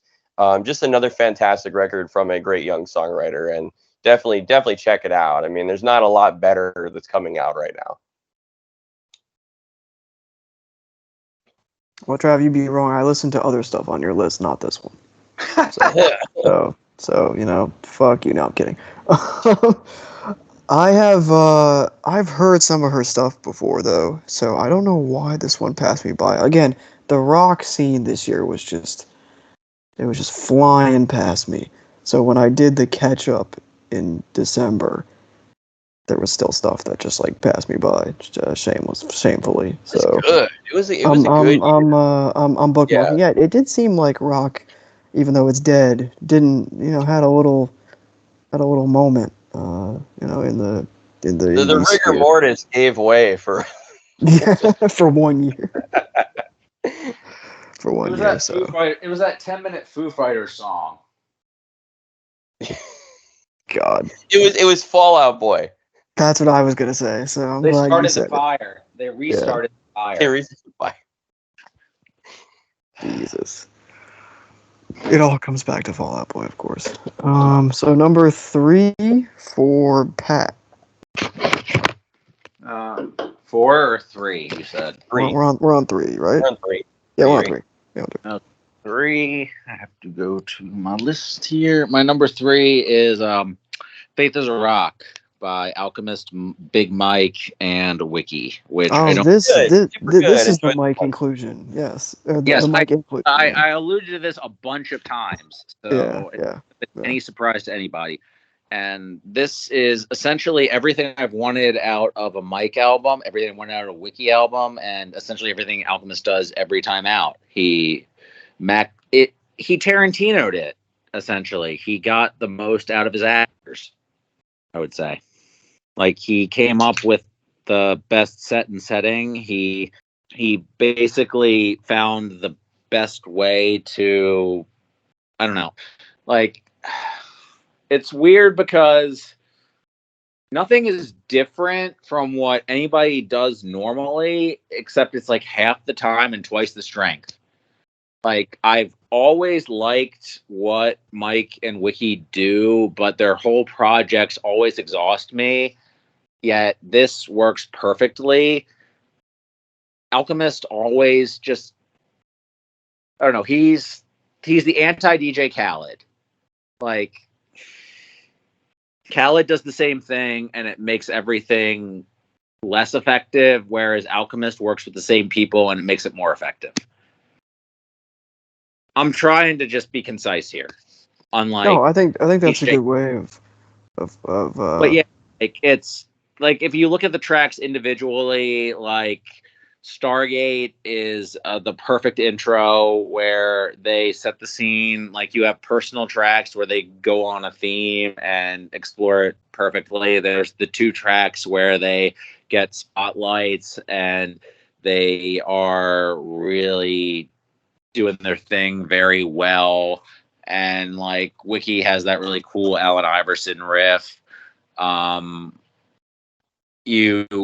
It starts with Wiki, it ends with Mike. Like, I think that these are like the jazzy sort of beats that suit them both the best, but they're not the same sort of, again, it's the same thing I was saying about how it's not the same sort of beats that Alchemist is in the same milieu with everybody. Like, he'll go through phases. Like, in 2012, he was doing like prog rock stuff, and now he's doing like jazz rock stuff. And in 2012, he wasn't giving the same sort of stuff to Currency that he was giving to Bronson. And in 2023, he's not giving the same sort of stuff to Earl that he's giving to Mike and Wiki. Like, he knows what artists need to shine the best. So to say that he's lazy and just pumps the same sort of stuff out means you're not really listening to it. And you're not really listening to lyrics either. So, and it just, I don't know. Like, we've been doing this for 4 hours. It's such a great encapsulation of New York too, which every Wiki album. Well, yeah, that's the thing, is Wiki is like I forget who in the server said this, is that he is the encapsulation of a chopped cheese as a rapper. Yeah, like he's like a sentient chopped cheese. Spit out at you. God, I wish. Was that Sophia? No, who said that? Sophia doesn't know what a chopped cheese is. No, like, that's true. That would be. Like, like, that's not proper Scran, but. No, a good chopped cheese is definitely proper Scran. Let's hold on. I mean, but like, yeah. Like, weird things that they serve in Germany or like True. Europe. Yeah, Europe yeah, like, that wouldn't make the account. That's fair. No. But yeah, like, I just feel like this album is just a distillation of what makes these two work as rappers perfectly together. Like, that in their own individual projects gets a little extended or a little exhausting, but together to 30 minutes, perfectly just encapsulated. With Alchemist just knowing what they sound best over. That's it. Like, it's the same thing as the Blockhead album. It's just somebody who knows how to curating. And just knowing what sounds good, what sounds right for the artist. Sometimes it's simple. And sometimes it's the right emotional palette, too. And sometimes it's what you hear. It's inspirational music. It's victory music. It's like that RealYungPhil album, too. It's like when Wiki, like, sometimes it's just a dude named Patrique telling you that sometimes you smoke too much weed and need to know how to succeed. Really good album. I wish I had more to say, only because I listened to the Mike solo, like, just a lot more. But this is still really good. It's not a... Every Wiki album, he just raps his ass off. Like, I don't really know what people who don't like Wiki want. Like, he just... I mean, no, I get what people don't like about Wiki, though. Like, his voice is unappealing. Like, he can be abrasive a little bit, yeah. Shout out to Aaron, who said that he has an unappealing Southern voice. Interesting. I don't follow. Yeah. I mean, I get that he has an unappealing dialect. Like, if you don't like the way his voice sounds, I get it. Like, if you don't like the way his rapping sounds, I get it.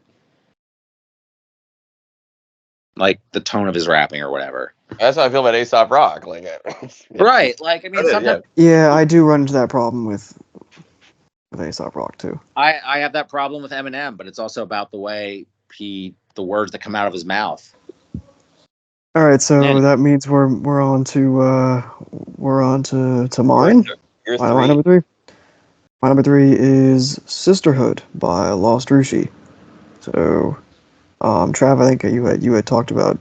I think I sent that your way just as a. Yeah.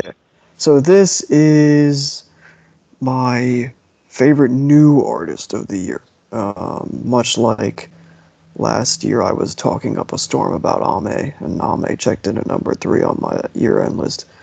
This year, Lostrushi was a new artist that I played the fuck out of. I thought in 2023 that I had kind of seen it all, heard it all, in terms of like digicore, like the darker sigil core, and that those two styles. And then this album managed to fuse them together while also having a lot of late 2010s cloud rap elements to it as well. And it is a gorgeous, melodic, ethereal wall of sound. It's just absolutely wonderful. The melodies on every song are fucking cracked. Like they grabbed me and they have not let me go from the instant that I first heard the album. Not only are the hooks super strong and the melody super strong, but then there's there'll be backing vocals and the layering and the production, and it manages to take two sounds that I would say, in my opinion, are pretty disparate sounds, and combine them together and make it so beautiful and lush and fun and gorgeous to listen to, just sonically. And there's also such a great bounce to it that I think is so unique. So big shout out to Lostrushi. I mean, Infinitude Ouroboros is my favorite song of the year. I have listened to that song religiously. I would say it is an epic, and it's just about almost 6 minutes long, and it is so gorgeous and so.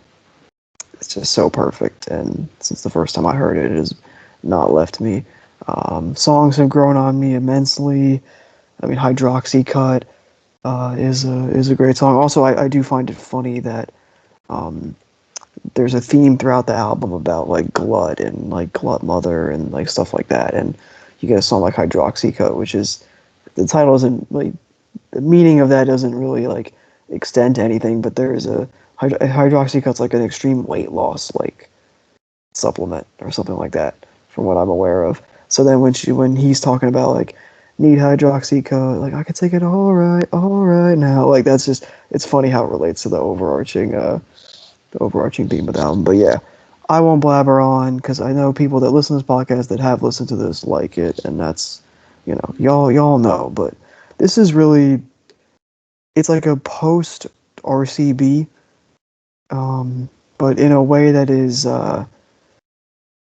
very melodic and really just electric pop music. So big fan. Also, again, not to harp on the comment box, someone said, quote, "Don't compare this shit to Yabujin," to which I reply, yeah, it's actually better. But anyway, great album. Lostrushi Sisterhood, absolutely top 5. I'm glad you put me on at the last second. I heard this today on my break. The beats are the main focus for me. First listen, right? Like, there's only so much you could get from an initial go. Especially because these beats are wonderfully layered, and complex and ethereal. And taking them each apart one at a time, there's all kinds of nice little details, but there's so much that it's one listen. So I'm only going to take in so much. Yeah. Mainly, I appreciated it as more of like this just wash of sound that I found immensely appealing. This is just a really cool era for production, I think. And this is what we talked about with drum and bass earlier. I mean, this is just a very clean, beautiful time to be listening to music. Just all this stuff is like much more so than like 5-10 years ago, where distortion was all the rage. I think a lot of these beats are just fucking liquid. They're just gorgeous and mercurial. And I really enjoyed listening to that. Vocally, I thought it was extremely pleasant in terms of like the melody choices, vocal melodies. I'll be honest, like 2/3 of the way through the album, I'm like, I have not understood a single lyric. I'm like, Not one. Okay. The first time I listened to it, I had the exact, very similar sensation, which is not like an uncommon one, I would say, within the sound, but more and more because of the repetition, I've like parsed through a lot of them. So now I have like a decent idea with most of the songs, like, because a lot of the lyrics there's a repetition to them, like in a song basis. Like a song like "Take Me Back," for example. I think the hook is actually like quite discernible. I just had to listen to it more often, and so now I think that song is beautiful, but it's not like it's not there. But yeah, sorry to steamroll your point there, Trev. I'm looking over the Sigil Core album art here on this art. You're going down that rabbit. Yes. They're all wonderful, but my favorite is definitely Fluttershy just taking a fucking massive bong rip. This is a great cover. This is great art. Yes. God damn it! Why am I looking this shit up? Why am I? Damn. You know what's it? Have you heard great. Trav? Have you heard Blackheart, the Rodeo Glow Why album? are you making me look this shit up? It's so fucking funny, man. These are great album covers. Like, legitimately, this is. I like it when genres consistently have great album art. They're committing to the bit. I give them that. I mean, but the thing that I think I hear on your point, Trav, and to loop it back to this album, the thing that makes this album, I think, stand out in the general sphere is a lot. Sigilcore, before it was even called Sigilcore, it was just used to be called Dark Trap back in the day. It used to not be called anything specific. But when a lot of these artists like started out years ago, in like 2020, 2019, 2018, whatever, it was the like darkest shit you ever heard type thing. Mm-hmm. Now you have Lostrushi taking this poppiness in like the digicore sound that exploded a few years ago, and merging it with the murkiness and the darkness, and putting these two textures together and making like gorgeous music out of it, which is another thing that really draws me to it, because it's something that I didn't anticipate within like that these two genres could just like collide, and just the mismatch could work so well. So I always like being surprised by an album, and that's how I felt about the about Sisterhood. Yeah. Yeah, it's beautiful production. It reminds me of like the Good Record or like something by like White Armor or something, where it's just like gorgeous, ethereal trap rap. And it's like just walls of sound, you know. It's beautiful. Yeah. Yeah. So that was the appeal for me. Yeah, it reminded me of something like that mixed with like something like High C, like post High C, in a way. But yeah, so for internet rap fans, this was like I'm sure a favorite for a bunch of y'all. So, yeah, we ride. So that was my number 3. But I'll recommend Trav. Look, you were looking at such a core album art. You should listen to Black Heart by Rodeo Glow, which came out a few years ago. That's a I would say a really good example of like the darker side of such a core, while also having a little bit of like poppiness sprinkled in there. Cool. So yeah, I think we're on to your number 3 though. Me? Okay. My number 3 is I want to say I'm not gonna say he's dad music yet, but he's going there. He's heading there. He's getting to that point. My favorite rock record of the year, Jeff Rosenstock, Hell Mode. Yes. Fucking love this record, man. I got on late with Jeff. I have a fair amount to say about him, but I got on with Worry in 2016. I still say that Worry, if you've not heard Worry, is one of the great statements in the genre of the last like 10 years.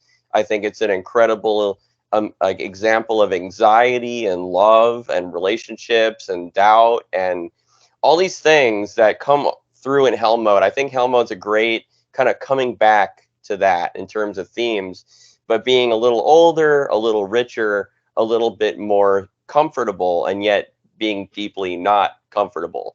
And really the budget in terms of his music and the expectations, he's doing a little better each time monetarily, and yet the stuff that he's dealing with is kind of still the same. He's got a little bigger budget, but still got the same concerns. And with Hell Mode, you have, I think I would say this is probably the closest to being a power pop record. This is probably the most comfortable I've been listening to his music, because usually he's got a little ska, a little bit of like garage punk, a little ska punk. And here there's tastes of these different genres, but this is like definitely a very big and expansive power pop record that has a lot of different ideas and wonderfully like creative arrangements, more so than anything he's done before. And I think that is for the most part to the positive. I love watching him grow. I think in many ways this is either his best or second best record, which is saying a lot. The praise has definitely been there for this record. It's one of the most acclaimed records of the year, let alone in rock. And just the sweep of this fucking album. The first 2 songs alone, they come together as one song, and it is just like a fucking flood knocking you over from the start. It's like one hit after another. Then it slows down. His albums never slow down. Like usually he doesn't do ballads, but this album is one of the few where he really takes a moment to breathe.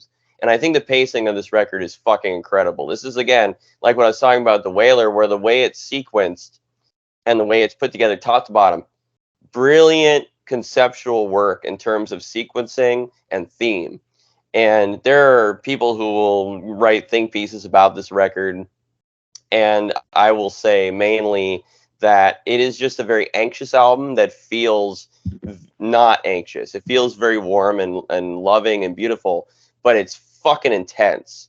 And that's just him. Like, he's just one of those people who can never be at peace. And you can feel it in the music somewhere. So no matter how like expansive and high budget this thing gets, this is a very bright record compared to some of his previous work.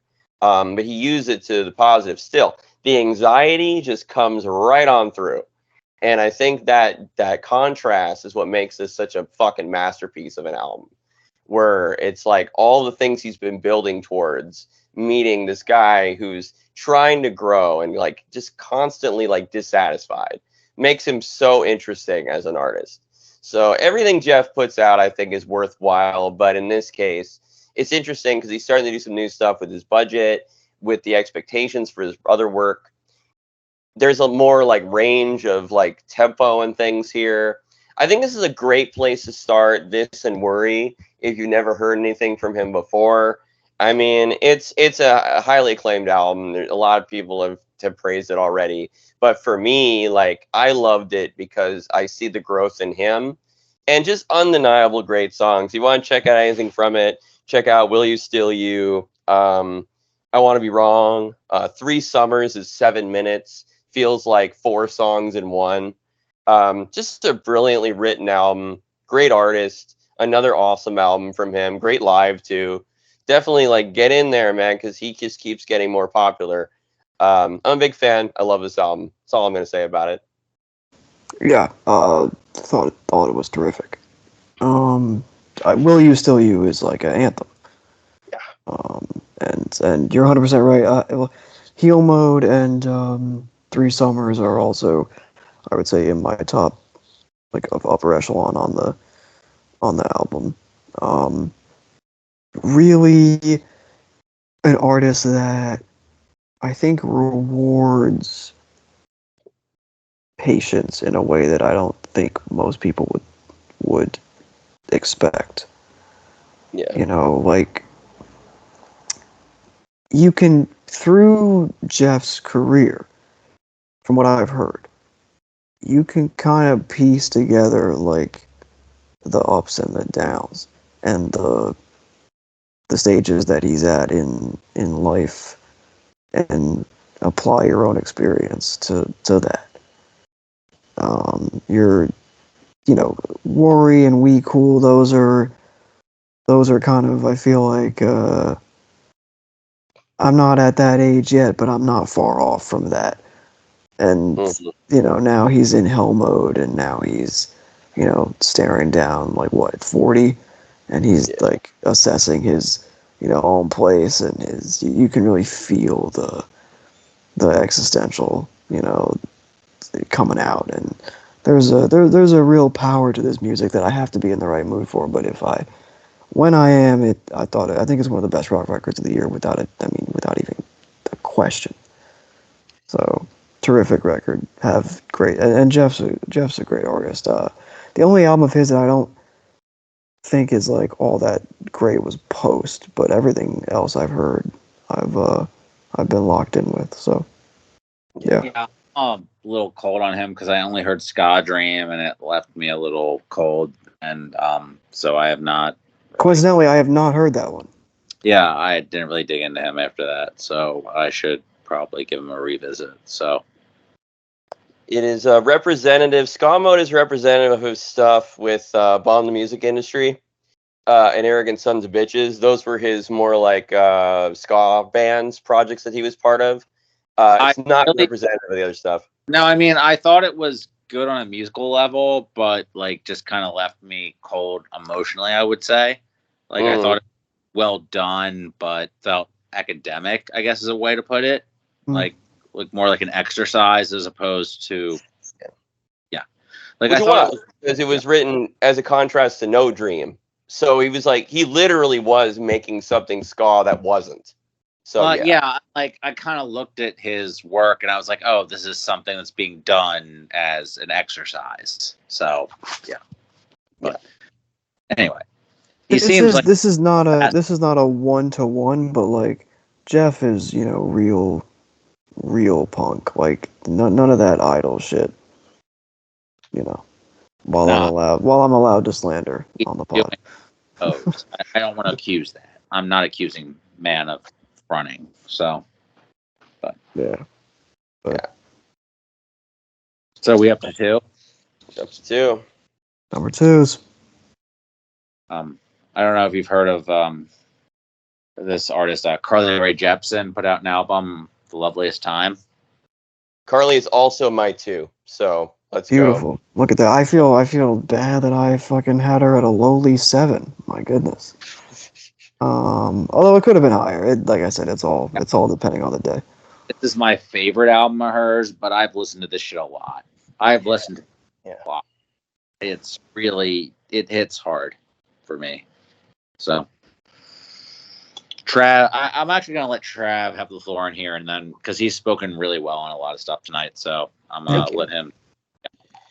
Let me look at the track listing real quick, because I want to know what's on this one. I liked The Loneliest Time. I did not love The Loneliest Time, but what I liked from it was amazing. And one thing I think that's really incredible about The Loveliest Time, I'm not even going to call it the B album. It's not a fucking B album. This is a fucking incredible, finished work of art from one of the best pop artists going today. Period. I'm not going to hear a B. So weird, like, it's like, I really feel like she fucking fainted us on this. Like, she, like, yeah, The Loneliest Time, like, I think I have that, like, at an 8, because I think I was just giving her the benefit of the doubt, because I'm like, this is well crafted, I'm gonna come back to this, like, I'm gonna give you the benefit, like, I liked it, I listened to it, I'm like, this is cool, like, I'll just give it the benefit. Then I listened to The Loveliest Time, I'm like, holy shit, you kept this in your pocket? This ain't a B album. No. This is not a fucking B album. This is, I think, from a production standpoint, I'll say it. I think Carly's better than her production a lot of the time. And what I mean by that is that I think her, in terms of her songwriting and her personality and her vocal melodies, I think usually stand above the instrumental choices for me. As someone who's a fan of her music, I think that she gets good production, sometimes amazing production, but this fucking album, the whole thing is just stacked with great drums. I mean, just from the start, Anything to Be With You has such fantastic clattering, weird, interesting drums that she's never had. I have a question. Actually, I'm going to cut you off real quick. I'm going to let you finish. I'm going to cut you off real quick. How do you feel about Never Over? Starting off with that. How do you feel about Never Over, Never Over? Because people get real divisive about that. It slaps. Fuck anyone. I love that. Yeah, it's great. How do you feel that? Yeah. Because I think that's like a fucking flypaper. It's amazing. Yeah. Like, shout out to Bonafide, but you're a fucking hater as always. That's a fucking heater to, like, lead your album off with. Yeah, I mean, I just hear those fucking drums, and I just am thrust into a place with her I feel like I've never been. And I think that this is her most creative album, production-wise. I could go through any of these songs, and they're just endlessly interesting, production-wise. And I think that's the cutting edge for this album. That's the X factor, is that these beats are great, more so than even like some of her vocal choices. I think vocally she's really good here, but I think her ear is great. It's like the best it's ever been. I'm not saying that she has choruses consistently as good as Run Away With Me on here, but every song is well produced to the very end. I don't care. Weekend Love has like these wonderful like fluty mellotron sounds. The psychedelia there, Put It to Rest. Oh my god! Like, I mean, that is. Put It to Rest is a Charlie song. That's amazing. Like, Put It to Rest is a Charlie song. But I mean, she does she does genre she's never done before on here. She does Prince songs on here. She the thing about this album that's amazing is she does like 5 or 6 different genres. She makes them cohere. Like, this is. Thing is, it is a B-sides album, but she makes it an A album. Yeah, because every one of them is a banger. Like, any of these songs would be like top tier on her other albums. Like, they would. And yeah, it's also a companion album because she made a breakup album, and then she made this sounds so fucking corny, like a makeup album. She made like an album where she found she made an album where she broke up with somebody, and then she made an album where she found happiness. Yeah, there's swagger on this album. Yeah, it's so fucking like the way this album set. Like, there's no happier album opening than Never Over, Never. Like, I don't get why people don't think that's like the happiest fucking best opening to an album. Like, I don't get why people don't think that sounds so fucking cool. Like, I love this fucking album so much. Psychedelic Switch. in a year with, but I can't even get into all the house music I love this year. I joke about it being my Molly year, but it coincided with so much wonderful dance music. I mean, you took so much Molly. Did you take Molly when yelled, "This Every is day. for my weekend lovers"? Psychedelic Switch. I did. I listened to it. Well, that's not what that song was, but I mean, Crazy. it's completely different. Psychedelic Song. Switch is unbelievable. I think that's a top 5 from her. I mean, yeah, that's a complete. Yeah, that was a great genre switch. Like, yeah, that was a really cool like baseline for her to go over. I wish she'd do more of it, but I don't, because I'm not going to question her.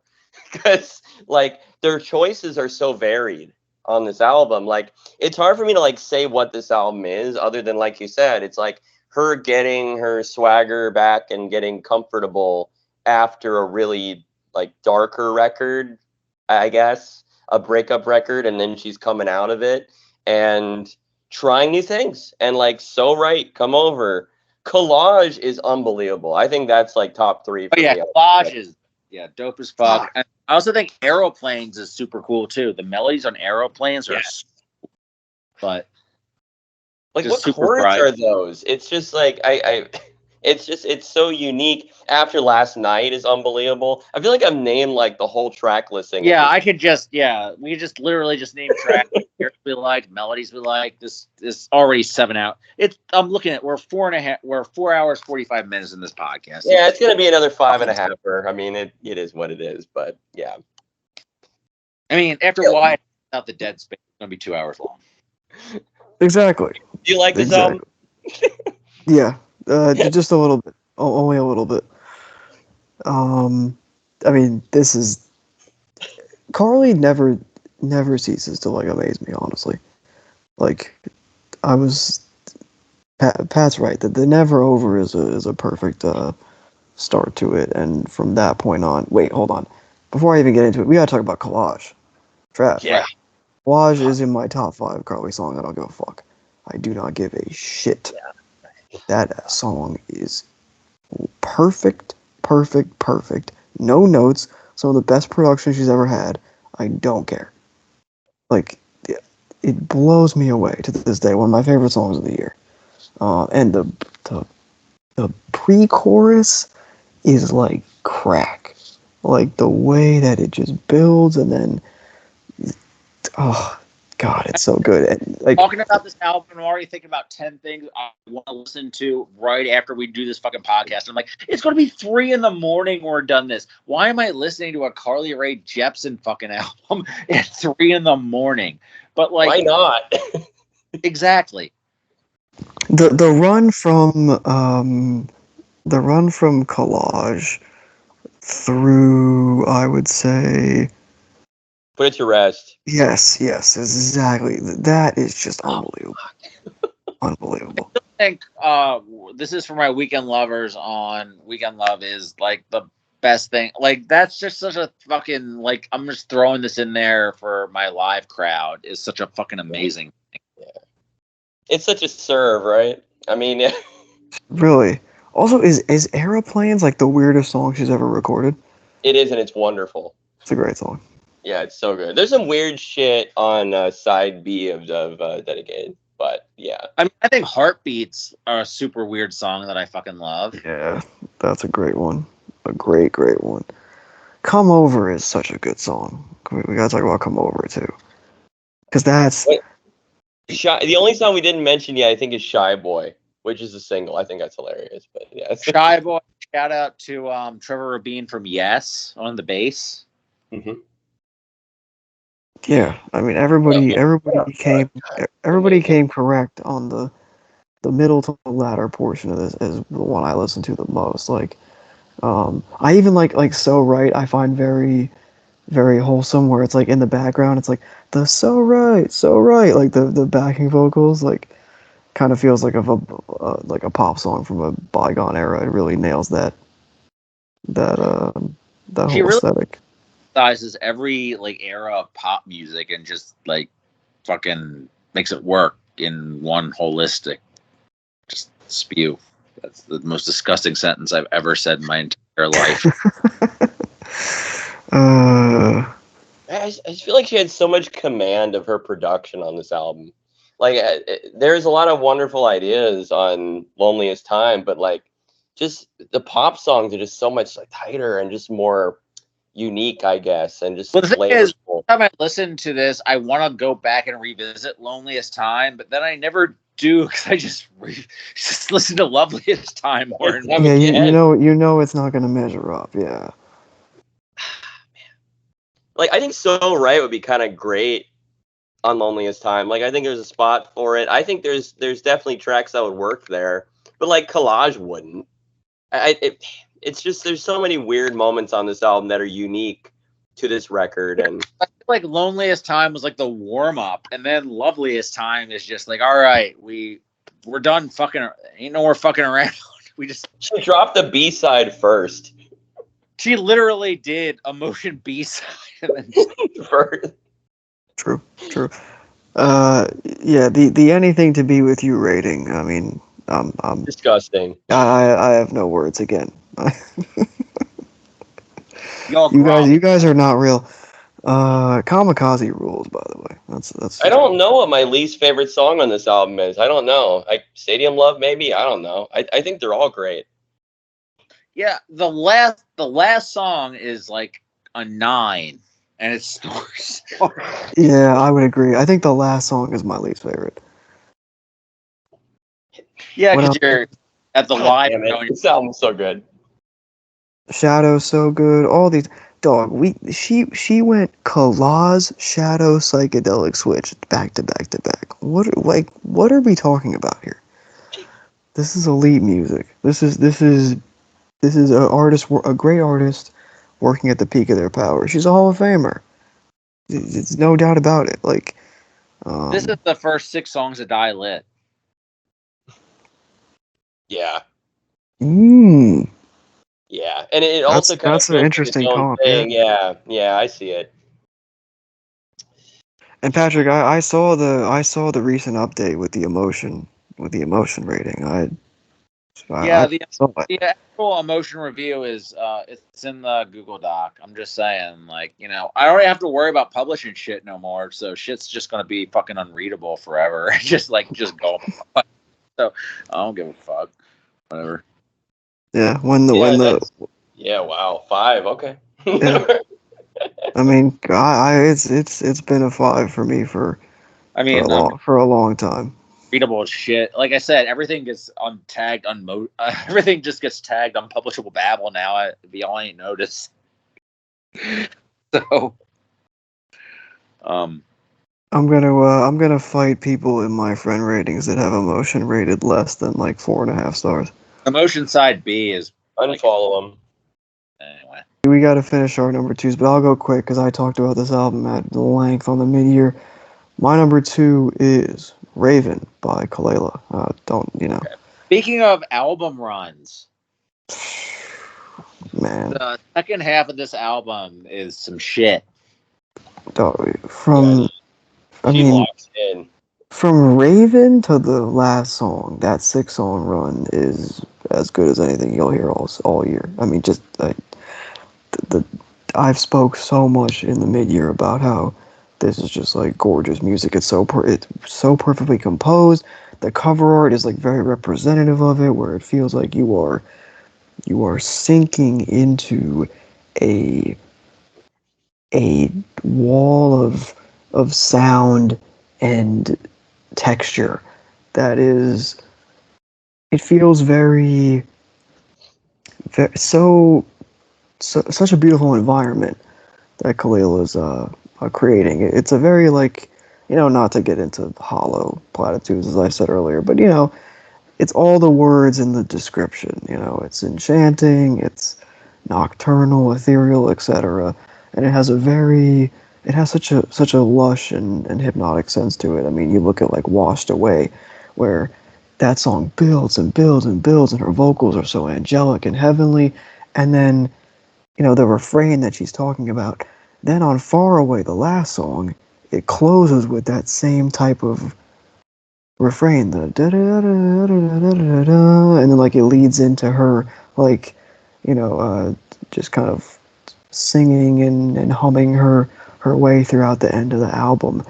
It's such a beautiful story and a beautiful dismount that, has something that I've appreciated more and more as the album goes on, as I've listened to this album, countless times. I mean, what is there to say about the best songs on here? Contact is the best thing that, was never produced by Burial in 2007.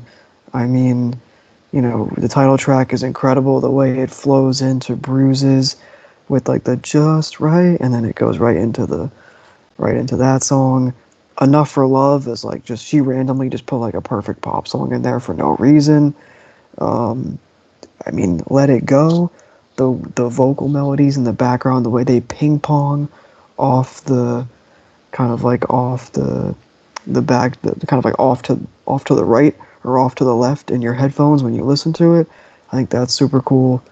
I just have nothing but amazing things to say about this album. It's a testament to my number one that this album isn't number one, but it is number two. It's a tremendous album. I think it will be, to me, it's going to be a personal classic.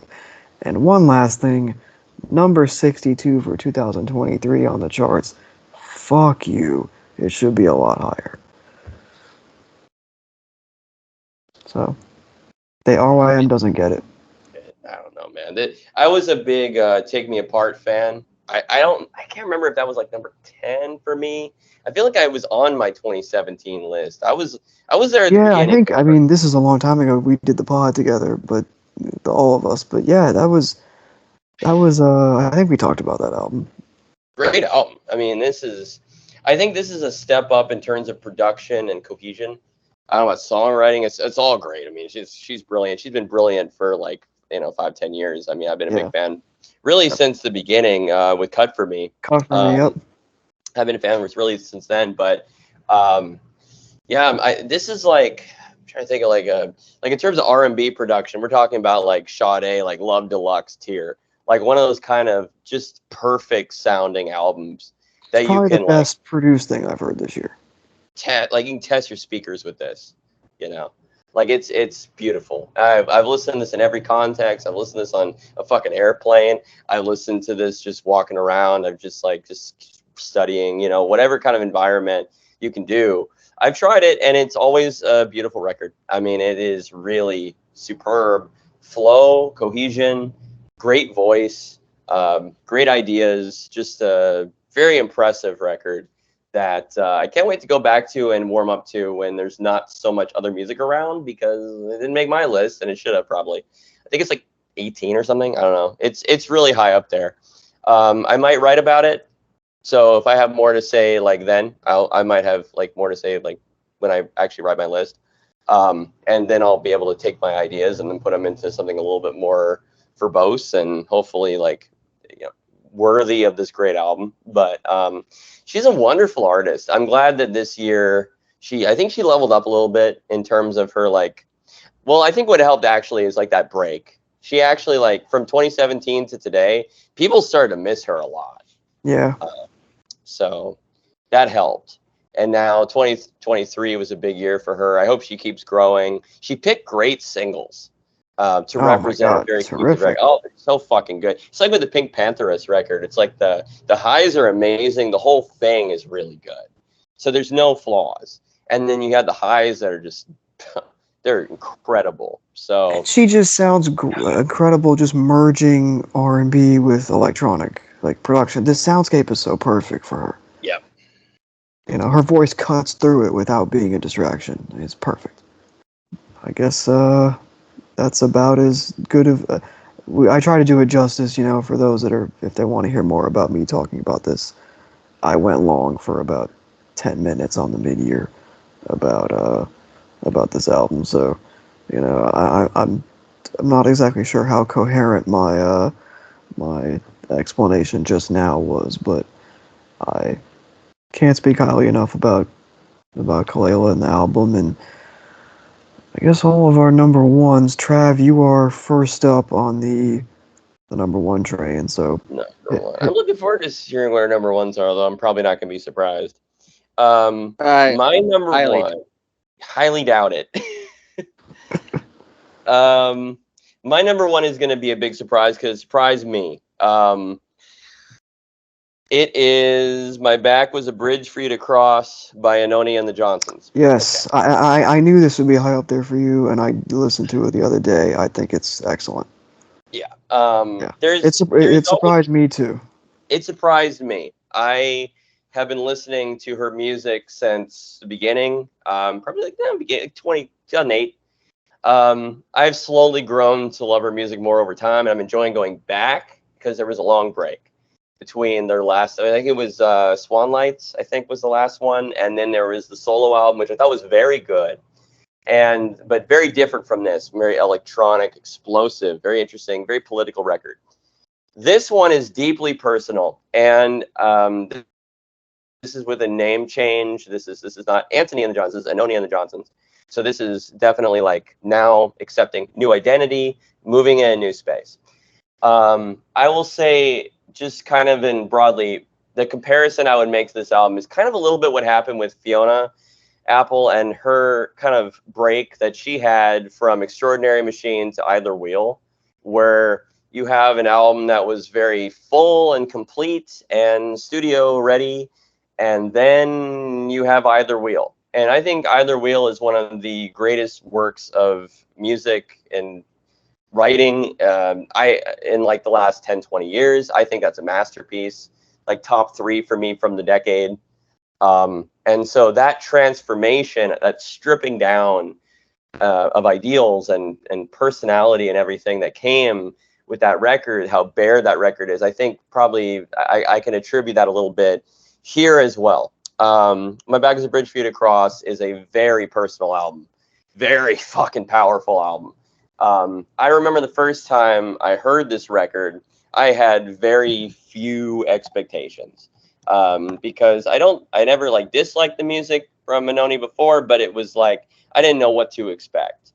And this album just slapped me in the face, because It Must Change is one of those songs when it opens up the album, I had to stop everything I was doing. I was like at a diner or something, and I just like was eating. I just had to stop. Everything I was doing, I was like listening to the music, and it's so repetitive in a trance-like, powerful way. And the album does that a lot. It locks into great refrains, great lyrics, very blunt lyricism.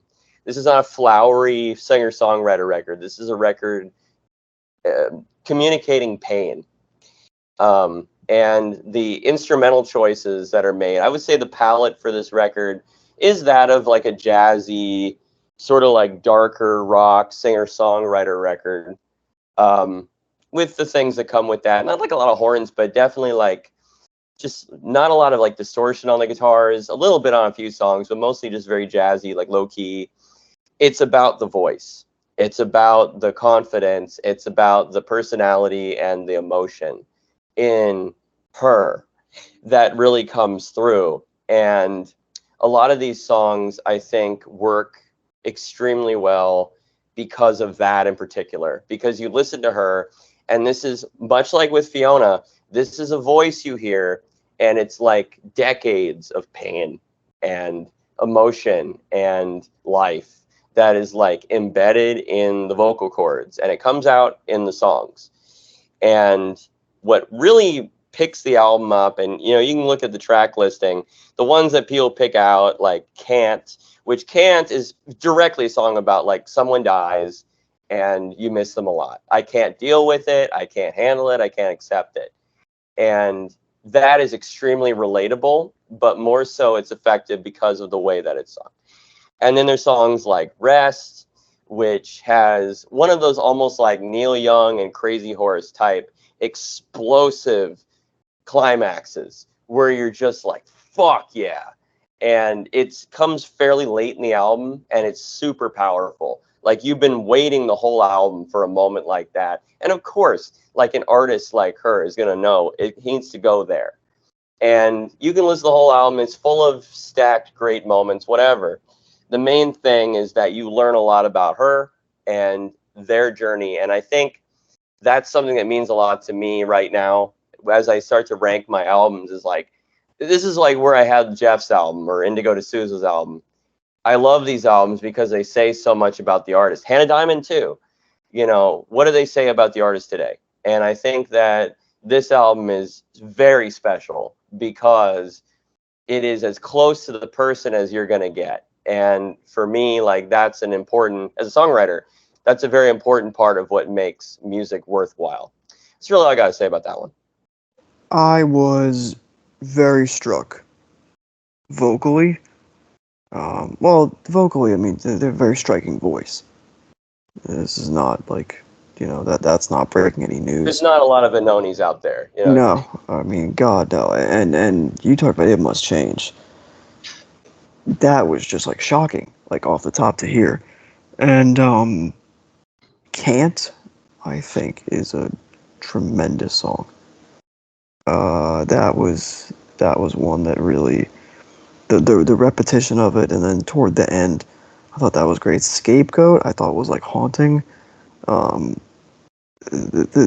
whole experience of it was I think haunting is the right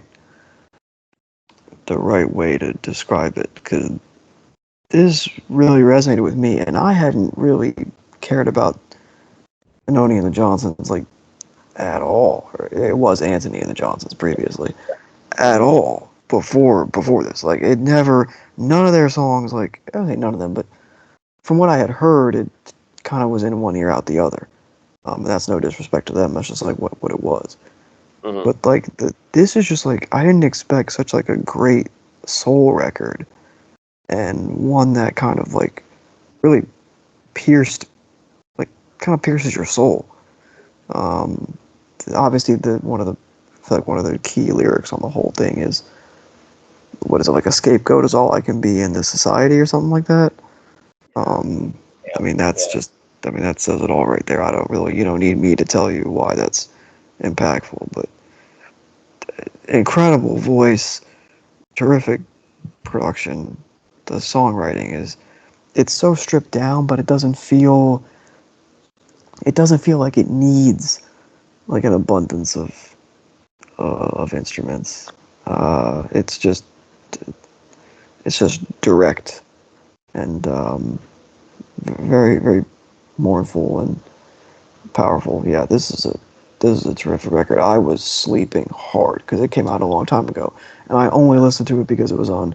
You sent it to me, Trav. Well, that's part of your list. That was a mistake on my part that I've only heard it the one time, but I ran back It Must Change and Can't both.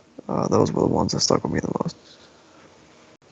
I'll probably write about one of those songs at length, but like, there's no pose, I guess, is what I would say about this album, right? Like, it's not trying to fit. It's just like real, I guess.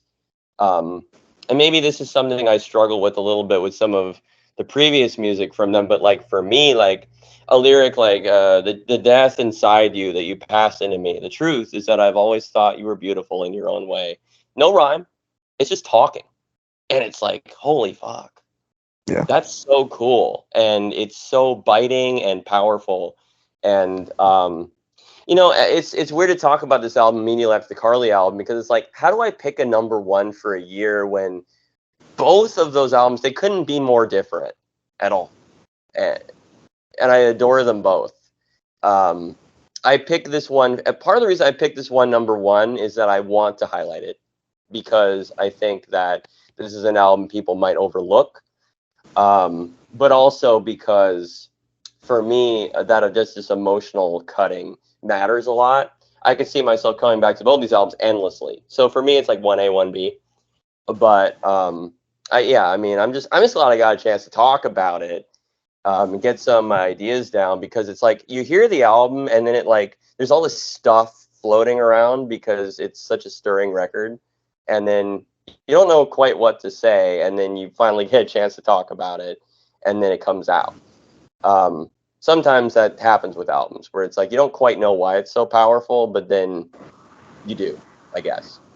So yeah, without taking up all the time, that's my number one. I'm glad it's my number one. and I'm surprised it's my number one, and that's a good thing, I think. Yeah, no, I mean it's I was very, again, just moved is the wrong word at this point, but it is overused. But I was extremely moved.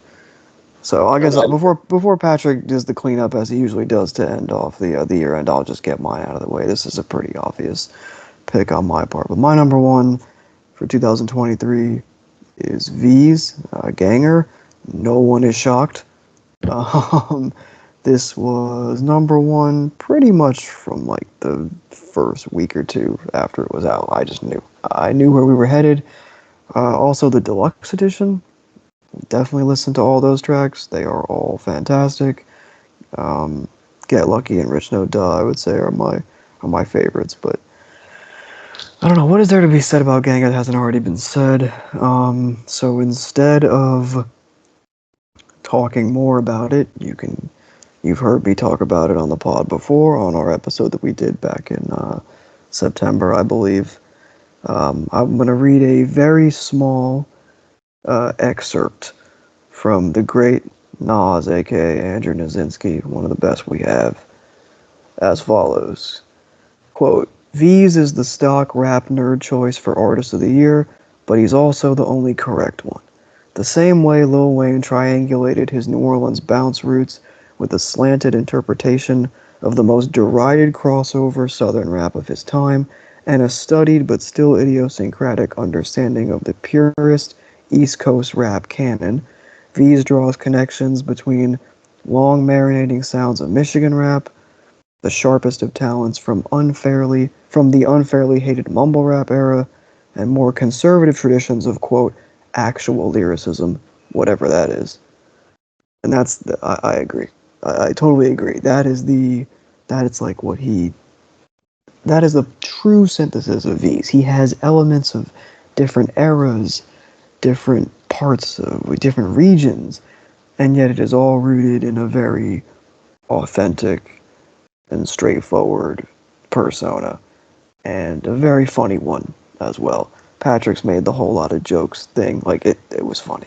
But yeah, this is like kind of what I want. It's just what I want a rap album. It's just I haven't had an album number one in a while that was just like a straight ahead, great rapping ass album. Like, it's been a while, years, I think, and I know like every line on this, so it would be foolish to even pick out my favorites. But yeah, this is what I want, and I'll use this as a time to talk about. In October, I saw him live, and it was the first show on this massive tour promoting the album, and it was a terrific experience. Like, I had just an incredible time, and everybody at that show packed to the gills, this venue, and everybody at that show seemed like a true fan, whether they had been recently converted or they had known him for years. They seemed, every single word rapped along, the whole crowd, nobody like dicking around on their phones, everybody like just locked in, absorbing the moment. And you could tell on stage. I have some videos of him, like, you know, really soaking it up all in during the performances of some of the songs, as we all rapped his songs to him as he egged us on. That's just one of my favorite moments the entire year, was that concert. It made me feel so lucky that I was able to experience that. And, you know, even though it was a simple, I don't know, hour and a half show, it just, in that moment, like, nothing else mattered. And I'm so glad that I went, and I'm so glad that I've had this album, which has been one of the soundtracks to my life since it came out. So, yeah, it's my number one. Beautifully put. Thank you. My number one is I'm cheating, as one of our co-hosts did throughout this episode on one of his entries. Travis, I'm sorry. My number one is a tie between super predictable, the Arm & Hammer, We Buy Diabetic Test Strips, and Billy Woods Maps, Billy Woods Kenny Siegel Maps. And I had a whole thesis here, and I'm going to recite lyrics and hopefully not butcher them like I did previously, because I want to make a statement about how Billy Woods is an amazing rapper, and I hope I make this statement well. I apologize if I don't, because Billy Woods is incredible. So, hope I do this well. So, he has two lyrics I want to state now. One of them is on the Arm & Hammer song, and I apologize for citing Genius here, because Genius are garbage culture vultures, but they provide a service much like Amazon does. This is on the song Empire Boulevard by Arm & Hammer. Actually, cites Rap Genius on the verse. SMH, Rap Genius, improbable readings, yet the God's penis left her docile. Out the ashes, a black penis, my casket coupled together, but I'm not stopping till the speakers wobble, till the edifice topple, till the best they got grovel, followed into the precipice, said, show me God's got you now, showed him the nozzle, not too proud to run from a squabble, middle of the desert, drop the demos and watch them through atomic goggles, smiling to the bitter finish, warm Guinness out the bottle, out of business, my black-owned business model, picked a tackle in the first round just to block you on all platforms.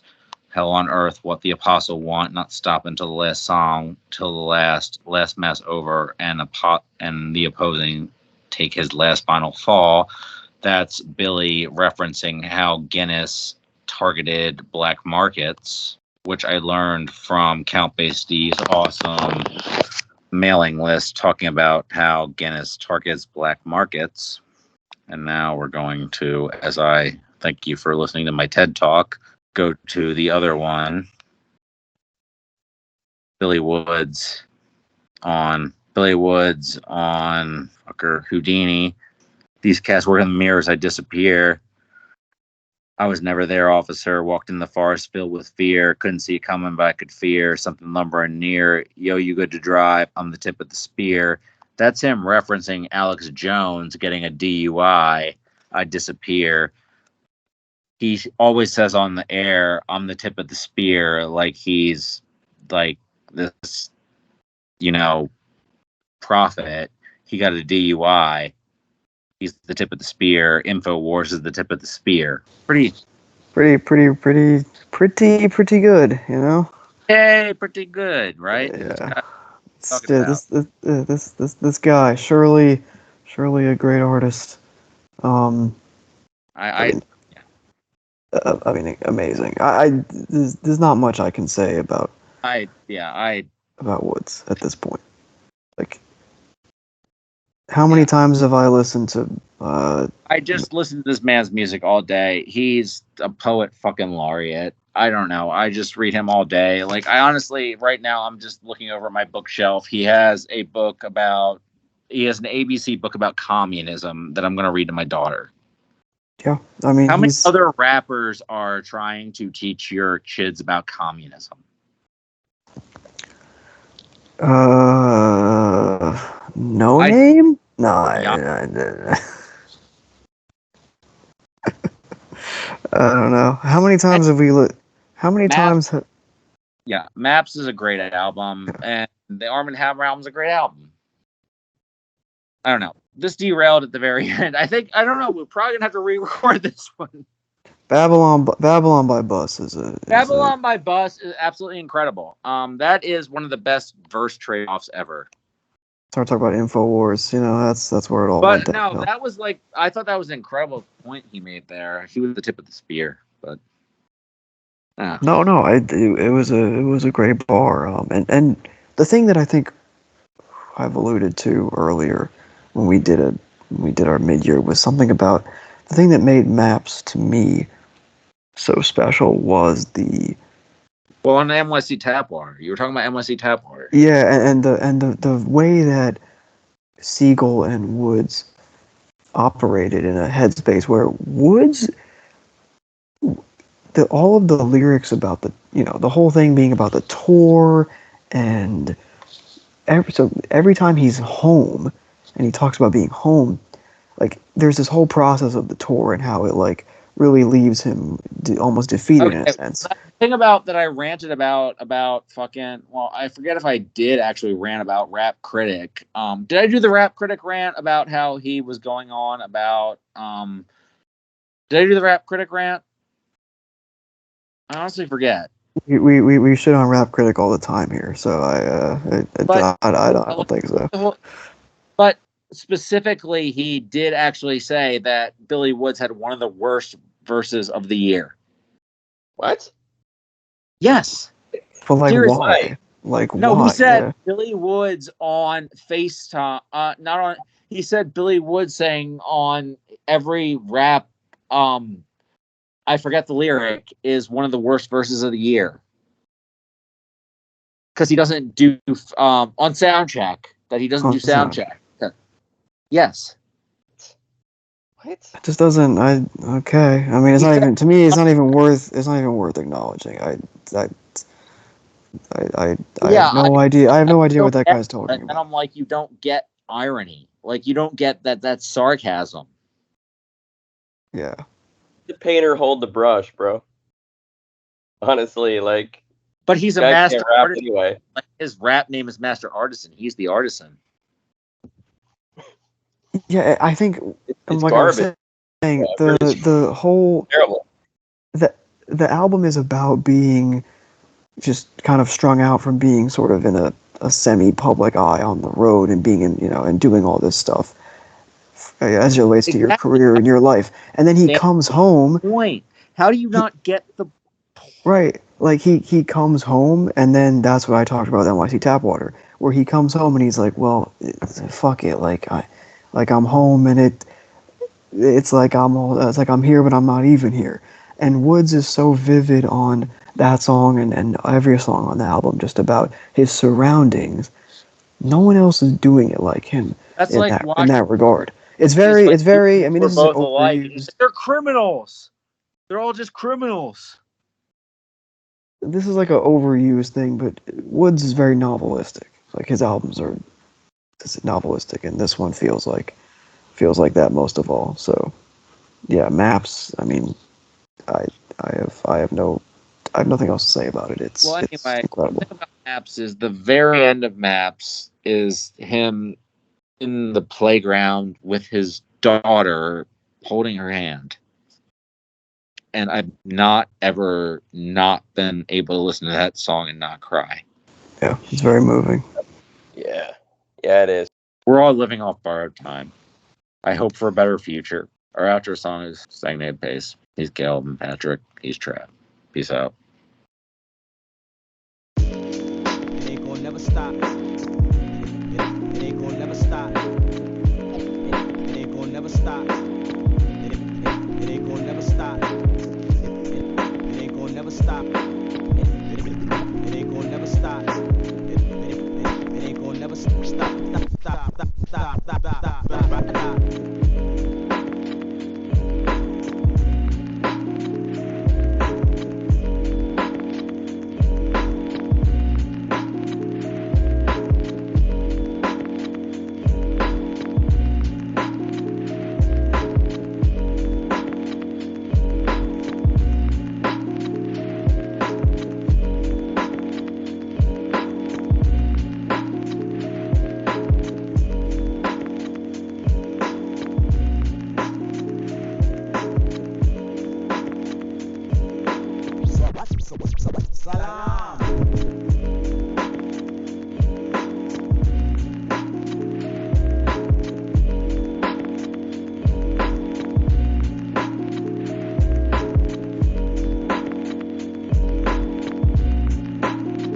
Time will tell. Time is yet to be conquered by man. But when the time is right, perhaps the greatest revelation of all time will dawn upon us.